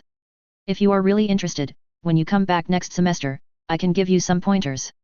Professor McGonagall was also hesitant to say this. She didn't know if I should be allowed to contact this high-end one so early. Transfiguration. But she knows very well that persuasion cannot be persuaded. Instead of letting Yvonne try secretly in private, it is better to teach herself. Of course, Yvonne agreed without hesitation. If someone is willing to teach, he won't be so stupid to try it. After all, Animagus's body is deformed, but what if he makes a mistake? In Hogwarts College, except for Dumbledore, who he does not want to touch too much, Professor McGonagall has the highest level of polymorphism. Since you agree, let's make an agreement that you can't try to analyze your body by magic before the next semester. Professor McGonagall warned. Then can I analyze other living things? Yvonne is very clear that now his transfiguration curse wants to improve his proficiency, reading general-related books is no longer useful. Only by performing high-end biological transformation like this time, can he contribute some proficiency to him. Thinking of this, Yvonne looked at the deformed owl on the side, and hit Macca in the bedroom with his attention. Professor McGonagall couldn't see this, and said angrily. The owl is the best friend of the wizard. No wizard will hurt his own owl at will. Otherwise cats are not good either. Professor McGonagall added. Perhaps you can experiment with a toad or a mouse. Are they not friends of wizards? Yvonne opened up and wanted to complain. Professor, this is a discriminatory species. Ron and Neville will cry. After all, Yvonne still failed to vomit, because he was quickly kicked out by Professor McGonagall. The reason was that if he was allowed to stay any longer, the others would not have to take the exam. Before leaving, Professor McGonagall felt that I could not be too complacent, so he reminded him. Don't forget to review textbooks and read more books at home. I will test and teach again when the time comes. If it doesn't meet the standards, don't blame me for temporarily breaching the contract. Yvonne nodded, he wouldn't be complacent because of his strength. When dealing with Voldemort's remnant soul, Yvonne had already realized his weakness. Even when the opponent had no mobility, he had to rely on the protective magic in Harry to be able to win the battle. If he faced the real Dark Lord, he was afraid that he would not even have the ability to resist. Therefore, Yvonne had made up his mind a long time ago to make use of the long vacation time after leaving school, and one day cannot be wasted. But the little wizard seems to be unable to cast spells outside the school. Thinking of this, Yvonne was a headache. He remembered the magic wands sold in Ollivander's shop in the original book. Each one had traces on them. The Ministry of Magic could easily check whether these wands were being used until the little wizard's. It will disappear after graduation from Hogwarts. This means that unless he thinks of a way to get another adult wizard's wand, he can only stay in the room and read a book during the summer vacation. After all, the Ministry of Magic's regulations on this aspect are extremely strict. As long as a little wizard is found casting a spell outside the school, the first warning, the second expulsion, and the third break of the wand. Not everyone is the famous Harry Potter. www.ndlenovel.com. Yvonne doesn't think he will have the right to immunity. Depressed, Yvonne walked out of the classroom, and Harry and the others, who had been waiting outside for a long time, thought he had failed the exam. Yvonne, it's okay to play it once in a while, we all know that your transfiguration spell works well. Hermione comforted. Harry and Ron also nodded frequently. Improper performance? No. Professor McGonagall gave me the highest score on the spot. Yvonne knew that they had misunderstood, and waved his hand. Then why are you not so happy? Harry asked strangely, and Yvonne had been inside for so long, so logically he should be fast. It's just that Professor McGonagall added a temporary quiz to me. I didn't pass it. Yvonne explained in a perfunctory way. He couldn't say that he was trying to take advantage of the Ministry of Magic so that he could cast spells outside of school, right? Harry Potter. Harry was also about to ask what kind of quiz it was. In the classroom, Professor McGonagall's voice rang and he had to take the test first. Pushed the door open and walked into the classroom. Harry saw the snow-white owl on the table on the right with a few round buttons underneath. Harry wondered why Professor McGonagall brought an owl to the examination room, and suddenly remembered the quiz Yvonne had mentioned to him. He heard from the little wizards who returned from the exams that the right side seems to be the display area of excellent exam works, which is specially used by Professor McGonagall to add a little pressure to the new candidates. It also serves as a template and demonstration role. Only this time. Harry looked at the owl and swallowed. He felt that the pressure was too much, right? Chapter 86, I am a mysterious person, I speak for Big Dung Egg. At the same time, Hermione outside the examination room was also asking about the quiz. When she learned that Yvonne had used a small wooden block to make an owl, she was rather depressed. Hermione thought that after studying hard for so long, she could pull in a little gap, but she didn't expect that the gap would get bigger and bigger. On the way back, Yvonne also happened to meet George and Weasley who were frowning. They had just taken the 3rd grade magic history exam and looked like the sky was falling. What's wrong with you? It's not time to announce the results yet, right? Yvonne asked curiously. No, but we must have failed the exam. Fred sighed, then turned his eyes to George. I blame you, George, I told you to put aside the research matter first, and review it a few days before the exam. So? Did you review it well? Who did the study in the dormitory yesterday until the middle of the night? George rolled his eyes. I'm studying the answering quill, the one that can automatically write the answer. The one who prepares for the exam is different from you. Fred defended. Yes, it turns out that this quill will only write about topics that we know. This is definitely the worst invention. George said dissatisfiedly, because he believed in Fred so much in the morning, but as soon as he arrived in the examination room shocked. Answer the quill automatically. It is still very good for homework. Yvonne thought in his heart, seeing the two people blaming each other noisily, Ivan's mood improved a lot. This is not to say that he is gloating, but that these two people are born with a charm to make others happy. Professor Binns has a good temper. Generally speaking, as long as he finishes writing, the answer is not too outrageous, and it should be no problem to pass. Yvonne felt amused and comforted. Yes, I think so too, so I secretly ate a quick acting skipping candy, shed some nosebleeds, and tried to pretend to be uncomfortable to win sympathy. At first it went well, but in the end. George shrugged. Fred also ate it. Yvonne had already guessed what was going on. It must be the same as the two of them, and Professor Binns is sometimes a little confused, but he is definitely not stupid. The two students have a continuous nosebleed and can't stop it. Anyone can see the problem. So we're done. George and Fred looked at each other, and they were a little bit eager to cry. I can only wish you good luck. Yvonne spread his hands and said that he could do nothing. Forget it, let's not talk about it. Did you use the big dung eggs we gave you? How do you feel? We are going to officially sell them in school next semester. George quickly sorted out his mood and asked. I used it on Chino, how should I put the effect? Very good. Otherwise I might not be able to see you. Yvonne looked weird. Is it when you and Harry defeated Professor Chino in the basement? Tell us. Fred suddenly became excited. George had a whole new idea. Maybe we can write this as a slogan next semester, and then put Chino's picture on the box, so the big dung eggs will definitely sell. Listening to George's whimsy, Ivan's mouth twitched faintly, and he had a new understanding of their ability to die. You like this, the Dark Lord doesn't want face, ah? Yvonne hesitated to tell the story of Chino being manipulated by the Dark Lord, so as to dispel their thoughts of death. But remembering that in the original time and space, both of them dared to spoof the black magic mark in the heyday of Voldemort's power, Yvonne still felt it better not to say it. Otherwise, they might dare to print Voldemort's portrait on the big dung egg, and then paste a slogan. I am a mysterious person, I speak for the big dung egg. Yvonne imagined the scene in his mind, thinking that the Dark Lord who was running away might be so angry that he would come back and kill the two brothers. A few days later, the test results were finally announced. Prior to this, the whole Hogwarts seemed panicked. Even the Weasley brothers turned their grief and anger into motivation and came up with a kind of amulet that was said to temporarily improve their performance. It sold very hot for a while, and in the end even the two of them themselves. I believed it all, and I took it all day long, and tried to send one to Ivan. Ivan certainly didn't accept it, because he didn't need that kind of thing at all. His transfiguration, potions class, herbalism, and spell classes are all full marks, which can't be higher. Even Ivan, who was originally not good at flying lessons, got outstanding reviews. After fusing the blood of the unicorn, it is not only the strength that is improved, but also the talent.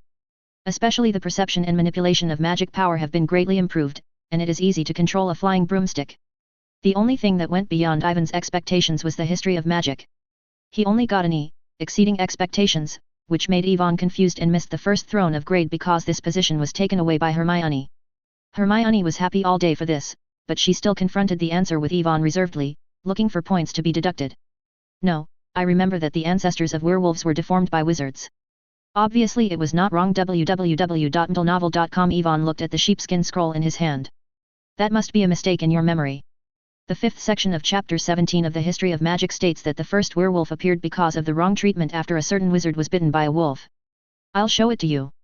Hermione snapped out a thick history of ancient magic and quickly found the corresponding content and presented it to Ivan. Ivan only remembered after reading it. He remembered that it had always been the content of the book The Origin of Blood. Obviously Professor Binns changed it according to the content of the textbook. Forget it, let the truth go with the wind. Ivan thought rather helplessly, after all, he couldn't take that book to confront Professor Binns, right? After the results came out, there was only 1 or 2 days left before the holiday period. Ivan doesn't mean to relax at all. Saying goodbye to Hogwarts and returning home may be a happy thing for other little wizards, but it is a bit bad for Ivan. This means that he has to face a strange family in a new environment that is even more strange and even dangerous.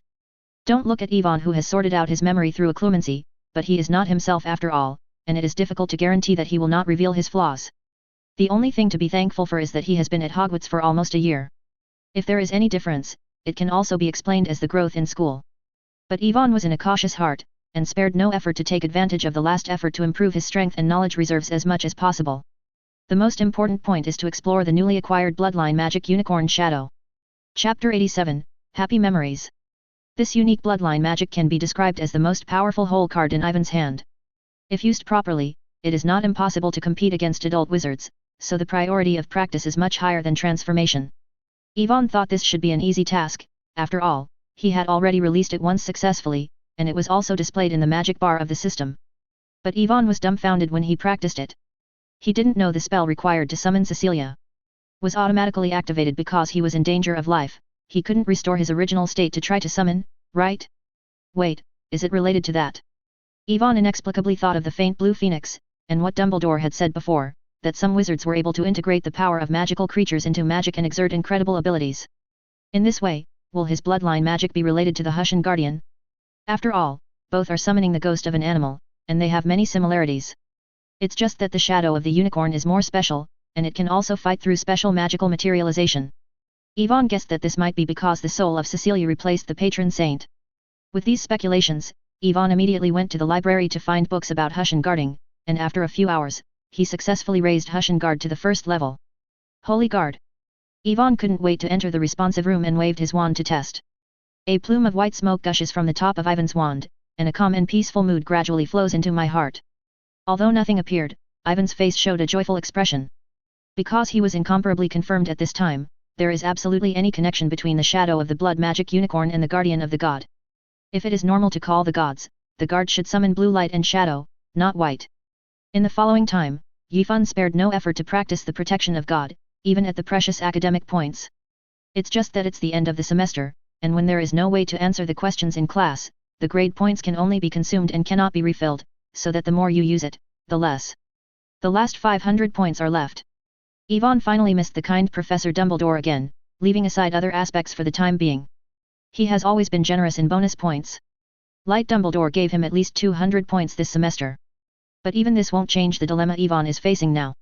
Considering that he may need to deal with emergencies during the vacation, he needs to leave 200 grade points for emergency, so only 300 grade points can be used. Means that there can only be 3 hours of accelerated learning or practice time.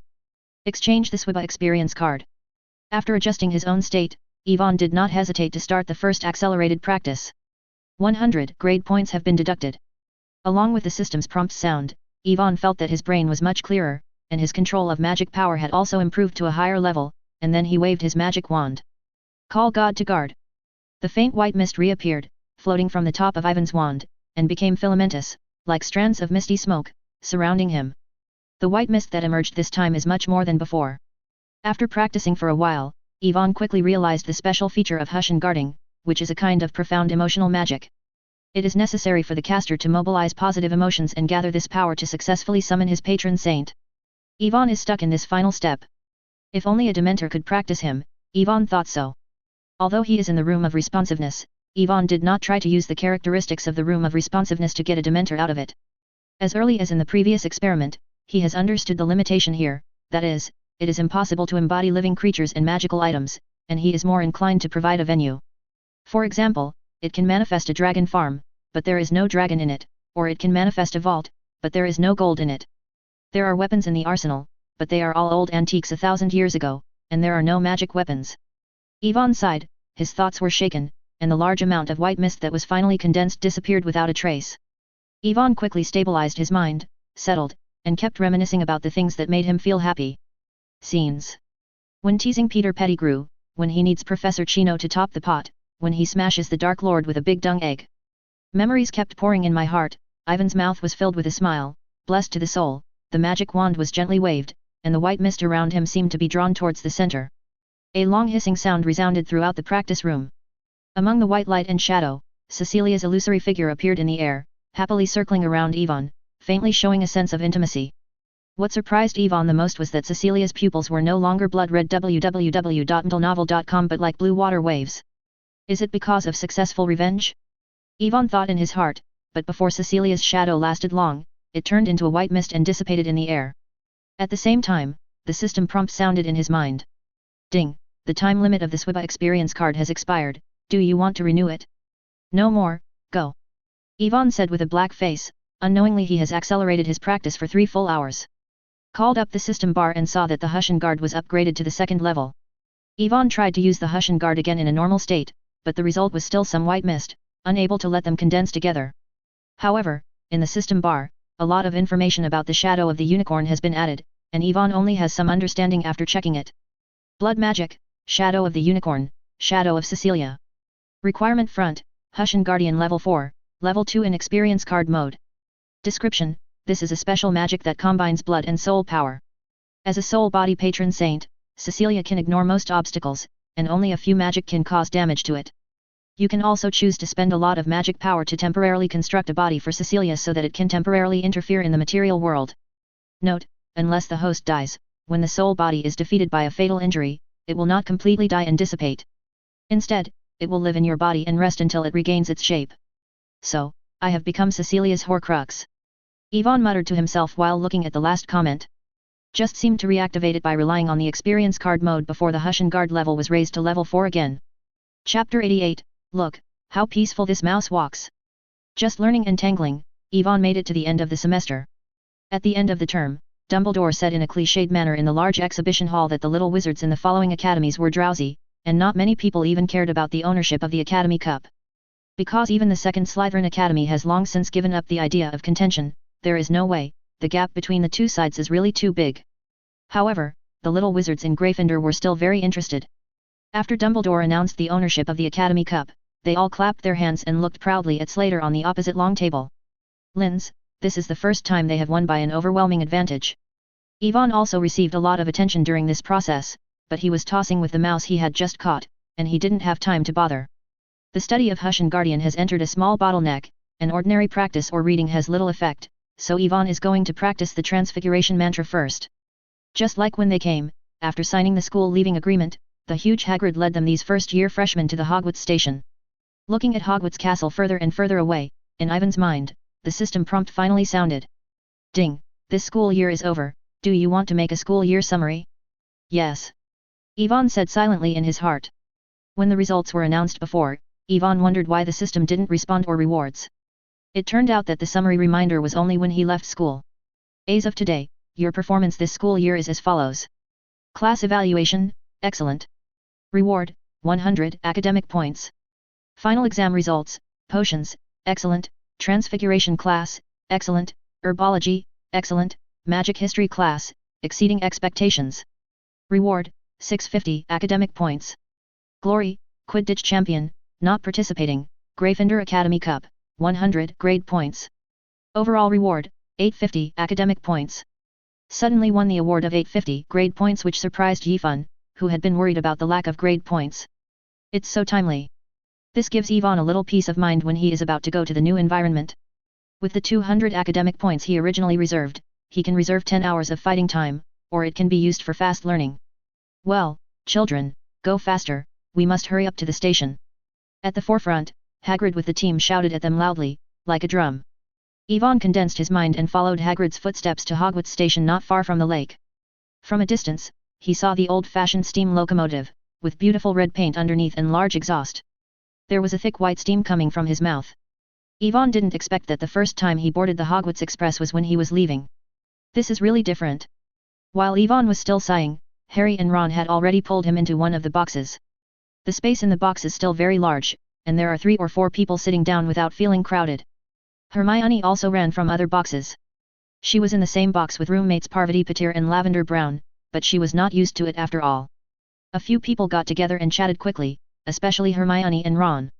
Although they were very happy in Hogwarts, they still missed the family very much. When Harry echoed without a sentence, he occasionally complained about his uncle's family who adopted him. Yifan took advantage of this time and took a comatose mouse from the small iron cage he brought and placed it on the table, preparing to continue the practice of using magical power to analyze blood cells. After getting out of the car, I can no longer use magic at will. Is this your new pet? A mouse? What about Maca? Harry asked, looking at Ivan's strange behavior. This is not a pet, it's just a prop for practicing transfiguration. Yifan explained, closing his eyes and infiltrating the mouse's body as much as possible of magic. Hearing Ivan's words, Hermione and Ron also turned their heads and looked at Ivan's movements curiously. However, they only saw Yifan put his wand against the mouse's forehead, just so dumbfounded and motionless. Is this really useful? Ron grumbled. Using magic power to resolve objects is a prerequisite for learning advanced transfiguration. Yifan opened his eyes and looked at them. Like your deformed owl? Harry asked curiously. Almost. Yifan nodded. He didn't mention the transformation of animagus, and there is nothing wrong with understanding it this way anyway. Harry and the others immediately became interested, but they knew how powerful Ivan's transfiguration curse was. They didn't expect to practice it in this way, and they all took out their wands excitedly to prepare to experience it. Yifan didn't stop. You reading www.yuyuganshu.com. Let them try. Anyway, this kind of rat is everywhere, and he caught more than one at Hogwarts. Harry tried his best to put his body like Yifan just now, with his wand pressed against the mouse's forehead, trying to input magic power into it, and Hermione watched curiously. Ron remembered that he also had a mouse, so he almost grabbed the spot that was gnawing on the multi-flavored beans, and gestured with his wand, trying to send some magic power in. Banban was frightened for a while, screaming in horror, but couldn't run away when Ron was pulling his tail. He could only twist his body to avoid Ron's wand poked. Don't move, let me cast the spell properly. Ron pressed his spotted body dissatisfied, and pushed his wand onto its head. Scabbard had an expression of impossibility. At this moment, Ron was attracted by the movement from Harry. The mouse, lying on the table in a coma, was suddenly and quickly convulsed after Harry lost a spell of magic power. There was foam in his mouth. A few seconds later, his legs slammed on the table, stiffened and stopped moving. Banban saw this scene, the boss staring at him. He felt that he might not survive today. Harry's face was a bit awkward. He just lost some magic casually, not knowing how it became like this. It doesn't matter, I have fainted this mouse with a coma spell beforehand. It went peacefully when it left. Yifan waved his hand, saying that he is a very humane wizard and never abuses animals. It's the same even if the other party is just a mouse. Ron is abusing mice like that. Yifan glanced at Scab on Ron's hand, and suddenly remembered that Scab was from Animagus. Chapter 89, Platform. Thinking of this, Yifan's thoughts turned, and there was a trace of fire in his scaly eyes. You must know that the risk of transformation of Animagus is extremely high. I don't know how many talented wizards have been planted on it in the past, so that there are only 7 Animagus registered in the magical world. Even if you add those who are careful to hide that they have not registered, it probably won't exceed 30 people. It can be seen how difficult it is to deform. And before that, if an Animagus body can be analyzed, it may be able to greatly reduce the risk of deformation. Along with Ivan's gaze, everyone's gaze also focused on Scabble. This grey-black mouse was being pressed by Ron on the table, shivering under the gaze of 3 pairs of eyes, and there were tears in his eyes. He didn't even think that what happened to Hogwarts College all these years? The little wizards in the first grade are so cruel. Ron, I'll help you. I haven't used the coma spell. Hermione thought it was very pitiful and decided to faint at first, so that Ron would not be too painful during the experiment. However, Shaban didn't dare to let these brutal little wizards touch him anymore. At this time, he was full of desire to survive. At this time, he was possessed by the play spirit. After witnessing the tragic death of the same kind, he let out a scream and rolled his eyes. With a kick on his legs, he lay motionless on the table, looking like he was dead soon. Ron didn't dare to try it when he saw this. Scabbard was his pet anyway. If he accidentally killed him like Harry, his mother wouldn't buy him a second one. Shaban was really relieved when he heard Ron's words, but in the next second, a light flashed, and Shaban went into a coma very neatly. Yvonne? Scattered like this, or else, forget it. Ron frowned and asked suspiciously. I'm not Harry, I won't hurt Scabble. Yvonne comforted, then continued. If something goes wrong, I will buy you another brand new one, whether it is an owl, a mouse, a toad, or a cat. This is very important for the transfiguration I want to practice. Yvonne looked at Ron and said. Ron looked at his hands, he was dark and ugly, he thought about the new pets in the pet shop, and quickly made a decision. Well, if this helps you. Ron put Scab on the table. Of course, I promise he will live. Yvonne smiled, not surprised Ron made this decision. The reason Ron cares about Scabbard so much is because that is one of the few things he owns on his own. Although this pet was given to him by his brothers. Took the unconscious zebra in his hand, Yvonne was very careful to put his wand against its head, input a very small amount of magic power into test, and found that the internal structure of zebra was not the slightest difference from when he analyzed other mice. If Yvonne hadn't been able to see that zebra was missing a paw, he would almost never be sure that this was Peter Pettigrew. It seems that the magic of animagus is far beyond his imagination. Ivan's interest was mobilized, and the output of magic power was increased. He carefully examined every blood cell in the spotted body, until the magical power emerged on the spotted head. Yvonne found a subtle difference. There seemed to be some power protected there. Yvonne hesitated for a moment, and did not dare to continue. Because he is not sure, once he uses magical power to analyze what will happen to the speckled brain, if he accidentally disarms animagus and awakens Peter Pettigrew, then the other people in the carriage will be in danger. In fact, when Yvonne was in school, he thought of relying on the survival map to denounce Peter and eliminate such a threat that stayed with him. But after thinking about it, I dispelled the idea. Most of the officials of the Ministry of Magic did not want to admit it, because their incompetence at the time brought a hero who resisted the Death Eaters into Azkaban for more than 10 years. So we still wait for the parties to arrive before throwing them to Dumbledore together. Ding, after practice, your proficiency in the transformation spell has improved. The prompt of the system sounded, and Yvonne returned Scabbers to Ron without nostalgia. Although he did not really analyze the secret of animagus, Yvonne understood a little bit. During the deformation process, the brain is estimated to be the most critical and dangerous link. This is enough. Woo! Amid the clear roar, the red train slowly stopped on the platform with billowing smoke.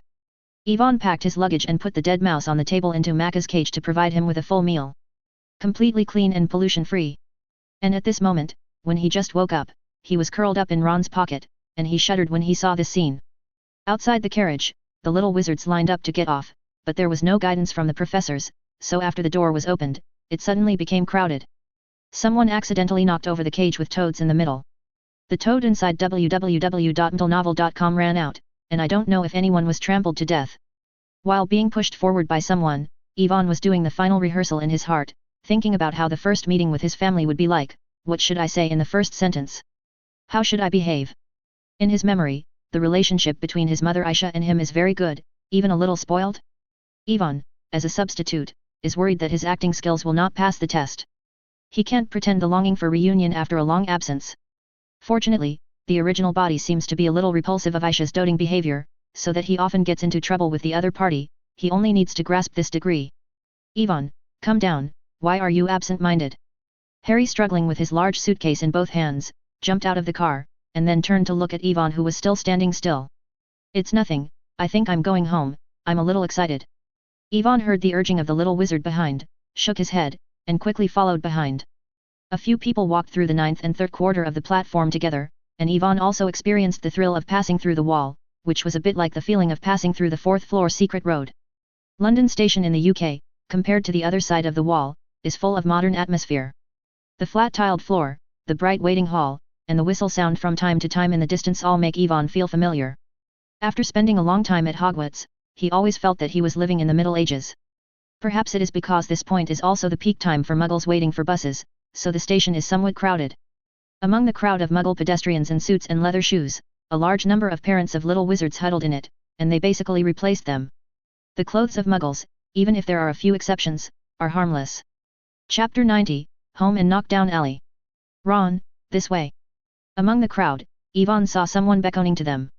It was a middle-aged red-haired man with a rich-looking appearance. Yvonne also saw him nodding to him kindly. Next to the red-haired middle-aged man stood a slightly chubby woman. She was thrusting her waist and angrily reprimanding the brothers George and Fred.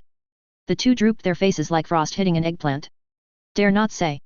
Yvonne immediately understood that they must be the Weasleys, and George and Fred were reprimanded probably because the history of magic was exposed.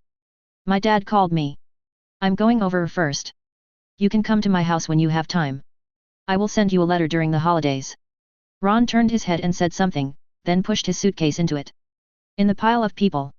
Because it is too crowded here, Yvonne didn't mean to get to know him in the past.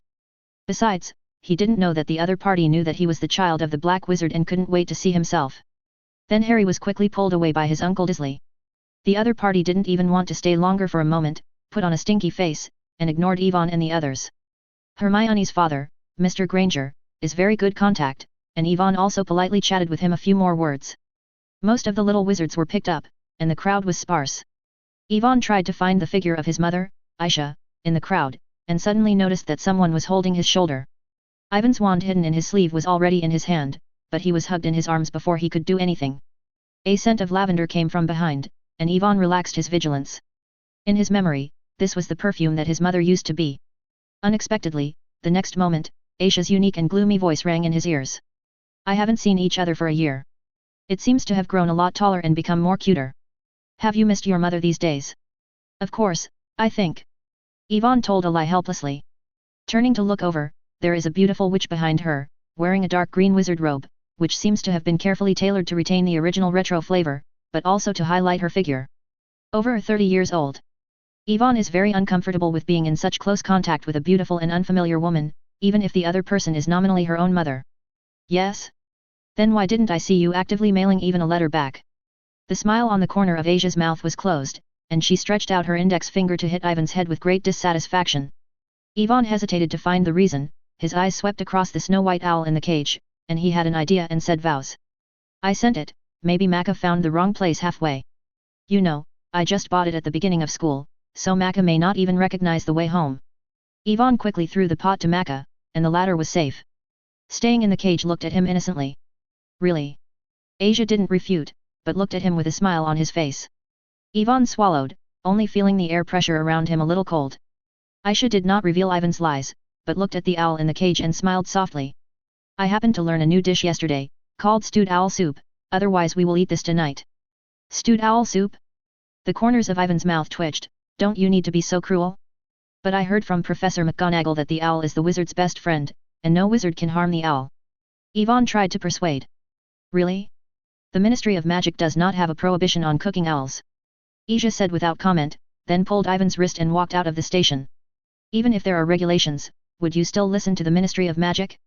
Yvonne thought helplessly, but still tried his best to say good things for Macca, and finally dispelled Asia's thoughts. The reason is very simple. It takes a lot of money to change a pet. The two of them went all the way.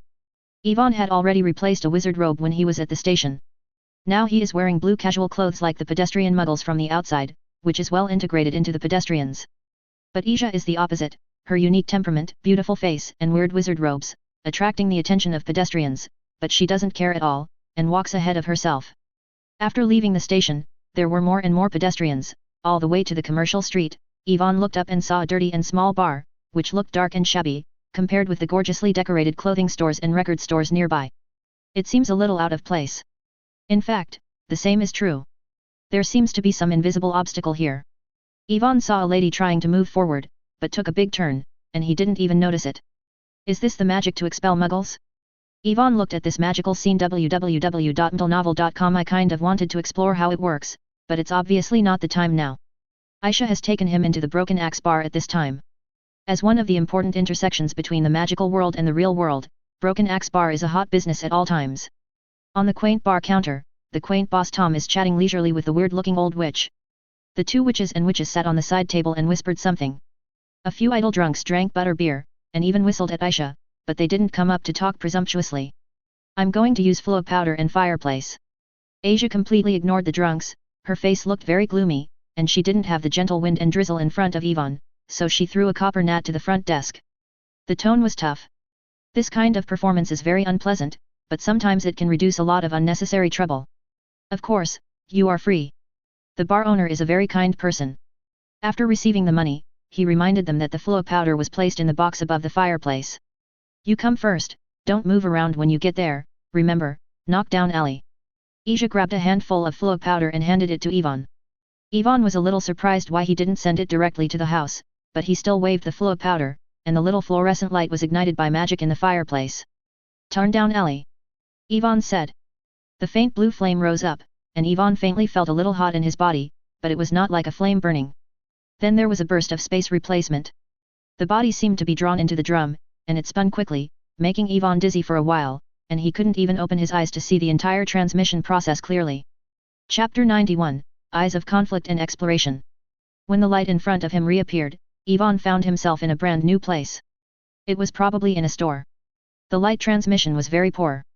The surroundings looked a little dark and the cabinets were placed with transparent ones. Glass cover. The cover closest to Yvonne contained a small skull. It looked like it had undergone some special treatment, and there were deep scratches on both sides. The other glass covers are filled with strange things, withered hands, blood-stained poker chips, jagged chandeliers, one is stranger than the other. After Yvonne waited for a while, a faint blue flame rose again in the fireplace, and Azia was late, and retracted the wand in her sleeve into her sleeve. Did you do something to them? Yvonne noticed this, and wondered if Asia was in trouble with those drunks. What do you want? That's the Broken Cauldron bar. If you dare to make trouble there, the people from the ministry will be there next moment. Aisha shook her head. Yvonne doesn't believe it. A dark wizard wants to figure out a few drunks, what can he make? But these drunks are also responsible for their own sake. Judging from the methods of Asia in his memory, it is not enough to die, but it is necessary to suffer. Don't think about it, follow me. Asia said with a slight warning, and then took a step first, and Yvonne quickly followed behind. Jingle bell. When the two crossed the cabinet, the wind chime hung on the door of the store shook, and a hunchbacked middle-aged wizard playing with a strange ball in the counter said in a hoarse voice. Here is someone again, who is it this time? Mr. Borkin, it's me. Asia walked over from behind the cabinet and said lightly. It turned out to be Mrs. Halls. The shopkeeper Karaktaku's Bok looked a little lacking in interest, and sat lazily and leaned on the chair. You guys come in and out like this, making my fireplace dirty. It seems I will have to charge for it next time. Or put the transfer station in Knockdown Alley to me. Asia said with a grin. Forget it, that's not something that can be moved casually. If it gets dirty, it gets dirty. Bok twitched the corner of his mouth, and it was vaguely visible that there was a gold tooth embedded in his mouth. While the two of them were chatting, Yvonne was also looking at the owner of the Bojin Bok magic shop in front of him. He looks about 40 or 50 years old. He has greasy hair that is well kept, 2 dark black rings are pinned on his slender, haggard hands, and he is wearing a black wizard robe that could not be more common. It seems that apart from always bending over, it is no different from the average wizard, and the speech is also harmless to humans and animals. But judging from the original work or the memory in Ivan's mind, this is obviously not an ordinary character. You must know that even the famous Dark Lord worked here when he was young. Maybe aware of Ivan's gaze, Bok did not talk much about the previous topic, but turned his attention to him. This is Little Halls, right? It's the first time I saw, how about it? Did you see any favorite little things in the store? Bok placed the strange ball-shaped object in his hand in front of Yvonne.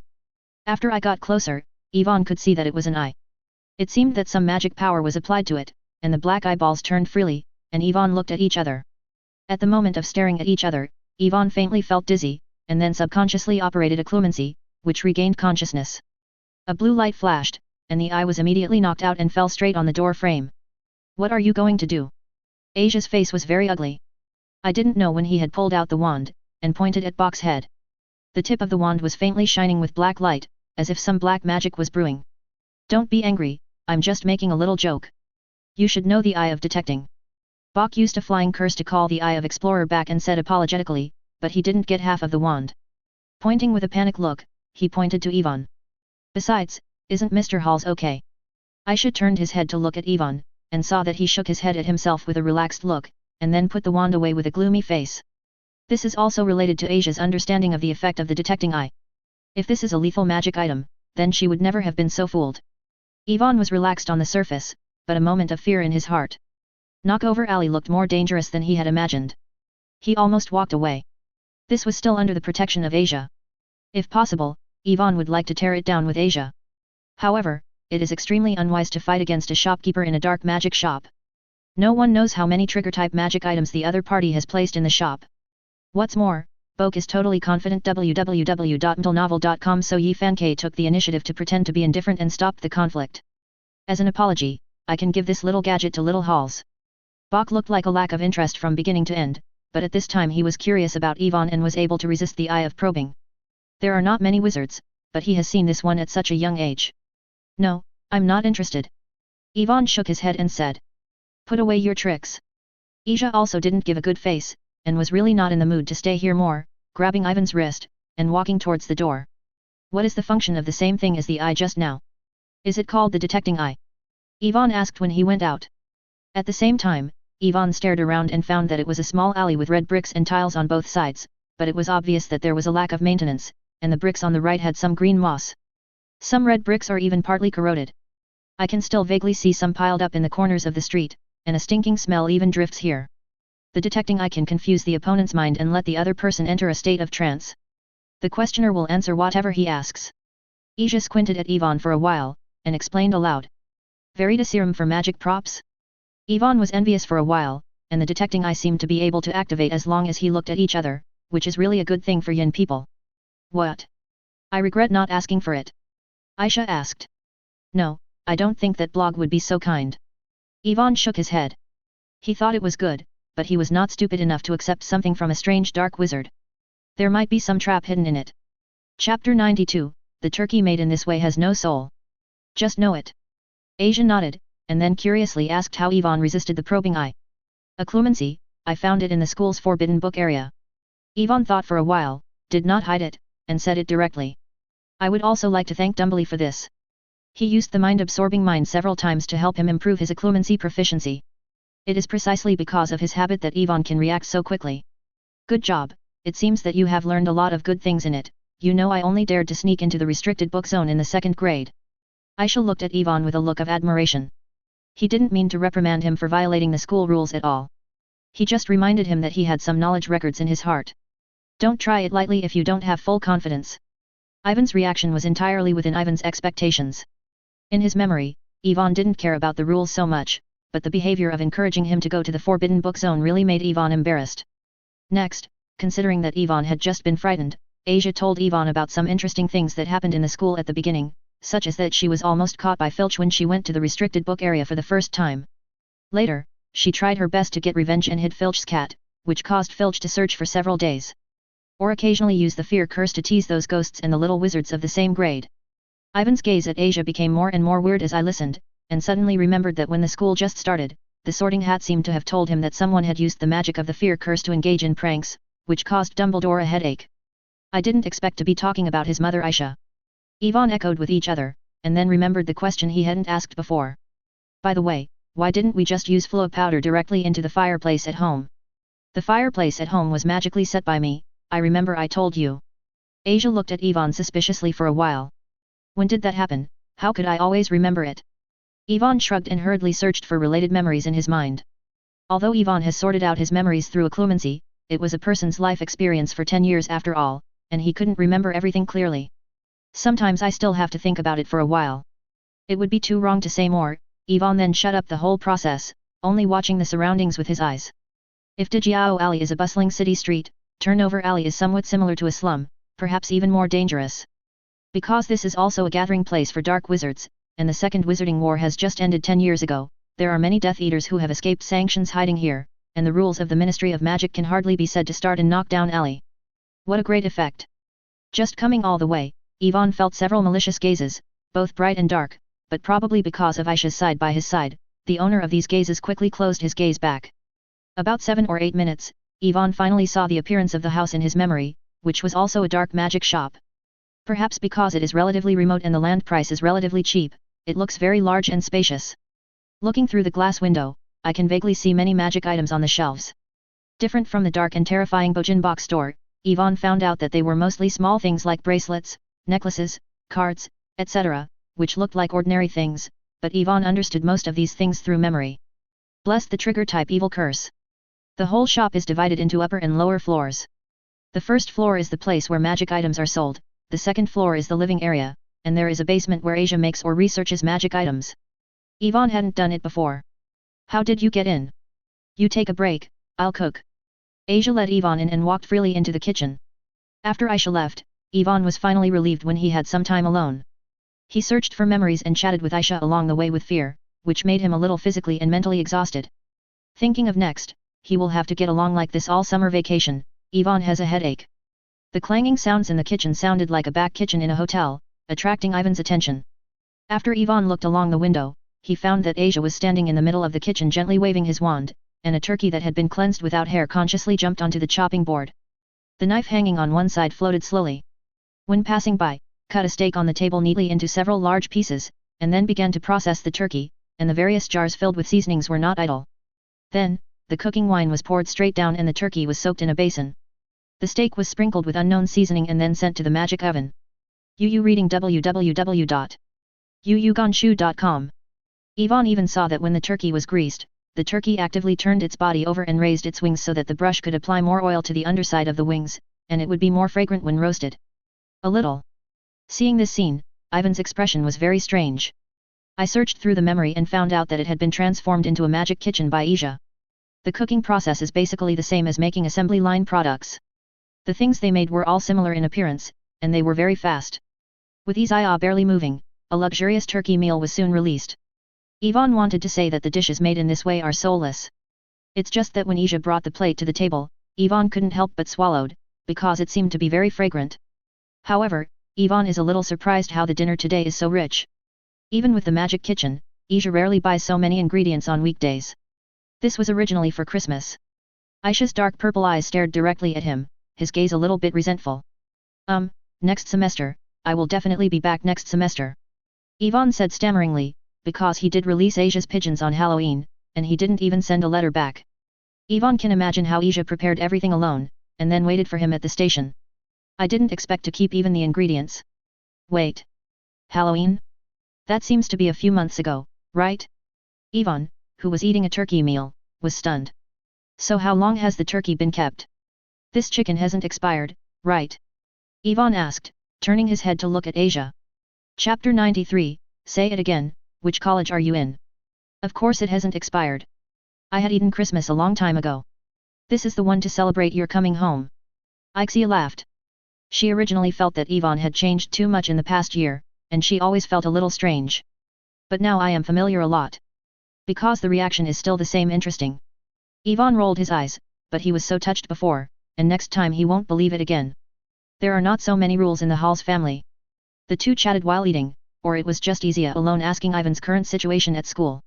Naturally, Yvonne also tried to pick up what he could say, which were all learning matters, focusing on his talent report, active learning, and keen to answer every question in class. The professors of all subjects loved him. The performance of learning is satisfactory. As for killing trolls on Halloween, fighting the Dark Lord at the end of the semester, and raising a fire dragon for a month, Yvonne didn't mention a word, lest Asia worried that he would drop out of school and stay at home in the future. Then where does he go to get grade points to improve his strength? Aisha listened proudly, especially when I heard that Ivan's final grades were all outstanding evaluations except for the history of magic. This is also what Yvonne deliberately did, so as not to make a fuss about Asia when he needs to cast a spell. But when Yvonne talked about the fact that Gryffindor won the Academy Cup through his own efforts, Asia's face suddenly became weird, and the more I listened, the more I felt something was wrong, and she suddenly asked. Are you not in Slytherin College? Of course, didn't you send a letter to Professor Dumbledore? He didn't tell you that I was assigned to Gryffindor. Yvonne looked at Asia strangely. He didn't mention this in his previous reply. He thought his mother should have known it a long time ago. Gryffindor? You entered the arrogant Gryffindor Academy. Asia's tone gradually increased, and there was a thick anger on her delicate cheeks. Yvonne opened his mouth. He thinks the Lion House is not that bad, right? Before he could speak, Asia squeezed the glass in her hand angrily, the sharp glass pierced the palm of her hand, and orange juice mixed with a little blood on the table. Where did your principal put you? Aisha asked every word. Ivan doesn't understand the source of Ixia's anger at all, because there is no content related to it in his memory, but he still speaks under pressure. The academy should belong to the branch cap.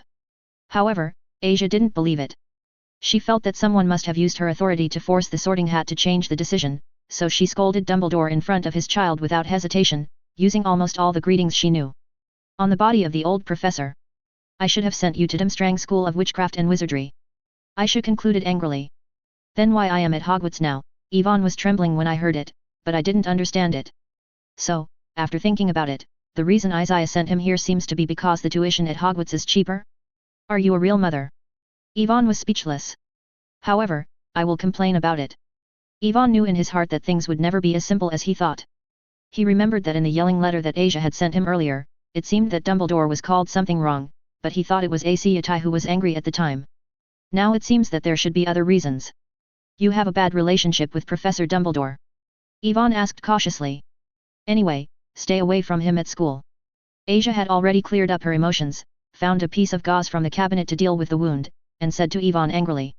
Ivan nodded in agreement. He was always far away from Dumbledore in school. The Last Supper was in a hurry. After eating, Asia entered the basement and fiddled with her dark magic items, and then had to set up a defensive spell. The Knockdown Alley at night is not safe, not to mention that it has not been peaceful recently. Ivan returned to his small room. The whole room is simple and tidy, with only one bed, one desk, and one cupboard, but it is very clean and spotless. It seems that he should use the dust removal spell to clean up from time to time. 1 year has passed in my memory, and this place is still the same as when he left. After finishing the clothes in the luggage, Ivan subconsciously pulled out his wand and prepared to continue practicing magic. Then he remembered that he couldn't cast spells now, and finally sighed helplessly. This kind of life is really unaccustomed. Especially now that someone has just gotten rid of it, Ivan desperately wants to improve his strength. I can only ask Asia if there is a solution tomorrow. As for now, Ivan felt that he had better not feel bad, although he also wanted to ask exactly what contradiction his mother had with Dumbledore. Flipping through the book until midnight, Ivan faintly felt the magic wave outside the window. When he moved to the window, he realized that something he couldn't see was slowly rising. www.mdlnovel.com. I couldn't see it with the naked eye, but it was Ivan's keen sense of magic power can detect its existence. Is this a safeguard? Or similar magic? Ivan was thinking, and there were wolves howling in the distance, and Ivan suddenly raised his head to find that a full moon was hanging high in the sky. Full moon. Werewolf transforms. Ivan frowned. Although there were indeed some werewolves hiding in Knockdown Alley, this situation had rarely been encountered in his memory for a whole decade. After all, there are a lot of ruthless characters in Knockdown Alley. Those werewolves will consciously find a place to hide on the night of the full moon, instead of swaying the market like this. Woo! The long howl of the wolf gets closer, and Ivan holds the wand in his sleeve in his hand, and in his heart is complaining about the rule that the little wizard cannot cast spells outside the school. Wait. It seems that the little wizard is allowed to cast a spell to fight back when his life is in danger. Ivan hesitated and saw a tall black shadow rushing out of the alley under the moonlight. It was a half-wolf and half-human creature with brown-gray hair all over his body, long and narrow limbs, and his eyes were dark red. The big mouth full of teeth keeps breathing heavily. This was the first time Ivan really saw a werewolf, and the other party didn't seem to be able to see it here, and didn't mean to stay too much. He quickly dashed into the other side and broke into one of the houses. Ivan was just about to mourn for the residents inside, but he didn't expect that within a few seconds, this big werewolf was knocked out the same way and hit the red brick wall behind, wailing in pain, and he was overwhelmed. There are deep scars on the bones. Chapter 94, Another peaceful day in Turnover Alley. Hey, it's miserable. Ivan muttered. Standing on a high place, he could see that a wizard in an old wizard robe came out of the ripped room cursingly. Judging from the shape of his mouth, he seemed to be complaining about his bad luck. After all, there are so many houses around, why did you attack his house? The werewolf's recovery ability is really amazing. During the time he was knocked to the ground, the wounds on his body had already begun to heal. The wizard obviously saw this too, his expression became even more impatient, the magic wand in his hand began to spread black, and his mouth was chanting an unknown weird spell. The black air spread to form the appearance of a human face, his mouth opened and closed, and he rushed towards the werewolf on the ground with a piercing scream. At this moment, the red brick wall behind was knocked down by a huge force, and another taller werewolf with silver white hair rushed into the battlefield and slammed the thinner werewolf aside. But the black gas corroded his arm. The silvery white hair was corroded by the black gas and fell off. There were pits and pits on his arms. There was no sign of healing at all. The werewolf let out an angry roar, and then bit the thin werewolf and ran away. The wizard's face was gloomy as if it could drip out, but he didn't mean to chase, instead he waved his wand and cast a repair spell to restore everything to the way it was before the battle. Even if there was such a big noise, the rest of Knockdown Alley was still quiet, and no one would come out to stop or check it. For them, Turndown Alley is just another peaceful day. At least there won't be 1 or 2 more dead bodies on the street tomorrow. Ivan, who watched the whole battle, looked very ugly. The strength of both sides in the battle exceeded his expectations. If he had been involved just now, it would be difficult to say whether he could escape unless he used academic points to experience the card mode. But his grade point is only 1000 points, which cannot be replenished. It is used once and once less. It seems that we must find a way as soon as possible to raise the level of the Hushan Guard to level 4, Ivan urgently thought of it. And I am too lacking in the curse of high lethality. Ding, the first school year is over, the host is detected to return safely, the system is updating. While Ivan was lying on the bed planning how to improve his strength during the summer vacation, the long-lost system prompt sounded at this moment. System update? Ivan immediately got up from the bed and began to check the update items in his mind, but the system was still cold. There was no hint or even mention when the update was completed. The only thing that makes Ivan feel a little safer is that when updating, the system's functions will not be closed because of this, which means that he can still consume academic points to improve combat effectiveness in critical moments. The next morning, Ivan still followed the biological clock when I didn't fall asleep. Relying on his memory, he brushed his teeth in the bathroom, and then Ivan sat at the dining table, holding a knife and fork, and preparing to eat. However, after waiting for more than half an hour, I didn't see Isha. If Ivan didn't know how to operate the magic kitchen at home, he would have done it himself. It wasn't until the time was near 9 o'clock that Isha in her nightgown yawned and walked out of the room. You sit down first, I'll cook. After Isha finished speaking, she entered the kitchen and walked out with the plate in a few minutes. Breakfast is very simple, a few sandwiches, 2 bowls of porridge, but the taste is not bad, only slightly worse than the house elves in Hogwarts. Mom! Mom! What happened to those werewolves last night? Ivan yelled out a little stiffly, but fortunately, Isha didn't seem to notice the slight difference in the title. Did you hear that too? Isha squinted Ivan for a moment, and tapped his head with a spoon. Then go to bed early next time. Ivan was quite speechless, and he had to sleep with such a loud wolf howling. Isha then explained aloud. The group of werewolves suddenly came to Knockdown Alley more than 2 months ago. It is possible that they could not stay in other places and were driven over.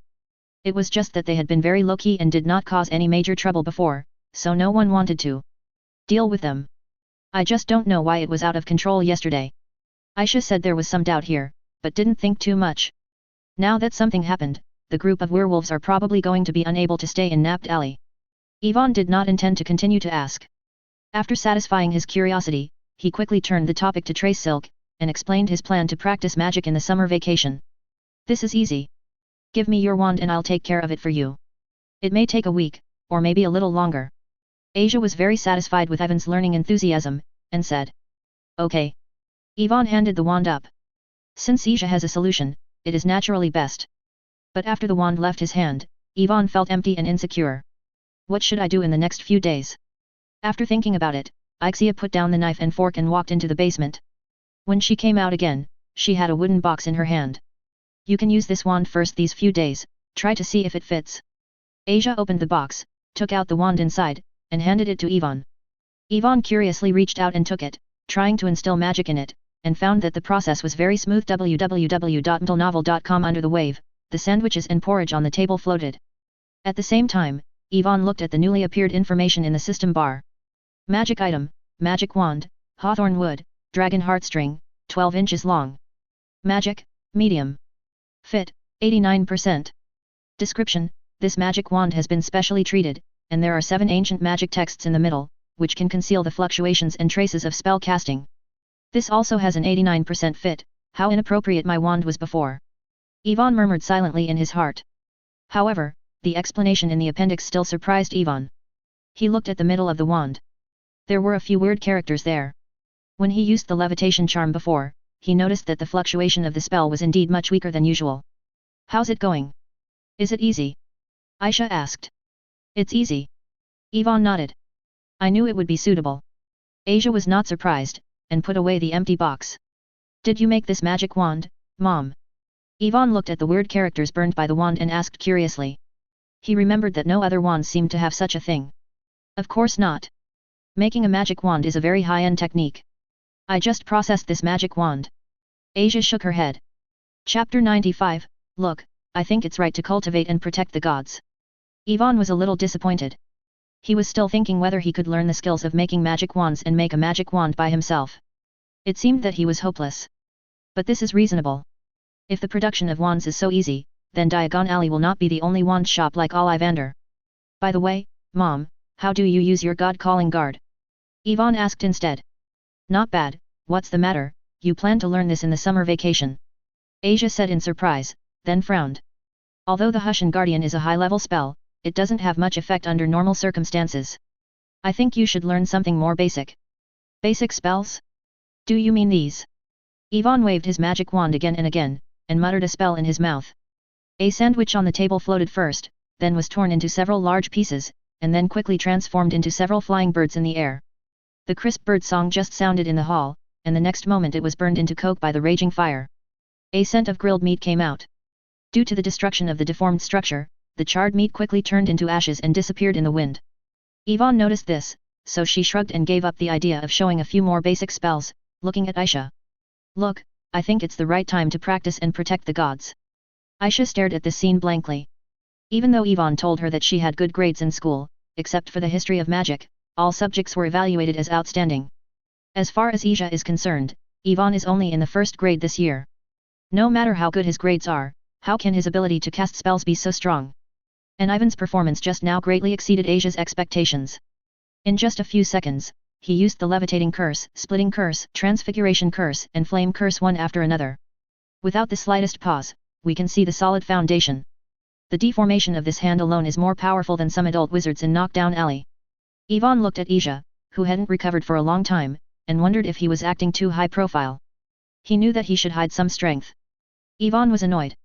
The next second he felt his cheek pinched, and he let out a painful cry, only to realize that Asia was rubbing his face with both hands, and leaning forward to sniff the smell on his body. By the way, I asked a lot of questions. Then it was confirmed that he was not pretended by a certain wizard with compound decoction. What are you doing? Ivan was kneaded and a little slurred. In the process, he was a little frightened, but he still tried to restore the surprise and dissatisfaction that he should have. Unexpectedly, I would have given birth to a genius. Aisha put her hands on her chin, and her purple pupil stared straight at Ivan, how she hadn't noticed before. No way, genius cannot be explained by common sense, just like Harry Potter, the savior of the magical world, who defeated the Dark Lord when he was born. Ivan vowed. Deliberately mentioning Harry, Ivan is also preparing a little test. After all, Asia's dissatisfaction with Dumbledore makes him very concerned. I don't see how special you were when you were born. Asia squeezed Ivan's hair with her hands anger, and gave him a white look. And next time use other things to practice magic, don't waste food. Ivan nodded, but Asia did not overreact and he was a little relieved, and then asked in a low voice. Then call the guard. I'll wait until the meal is over. Aisha put a sandwich into Ivan's mouth and told him to shut up first. She hadn't recovered from the shock before. After eating breakfast in a hurry, Asia finally accepted the fact that her child is a super genius, and then she became extremely excited, and couldn't wait to see Ivan's strength. Go, let's go to the practice room in the basement. If I am satisfied, I will consider teaching you. Ivan reluctantly followed Asia all the way to the basement, and found that it was much larger than the 2 floors above. The overall area was divided into 3 areas: storage area, work area, and practice room. It seems that Aisha has been building illegally in recent years. Asia entered the compartment of the practice room and changed into her nightgown. She put on her usual dark green wizard robe. She wore black gloves on her right hand. The silver silk on the gloves outlined strange lines. And a few rings were put on the fingers of the empty left hand. Okay, let's stop here. Asia walked to the right and stopped, turned to Ivan, and motioned for him to take the first shot. Ivan looked around at the empty space around, only some practice dummies, and a few wooden tables and chairs placed beside or in the corner. To be honest, Ivan is still not used to wielding a magic wand in a face-to-face battle like this, especially when facing a wizard who is obviously better than him. How can he fight like this? Ivan was depressed for a while. www.mtlnovel.com and Asia waited for a while, and became a little impatient, frowned, and wanted to speak. The moment I noticed the change in Asia's mentality, Ivan suddenly pulled out his wand. There is no so-called duel etiquette, and there is no prompt to start the battle. Except your weapons. A dazzling red light passed in the air. Ixia suffocated what he wanted to say, smiling at the corner of her mouth, and tapped a magical barrier in the air with her magic wand to block the red light. When Aisha saw Ivan again, he had already blessed the iron armor curse on him. Immediately afterwards, the sound of birdsong sounded in the practice room, but under the sweep of Ivan's wand, dozens of small flying birds were in a blink of an eye under Ivan's wand. Down, galloping towards Aisha. Ixia has never intended to take the initiative, she is only testing Ivan's strength, so she slowly moved closer to Ivan, and on the black silk glove of her right hand, the stream of magic flashed by. Not to see the curse, Aisha just tapped his right hand, and a little spark flew out of the wand, and then the spark expanded into a wide purple flame barrier. The flying birds continued to hit it, and it was turned into ashes before it passed. At this moment, Aisha suddenly thought about it, and tilted his head, a dazzling white light from the flame went straight through the wiping hair, hitting the dummy far behind him. It's no good that the intention to fight is so obvious. Ixia smiled and pointed, but her face suddenly changed in the next moment. A gust of wind swept across behind him, and Aisha lowered his head to dodge, then forcibly twisted the waist and turned his body, kicking the slender thigh and kicking the activated dummy behind him. Chapter 96, Magic items are also part of the wizard's power. You are a wizard, not a berserker. Ivan was very weak when seeing this scene, but he knew that Aisha was different from Chino, who was weak and inconvenient at the time. She would not stand in place and be beaten obediently. Sports warfare is normal. So the first thing to do is to limit her ability to move. The purple flame barrier in front of him lost control and slowly disappeared. When Aisha stood still, more dummies had been activated. Ivan shamelessly hid behind several dummies, using them as shields, and then control the other dummies to attack from the front, left, and right directions. Perhaps feeling that such an offensive force was too weak, Ivan was about to block Aisha's only retreat, so he waved his wand and pointed at the square wooden tables behind Aisha. The wooden table is flying here. Under the traction of magic, several wooden tables rolled and flew in the direction of Ivan, while Aisha was just in the middle. The size of the wooden table is not small, even the purple flame barrier before cannot easily burn it. Ivan feels that even if Aisha is undefeated, she should be in a panic, but Ivan soon happens to happen that Aisha laughs happily, and the laughter even makes him a little scared. Thunderbolt explodes. Aisha's voice suddenly sounded in the practice room, the wand was pointed, and the orange flame ignited, crashing into the galloping wooden table. At the moment of contact, several wooden tables were blown into pieces with a bang, and then swallowed by flames. Sawdust and ashes drifted down from the sky, affecting the light of the magic lamp. The entire practice room was covered with grey, and a dark ghost fire rose in the middle. After seeing it clearly, Ivan realized that it was not a ghost fire, but a small group of fierce fire. The activated dummy that rushed past was instantly burned to ashes. Ivan swallowed hard, but fortunately, the fierce fire quickly dissipated. I don't know if it can't be maintained or if I'm just afraid of him being burned to death. The whirlwind swept away. The violent wind blew on the training ground, and the sawdust floating in the air was swept away. Aisha's face was smiling but not smiling. There were faint magic patterns flashing on the few rings on her left hand, step by step towards Yi where near. Is followed by a dazzling magic light. The blue one is a coma spell, the purple one is a fear spell, the black-grey Ivan has no impression, but if he is hit, there is absolutely no good result. Ivan was struggling to construct a magic barrier in front of him, but the various spells came too quickly, and the magic barrier just constructed was torn to pieces in less than a second. The sundries and obstructions available around were almost smashed in the first few rounds. Now, besides him and Aisha, there is only one piece of debris left in the lounge. The activated dummies around him suffered a few more times and fell to the ground. Ivan even wondered if Aisha didn't need to chant spells and cast spells at all, and how did he practice his inhuman hand speed. After resisting it for a while, Ivan soon noticed the abnormality of Aisha's right-hand glove and the magical fluorescence flowing on the ring. You are cheating! Ivan almost yelled at him, but when he was distracted, he didn't check it for a while. He was hit by a black light.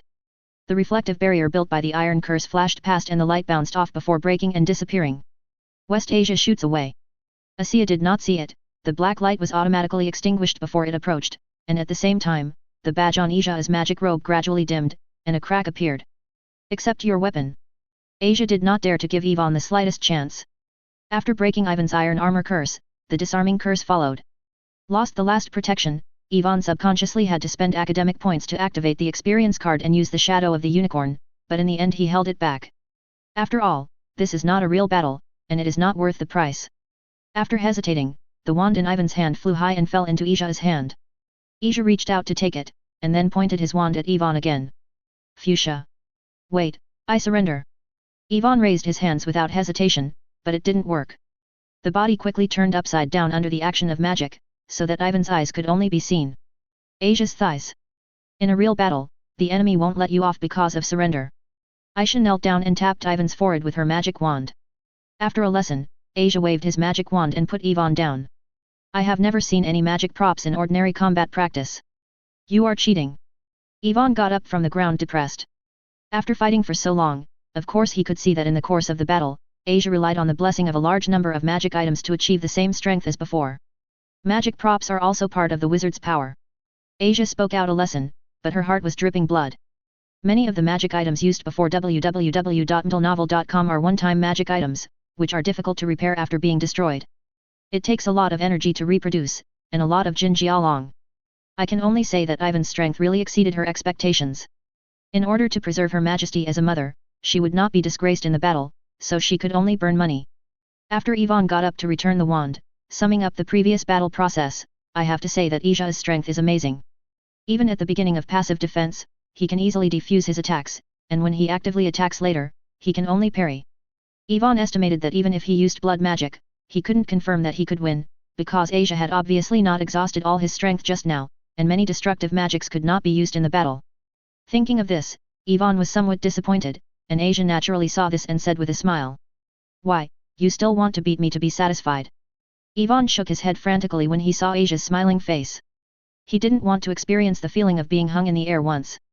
Then can I learn to call the gods now? Ivan didn't forget the purpose of this battle, and hurriedly asked. Aisha stretched out her hand to tidy up Ivan's clothes that seemed a little messy after the battle, and then asked Ivan to use the Hushan to protect her once. She really thought about how to teach it. Holy Guard! Ivan waved his wand, and the white mist gushed out from the top of the wand, gathering more and more around the two people, faintly hearing the unicorn neighing. A breath of tranquility and peace surged into the hearts of the two of them. Such a peculiar sight also surprised Asia a little bit. The normal call to the guardian is not like this. Chapter 97, Don't believe me, after fighting this one, the family will go bankrupt. Forbidden Book Area. Ivan briefly explained. Aisha nodded, not asking more, but thinking about how to help him. She originally thought that Ivan asked her to protect her because she didn't know how to condense her emotions and couldn't release the spell, but now it seems that the situation is obviously not the case. Ivan's mastery of the Hushan Guardian is not low, all that is missing is the transformation of the Guardian God. And this is also the troublesome level of practicing calling the gods to guard. Some people may not be able to gather the Guardian Gods successfully after practicing for several months. But it is not that there is no way to learn quickly, as long as it can create enough external pressure stimulation. Well, I will find someone to prepare for you to practice calling the gods, but it will take 2 or 3 days. Asia said distressedly, because it means that she will have to spend a fortune again. I practice something to protect the gods? Is it a Dementor? Ivan guessed, but soon felt that it was impossible. It was not so easy to get a Dementor. Most of those things are guards in Azkaban, and the rest are also seen in groups in places where death and disease are spreading. It is difficult to deal with, let alone catch one alive. The most likely one should be Bogut, which can transform what people fear most. The expression on Ivan's face is a bit strange. Asia thinks that the thing he fears most is the Dementor, so he rushed to learn to protect him, right? Ivan Zhang wanted to ask, but Asia was secretive, and probably wouldn't tell herself directly. Forget it, Bogut is Bogut. Ivan feels that after practicing occlumency, he may be able to forge a memory and make it look like a Dementor. It should be more or less useful, right? Next, Ivan was not idle while waiting. After the wand was in his hand, he could freely cast spells, and then resumed the daily routine magic practice. In my free time, I was pestering Asia to learn how to make magic items. In the previous battle, Ivan was very interested in the explosive combat power that Asia played with magic props. If he could make dozens of magic items and carry him, wouldn't it be invincible? However, Asia interrupted his fantasies mercilessly. I really want to do this. After a battle, the family will go bankrupt. Then you use magic props when you are practicing.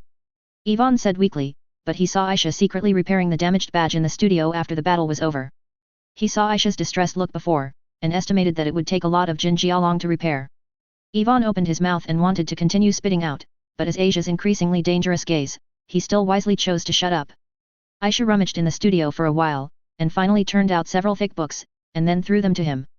Compared to the little jokes and nonsense between him and the Weasley brothers at school, Aisha's teaching method is much more formal. There are a few thick books that he will read after reading. Detailed explanation of basic magic materials, on the conductivity of metal magic power, magic pattern arrangement tips you don't know. I still have to read books. Ivan muttered to himself while looking at the pile of books on the table. But Ivan didn't have any repulsive thoughts. When he was at Hogwarts, he himself liked to soak in the library. After throwing the book to Ivan, Asia stayed in the basement to repair the magic items consumed before except occasionally going out. And Ivan was successfully promoted to be the agent of this dark magic shop, or the salesperson at the front desk. When he encountered something that couldn't be solved, I would let Asia deal with it. Every week he works, he has 2 Jin Jialong as his salary, which is regarded as his pocket money. So in addition to practicing magic all day long, Ivan just sat at the counter, flipping through books, and taking care of his black magic shop. For several days, Ivan finished reading 2 books, but did not wait for any visitor to come. Ivan is not surprised, selling dark magic goods, sometimes it is normal not to visit customers for 10.5 months. Only 3 or 5 deals are needed in a month, and the gold Jialong earned is enough for them to survive. Of course, it is just enough to survive. If the business is really bad, they will have to live a hard life for a while. Jingle bell. On the door, the hanging doorbell moved without wind, and Ivan put down the book in his hand. This is a little magic set by Asia at the door, which means that someone is coming in. Welcome to the magic shop, is there anything you need? Ivan asked politely. Little Ivan? I'm not here to buy things. Outside the door, an unfamiliar middle-aged wizard walked in, looking about in his early 40s, with sparse brown hair neatly combed behind his head, wearing a large black-grey wizard robe. Yu reading www.yuuganshu.com has 2 sleeves, one long and one short. It seems that some potion to increase fragrance has been temporarily sprayed on his body, but Ivan is still able to smell the alcohol hidden under the fragrance. Seeing people, the memory in Ivan's mind emerged, and he finally had a certain understanding of the middle-aged wizard in front of him. Doubt. Former, vice president of the St. Mungo Hospital for Magical Injuries. Is also his mother's most important friend in Knockoff Alley, and an ally. No one knows what his last name is. In Ivan's memory, he is called Doubt. But Ivan is a little confused, how could such a character be reduced to living in Knockoff Alley? What about your mother? Why are you here today? Doubt took a quick look around after entering the door. He didn't see anyone. Then he looked at Ivan. His eyes were full of love, and he even stretched out his right hand to want stroking the top of Ivan's head. Ivan subconsciously hid, and after hiding, he was stunned. Why was he so proficient? Looking through the memory, Ivan discovered that he had done this action many times before, and there was about a half chance of being able to dodge it. Doubt was not embarrassed if he failed to touch his head, he calmly retracted his hand, and Ivan spoke at this moment. My mother is in the basement, she should be repairing magic items? Is there anything you want? I just came to see her. Doubt mumbled, and then walked inside. Ivan was dubious, and then remembered the doubts before, and asked aloud. By the way, do you know any conflicts between my mother and Professor Dumbledore? Hearing Ivan talking about Dumbledore, Douglas didn't look good, so he hesitated for a while before speaking. That's because 10. Chapter 98, what are you thinking about? I'm talking about Jin Jialong. Doubt. Before Doubt finished speaking, Asia walked out of the basement and interrupted aloud, with a trace of anger in his low tone. Okay. Okay, I understand, those are things from the past. Doubt didn't want to mention these old events, because they always remind him of some angry things. Doubt talked halfway, leaving Ivan confused. 10 what? While Ivan was guessing silently in his heart, Asia threw a book over and hit him on the head. Read me well, don't keep asking about irrelevant things. Asia gave him a dissatisfied look, and finally looked at Doubter. Did you get what I need? Of course, it's just that this thing is not easy to handle. You have to find a box that can trap it, and it took a lot of effort to send it here. Doubter grinned and continued to complain, but then the conversation changed, and he patted his chest to indicate that if he could help, this trouble would not be a big deal. Aisha was not interested in listening to these nonsense, and threw the bag in her right hand over. Is this enough? Look at what you said, I'm just doing a little favor, not a deal. Doubter smiled flatteringly, and after receiving it, he changed hands and threw it on the counter, beckoning Ivan to put it away. The bag is not big, and it is very light when it hits the wooden counter, but there is a sound of metal crashing against each other. Ivan guessed that the internal space of the bag may have been expanded and its weight reduced. I looked in through the unfastened opening, there are glittering gold inside, there are many, all of them are Jin Jialong. The conversation between the two of them, Ivan can also understand very clearly, the Jin Jialong that needs to spend this value, Doubt can only get a Dementor. Thinking of this, Ivan suddenly looked at this middle-aged man with admiration. A former deputy dean of the St. Mungo's Hospital for Magical Injuries and Injuries had such skills. As for the bag thrown on the table by Doug, Ivan didn't mean to touch it, because he understood the character of his mother, Aisha, and was never willing to accept help from others. Dougert also understood this, and sighed, very helplessly persuading him. I received news a few days ago that the Ministry of Magic will be making a big move in the near future, and it is stepping up the investigation of dark magic items. Minister Fudge has made a lot of determination this time, and even the manor of the pure-blooded wizard family is searching. Within the range. Although the Ministry of Magic is unlikely to find Knockoff Alley, it will affect business anyway. Hearing this, Yvonne also remembered at this time. In the original book, Harry did have a large-scale search before he was in the 2nd grade. Even the Malfoy family was affected and had to find a way to dispose of the Horcrux notebook.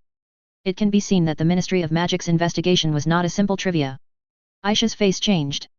If the Ministry of Magic really does this, then in the next few months, I am afraid that even a single big business will be gone. After all, those who really buy magic items are mostly rich people from pure blood families. It is not realistic to expect the poor ghosts of Knockdown Alley to consume them. Even so, Asia insisted. I will find a way to deal with this matter, you should put away the money first. Seeing Asia's insistence, Doubt had no choice but to put the bag of Jinjialong into his pocket, and then left for lunch with a dead skinny face. This time, Asia did not refuse, but Yvonne was very helpless, because Doug always tried to get close to him, and seemed to want to start from him to get closer to Asia. Yvonne rummaged through his own memories, and found that Doubt had been like this before, and he had never concealed his affection for Asia. Of course, the relative Aisha has never concealed that he has no interest in Doubt, but the other party is still happy. Until the afternoon, Yvonne was unable to get rid of the middle-aged man, because the Dementor who practiced calling the gods was placed in Doughert's house and it was said that it was not easy to move. Doubt directly suggested that if he was going to do something to the Dementor, he could go to his home, and it would be safer to have him under his care. Aisha readily agreed, and then drove Yvonne and Doug out of the black magic shop. So, the Dementor is the little Yvonne you want. Doubt's expression is very strange. He thought it was Isia who was involved in some dark magic experiments that needed the Dementor. I used it to learn to call the gods, or else. Yvonne shrugged. I knew you were going to use it, so I brought the box over. Doubt muttered to himself. Yvonne naturally saw Doubt's careful thoughts, and was speechless, and he didn't want to spend an afternoon with this old man. As soon as he went out, within a few minutes www.mdlnovel.com Doubt took out a hip flask from his long sleeves and filled it up. The reason why he didn't drink it in front of Asia was that Doubt didn't want to influence himself in the other side's mind. In front of Yvonne, he couldn't help it. Doughert's house is not far from here, only a small alley, but the location is relatively remote, there are almost no houses around, but some trees and weeds grow empty, the side of the house is still slanted and slanted. There was a dusty sign with a few words outlined on it. St. Mungo's Magic Hospital. Yvonne looked a little weird. If he remembers correctly, the hospital in the wizarding world seems to be called the St. Mungo Hospital for Magical Injuries, right?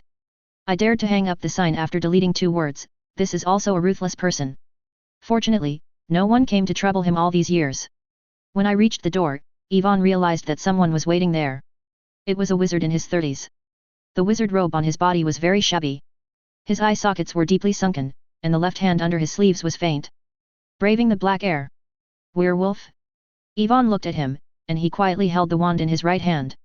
After only a few days, Yvonne did not forget the battle that night. One of the silver-haired werewolves was hit by black magic in his left hand. The scruffy wizard didn't mean to do anything. Instead, he walked up to Doubt and pulled his sleeves apart, revealing the corroded pits, with a weird appearance of his left hand. Is there any help? Said the wizard. Doubt drank, but that didn't affect his judgment at all. After looking at it for a while, he opened his 5 fingers and gestured. I can only last for 5 days. The wizard was silent for a while before speaking. I mean, there are a total of 500 Jinjialong. Doug said gruffly. Chapter 99, you don't want to think about who hasn't been handsome before. 500 Jinjialong? The shaggy wizard's eyebrows furrowed, anger flashed in his eyes, but he still said in a deep voice. I don't have that much. But I can work for you to pay. No, I don't need manpower here, especially I don't need a werewolf. How much money do you have? I think about how you can cure it. Doubter was very impatient. After being exposed, the wizard's figure trembled, but there was no overreaction. He touched his tattered robe with his right hand and searched it. The search was very serious. In the end, he found only more than 50 Jinjialongs. There are some silver CK and copper nat. After thinking for a while, the wizard was ready to take back some more, but Doubt took all Jinjialong with him. Ying CK and Tong Nath did not move, and mumbled poor ghost werewolf. After that, the wand was pulled out to prepare for treatment. Doubt was muttering something in his mouth, the wand was placed on the pitted left hand of the wizard, and then the thick black energy was gradually drawn out and poured into the grass on the right under the guidance of the wand in Doubt's hand. The weeds that touched the black air withered, and Yvonne was secretly surprised to see what kind of black magic could cause such an effect. Okay, let's go. The treatment lasted only more than a minute, and Doubt stopped. The black air on the wizard's left hand has faded a lot, but it has not been completely eliminated, and the ordinary trauma Doubt has not taken care of it. This is the way to treat more than 50 Jin Jialong. It's fine to cure it until you can't die. Anyway, the werewolf's recovery speed is very fast, the next time the full moon night, these injuries and residual black energy will naturally be eliminated. Has long been used to being treated this way, the werewolf wizard didn't react much but just turned and left dumbly. The fresh white juice can heal injuries, and the roots of wormwood ground into powder should have a certain effect on the injuries caused by black magic. Yvonne suddenly reminded after the werewolf wizard left. The werewolf wizard had a pause, then looked back at him with a slightly surprised look, then nodded, whispered as if to say something, turned and left. I didn't expect you to know a little knowledge about potions. Doubt asked unexpectedly. It's not the first day that Hogwarts has a potions class. Yvonne shrugged. I was also at Hogwarts back then, and I wouldn't teach these things in the first grade. Doubter looked appreciative, and he reached out his hand and wanted to stroke Ivan's hair, but this time he was still hidden. Past. By the way, Dean Dougert, you don't want to see the werewolf? Yvonne asked aloud. There are no wizards to see them. Even in Knockdown Alley, few people are willing to recruit werewolves to work. They are just a group of troublesomes. They get out of control on the night of the full moon and are usually not very stable. Doubt watched. He gave an explanation with a glance. Isn't there a wolf poison potion? Yvonne asked in a puzzled way. Lemon potion? What is that? Doubt asked strangely. Yvonne suddenly shut up. He suddenly remembered that the wolf poison potion might not have been developed by Marcus and his uncle. No wonder the werewolves were so miserable. But even if it is developed, most werewolves may not be able to afford it. Doubt looked at Yvonne suspiciously for a while, took out the key, opened the door of the mansion, and walked in. Yvonne followed Doug into this somewhat run-down mansion. Everything inside looks a little messy. There are a lot of empty wine bottles on the mahogany table in the hall, the floor is stained with some yellow, green, and green stains, and the flying broomstick hanging on the wall is full of dust. I don't know how long it has not been used it. Although Yvonne knew that this was a workplace transformed from a part of the mansion, he never expected it to be like this. Is this really a hospital? You just let the patient stay here? Yvonne gave Doubt a weird look. Doubt patted his head. It must have been too much alcohol yesterday. He originally planned to clean it up when he got up in the morning, but he forgot it for a while. Fortunately, it wasn't Asia that came with him. But when he usually stays alone, he obviously doesn't think it's too dirty. It's okay. Doubt muttered to himself, while waving his wand. Clean up. The magical ripples gradually spread to the surroundings, the crumbled empty wine bottles were automatically collected in the corners, the tables and chairs were moved to where they should be, and the dust was swept away in a short time. In just a few minutes, this mansion was cleaned up to live in. Only then did Yvonne notice that there were many big photos hanging on the walls around the mansion. Is a young and handsome wizard with thick brown hair, holding a trophy in his hand, or taking photos with others, with a hearty smile on his face. Who is that? Your brother, or a child? Yvonne stared left and right. That's me. Doubt glared at Yvonne, he couldn't recognize him. Yvonne carefully looked at Doubt, especially the thinning hair and beer belly, comparing the young and handsome appearance in the photo. He really can't tell. But think about it, who was never handsome before? Dougert didn't let Yvonne stay in the hall www.mtlnovel.com but took him to a closed room. It was empty here, only a big box was placed in the corner. Yvonne walked a few steps and found that the surface of the box was burned with a large number of unknown magic texts, and he had a big booth in the wand and when he passed through the barriers. What you see on it is different. Other than that, it's hard to imagine that a terrifying Dementor can be trapped with just a large box. Yvonne pretended to accidentally touch it lightly. Magic item, save box. Magic, medium. Description: this is a special box that has the ability to isolate magic power after some ancient magic texts have been burned. Don't touch it, I bought this box from the wizard market with a 30% discount. The seal may not be tight. Doubt came forward and slapped his hand, and said solemnly. I don't know why Asia would agree with you to use a Dementor to practice calling the gods, but I want to remind you that this is a terrifying-looking creature. Yvonne nodded, he knew when he was reading in his previous life, and of course he knew the danger of Dementors. How are you going to practice? Do you need me to demonstrate it? Doubt was not pouring wine into his mouth, looking at Yvonne with some worry. He would not be in danger of life by his side, but if I made a heart-wounding Aisha I'll blame him. No need, just come on. Yvonne thought for a while, but refused. What he needs is pressure, the bigger the better. If something really happened anyway, Doubt would take care of it in time. Chapter 100, Let go of this Dementor, it has worked hard enough. Well, you pay attention. Dougert put his wand on the lock, shattered it, and slammed the box open, and then retreated to the other corner with great strides, lest he become the Dementor's primary target. The next moment, the surroundings seemed to become dim, and the box containing the Dementors looked even more black holes. Cold, dead silence. Ivan feels his body has fallen into the ice cellar. What power is there to draw away the heat from his body? Then, a withered, crusted palm stretched out from the box, and a weird figure in a cloak floated out. It doesn't seem to have legs, it just floats in the air, the exposed body is rotten and the bones can be seen. Ivan has seen the pitted arms of the werewolf, and also seen Chino's body after being burned by flames, but it is far from being compared with the Dementor. The Dementor looks like a mummy covered in rags. Only an empty body. Ivan tried hard to think of happy things in his heart, but couldn't remember at all. He just felt like he was back in the hospital bed. The devil named pain was drawing his only vitality bit by bit. He was unable to resist and could only sit and watch his own death. Daub took a sip of wine, his wand was already in his hand, ready to intervene at any time. He felt that Ivan might not be able to hold on, he only hoped that this would not leave any psychological shadows. The Dementor had already floated in front of Ivan at this time, breathing out a cold breath, and then gradually peeled off an illusory thing with various colors from Ivan's body, and sucked into the hollow space.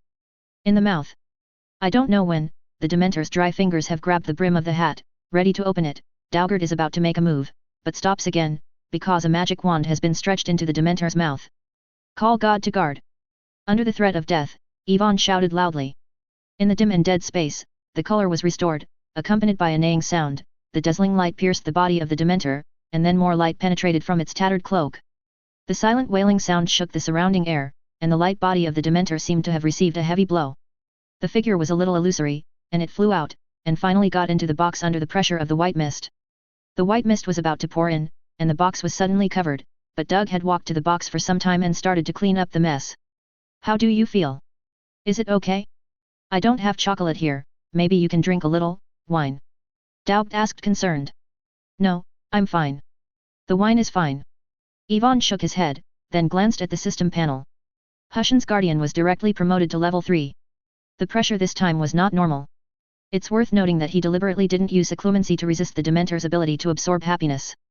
Go ahead. Ivan spent a few minutes adjusting his emotions and then continued.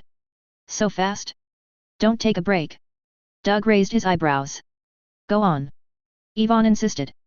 Daubdiayan opened the box, and the Dementor rushed out again. Its face was hidden in the cloak, but for some reason, Ivan could feel the anger of the other party. Holy Guard! Faced with the Dementors again, Ivan is already familiar with the road, and his fear has been reduced a lot. More importantly, the upgrade of skills has made him find happiness. The white mist reappeared, this time more than before, and even faintly condensed into the appearance of a patron saint. The white mist wrapped the body of the Dementor and pressed it back into the box again. Ding! After practice, the proficiency of calling the gods and guards has been greatly improved. Hey! Ivan looked at the prompts in the system bar and was very satisfied. Faced with the Dementors to practice calling the gods, the proficiency really increased quickly. In this case, you might be able to raise your level to level 4 in one afternoon. Thinking of this, Ivan said excitedly. Carry on. Daubt's look is very strange, the Dementor's horrible ability to absorb pleasure and create pain, even many adult wizards are reluctant to face them.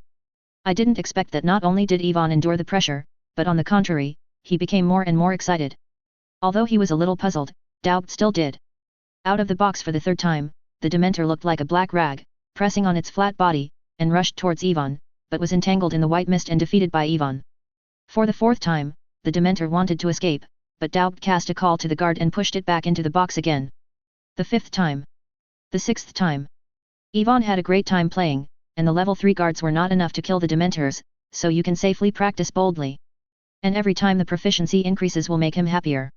Ding! After practice, the proficiency of calling the gods and guards has been greatly improved. Hushan Guardian rose to level 4, current proficiency, 1/1620, academic points awarded. After defeating the Dementor for the 11th time, the system prompt finally sounded in Ivan's mind. The white mist floating around slowly condensed, and the long hiss of the unicorn was clearly visible in the basement. Daub raised his brows. He had already noticed the difference between Ivan Hushan's guards, but thought it was related to Asia, so he didn't inquire. I am a little curious now, what exactly is Ivan's patron saint? However, the Hushan guard who faintly condensed into a horse turned into a white mist again at the last moment. Doug shook his head and sighed. Ivan didn't have any disappointed look on his face, because he did it deliberately this time. Although Daubt is one of the few people who can be trusted in his memory, they have only met Ivan for less than a day. The shadow of the unicorn is his biggest trump card today. Of course, the fewer people who know, the better. Do you want to continue? Doubter asked www.mtlnovel.com. Yvonne nodded. Since the Hushan Guardian is related to his blood magic, the higher the level, the better, and finally he has the opportunity. The Dementor is a sparring partner, of course, as long as you can practice. However, after Doubt opened the box for the 12th time, Yvonne, who was standing on the side, had not waited for the Dementor to attack for a long time. Just as Yvonne doubted whether the Dementor was killed by himself, a rotten arm stretched out, clutching the lid and closing the box with a bang. It thinks it's good to stay in the box, and doesn't want to come out. Yvonne stood in front of the box blankly, completely unexpected that the Dementor would react like this. Yvonne turned his head and looked at Doubt with a strange expression. Doubt was also confused, and said awkwardly. I think it may be tired today and needs a rest, or we will come again tomorrow. Isn't it said that the Dementor is a dark, cruel, and confused creature? Yvonne said silently. That's right, but they still have an IQ and can understand commands, otherwise the Ministry of Magic would not use Dementors to guard Azkaban. Doubt explained.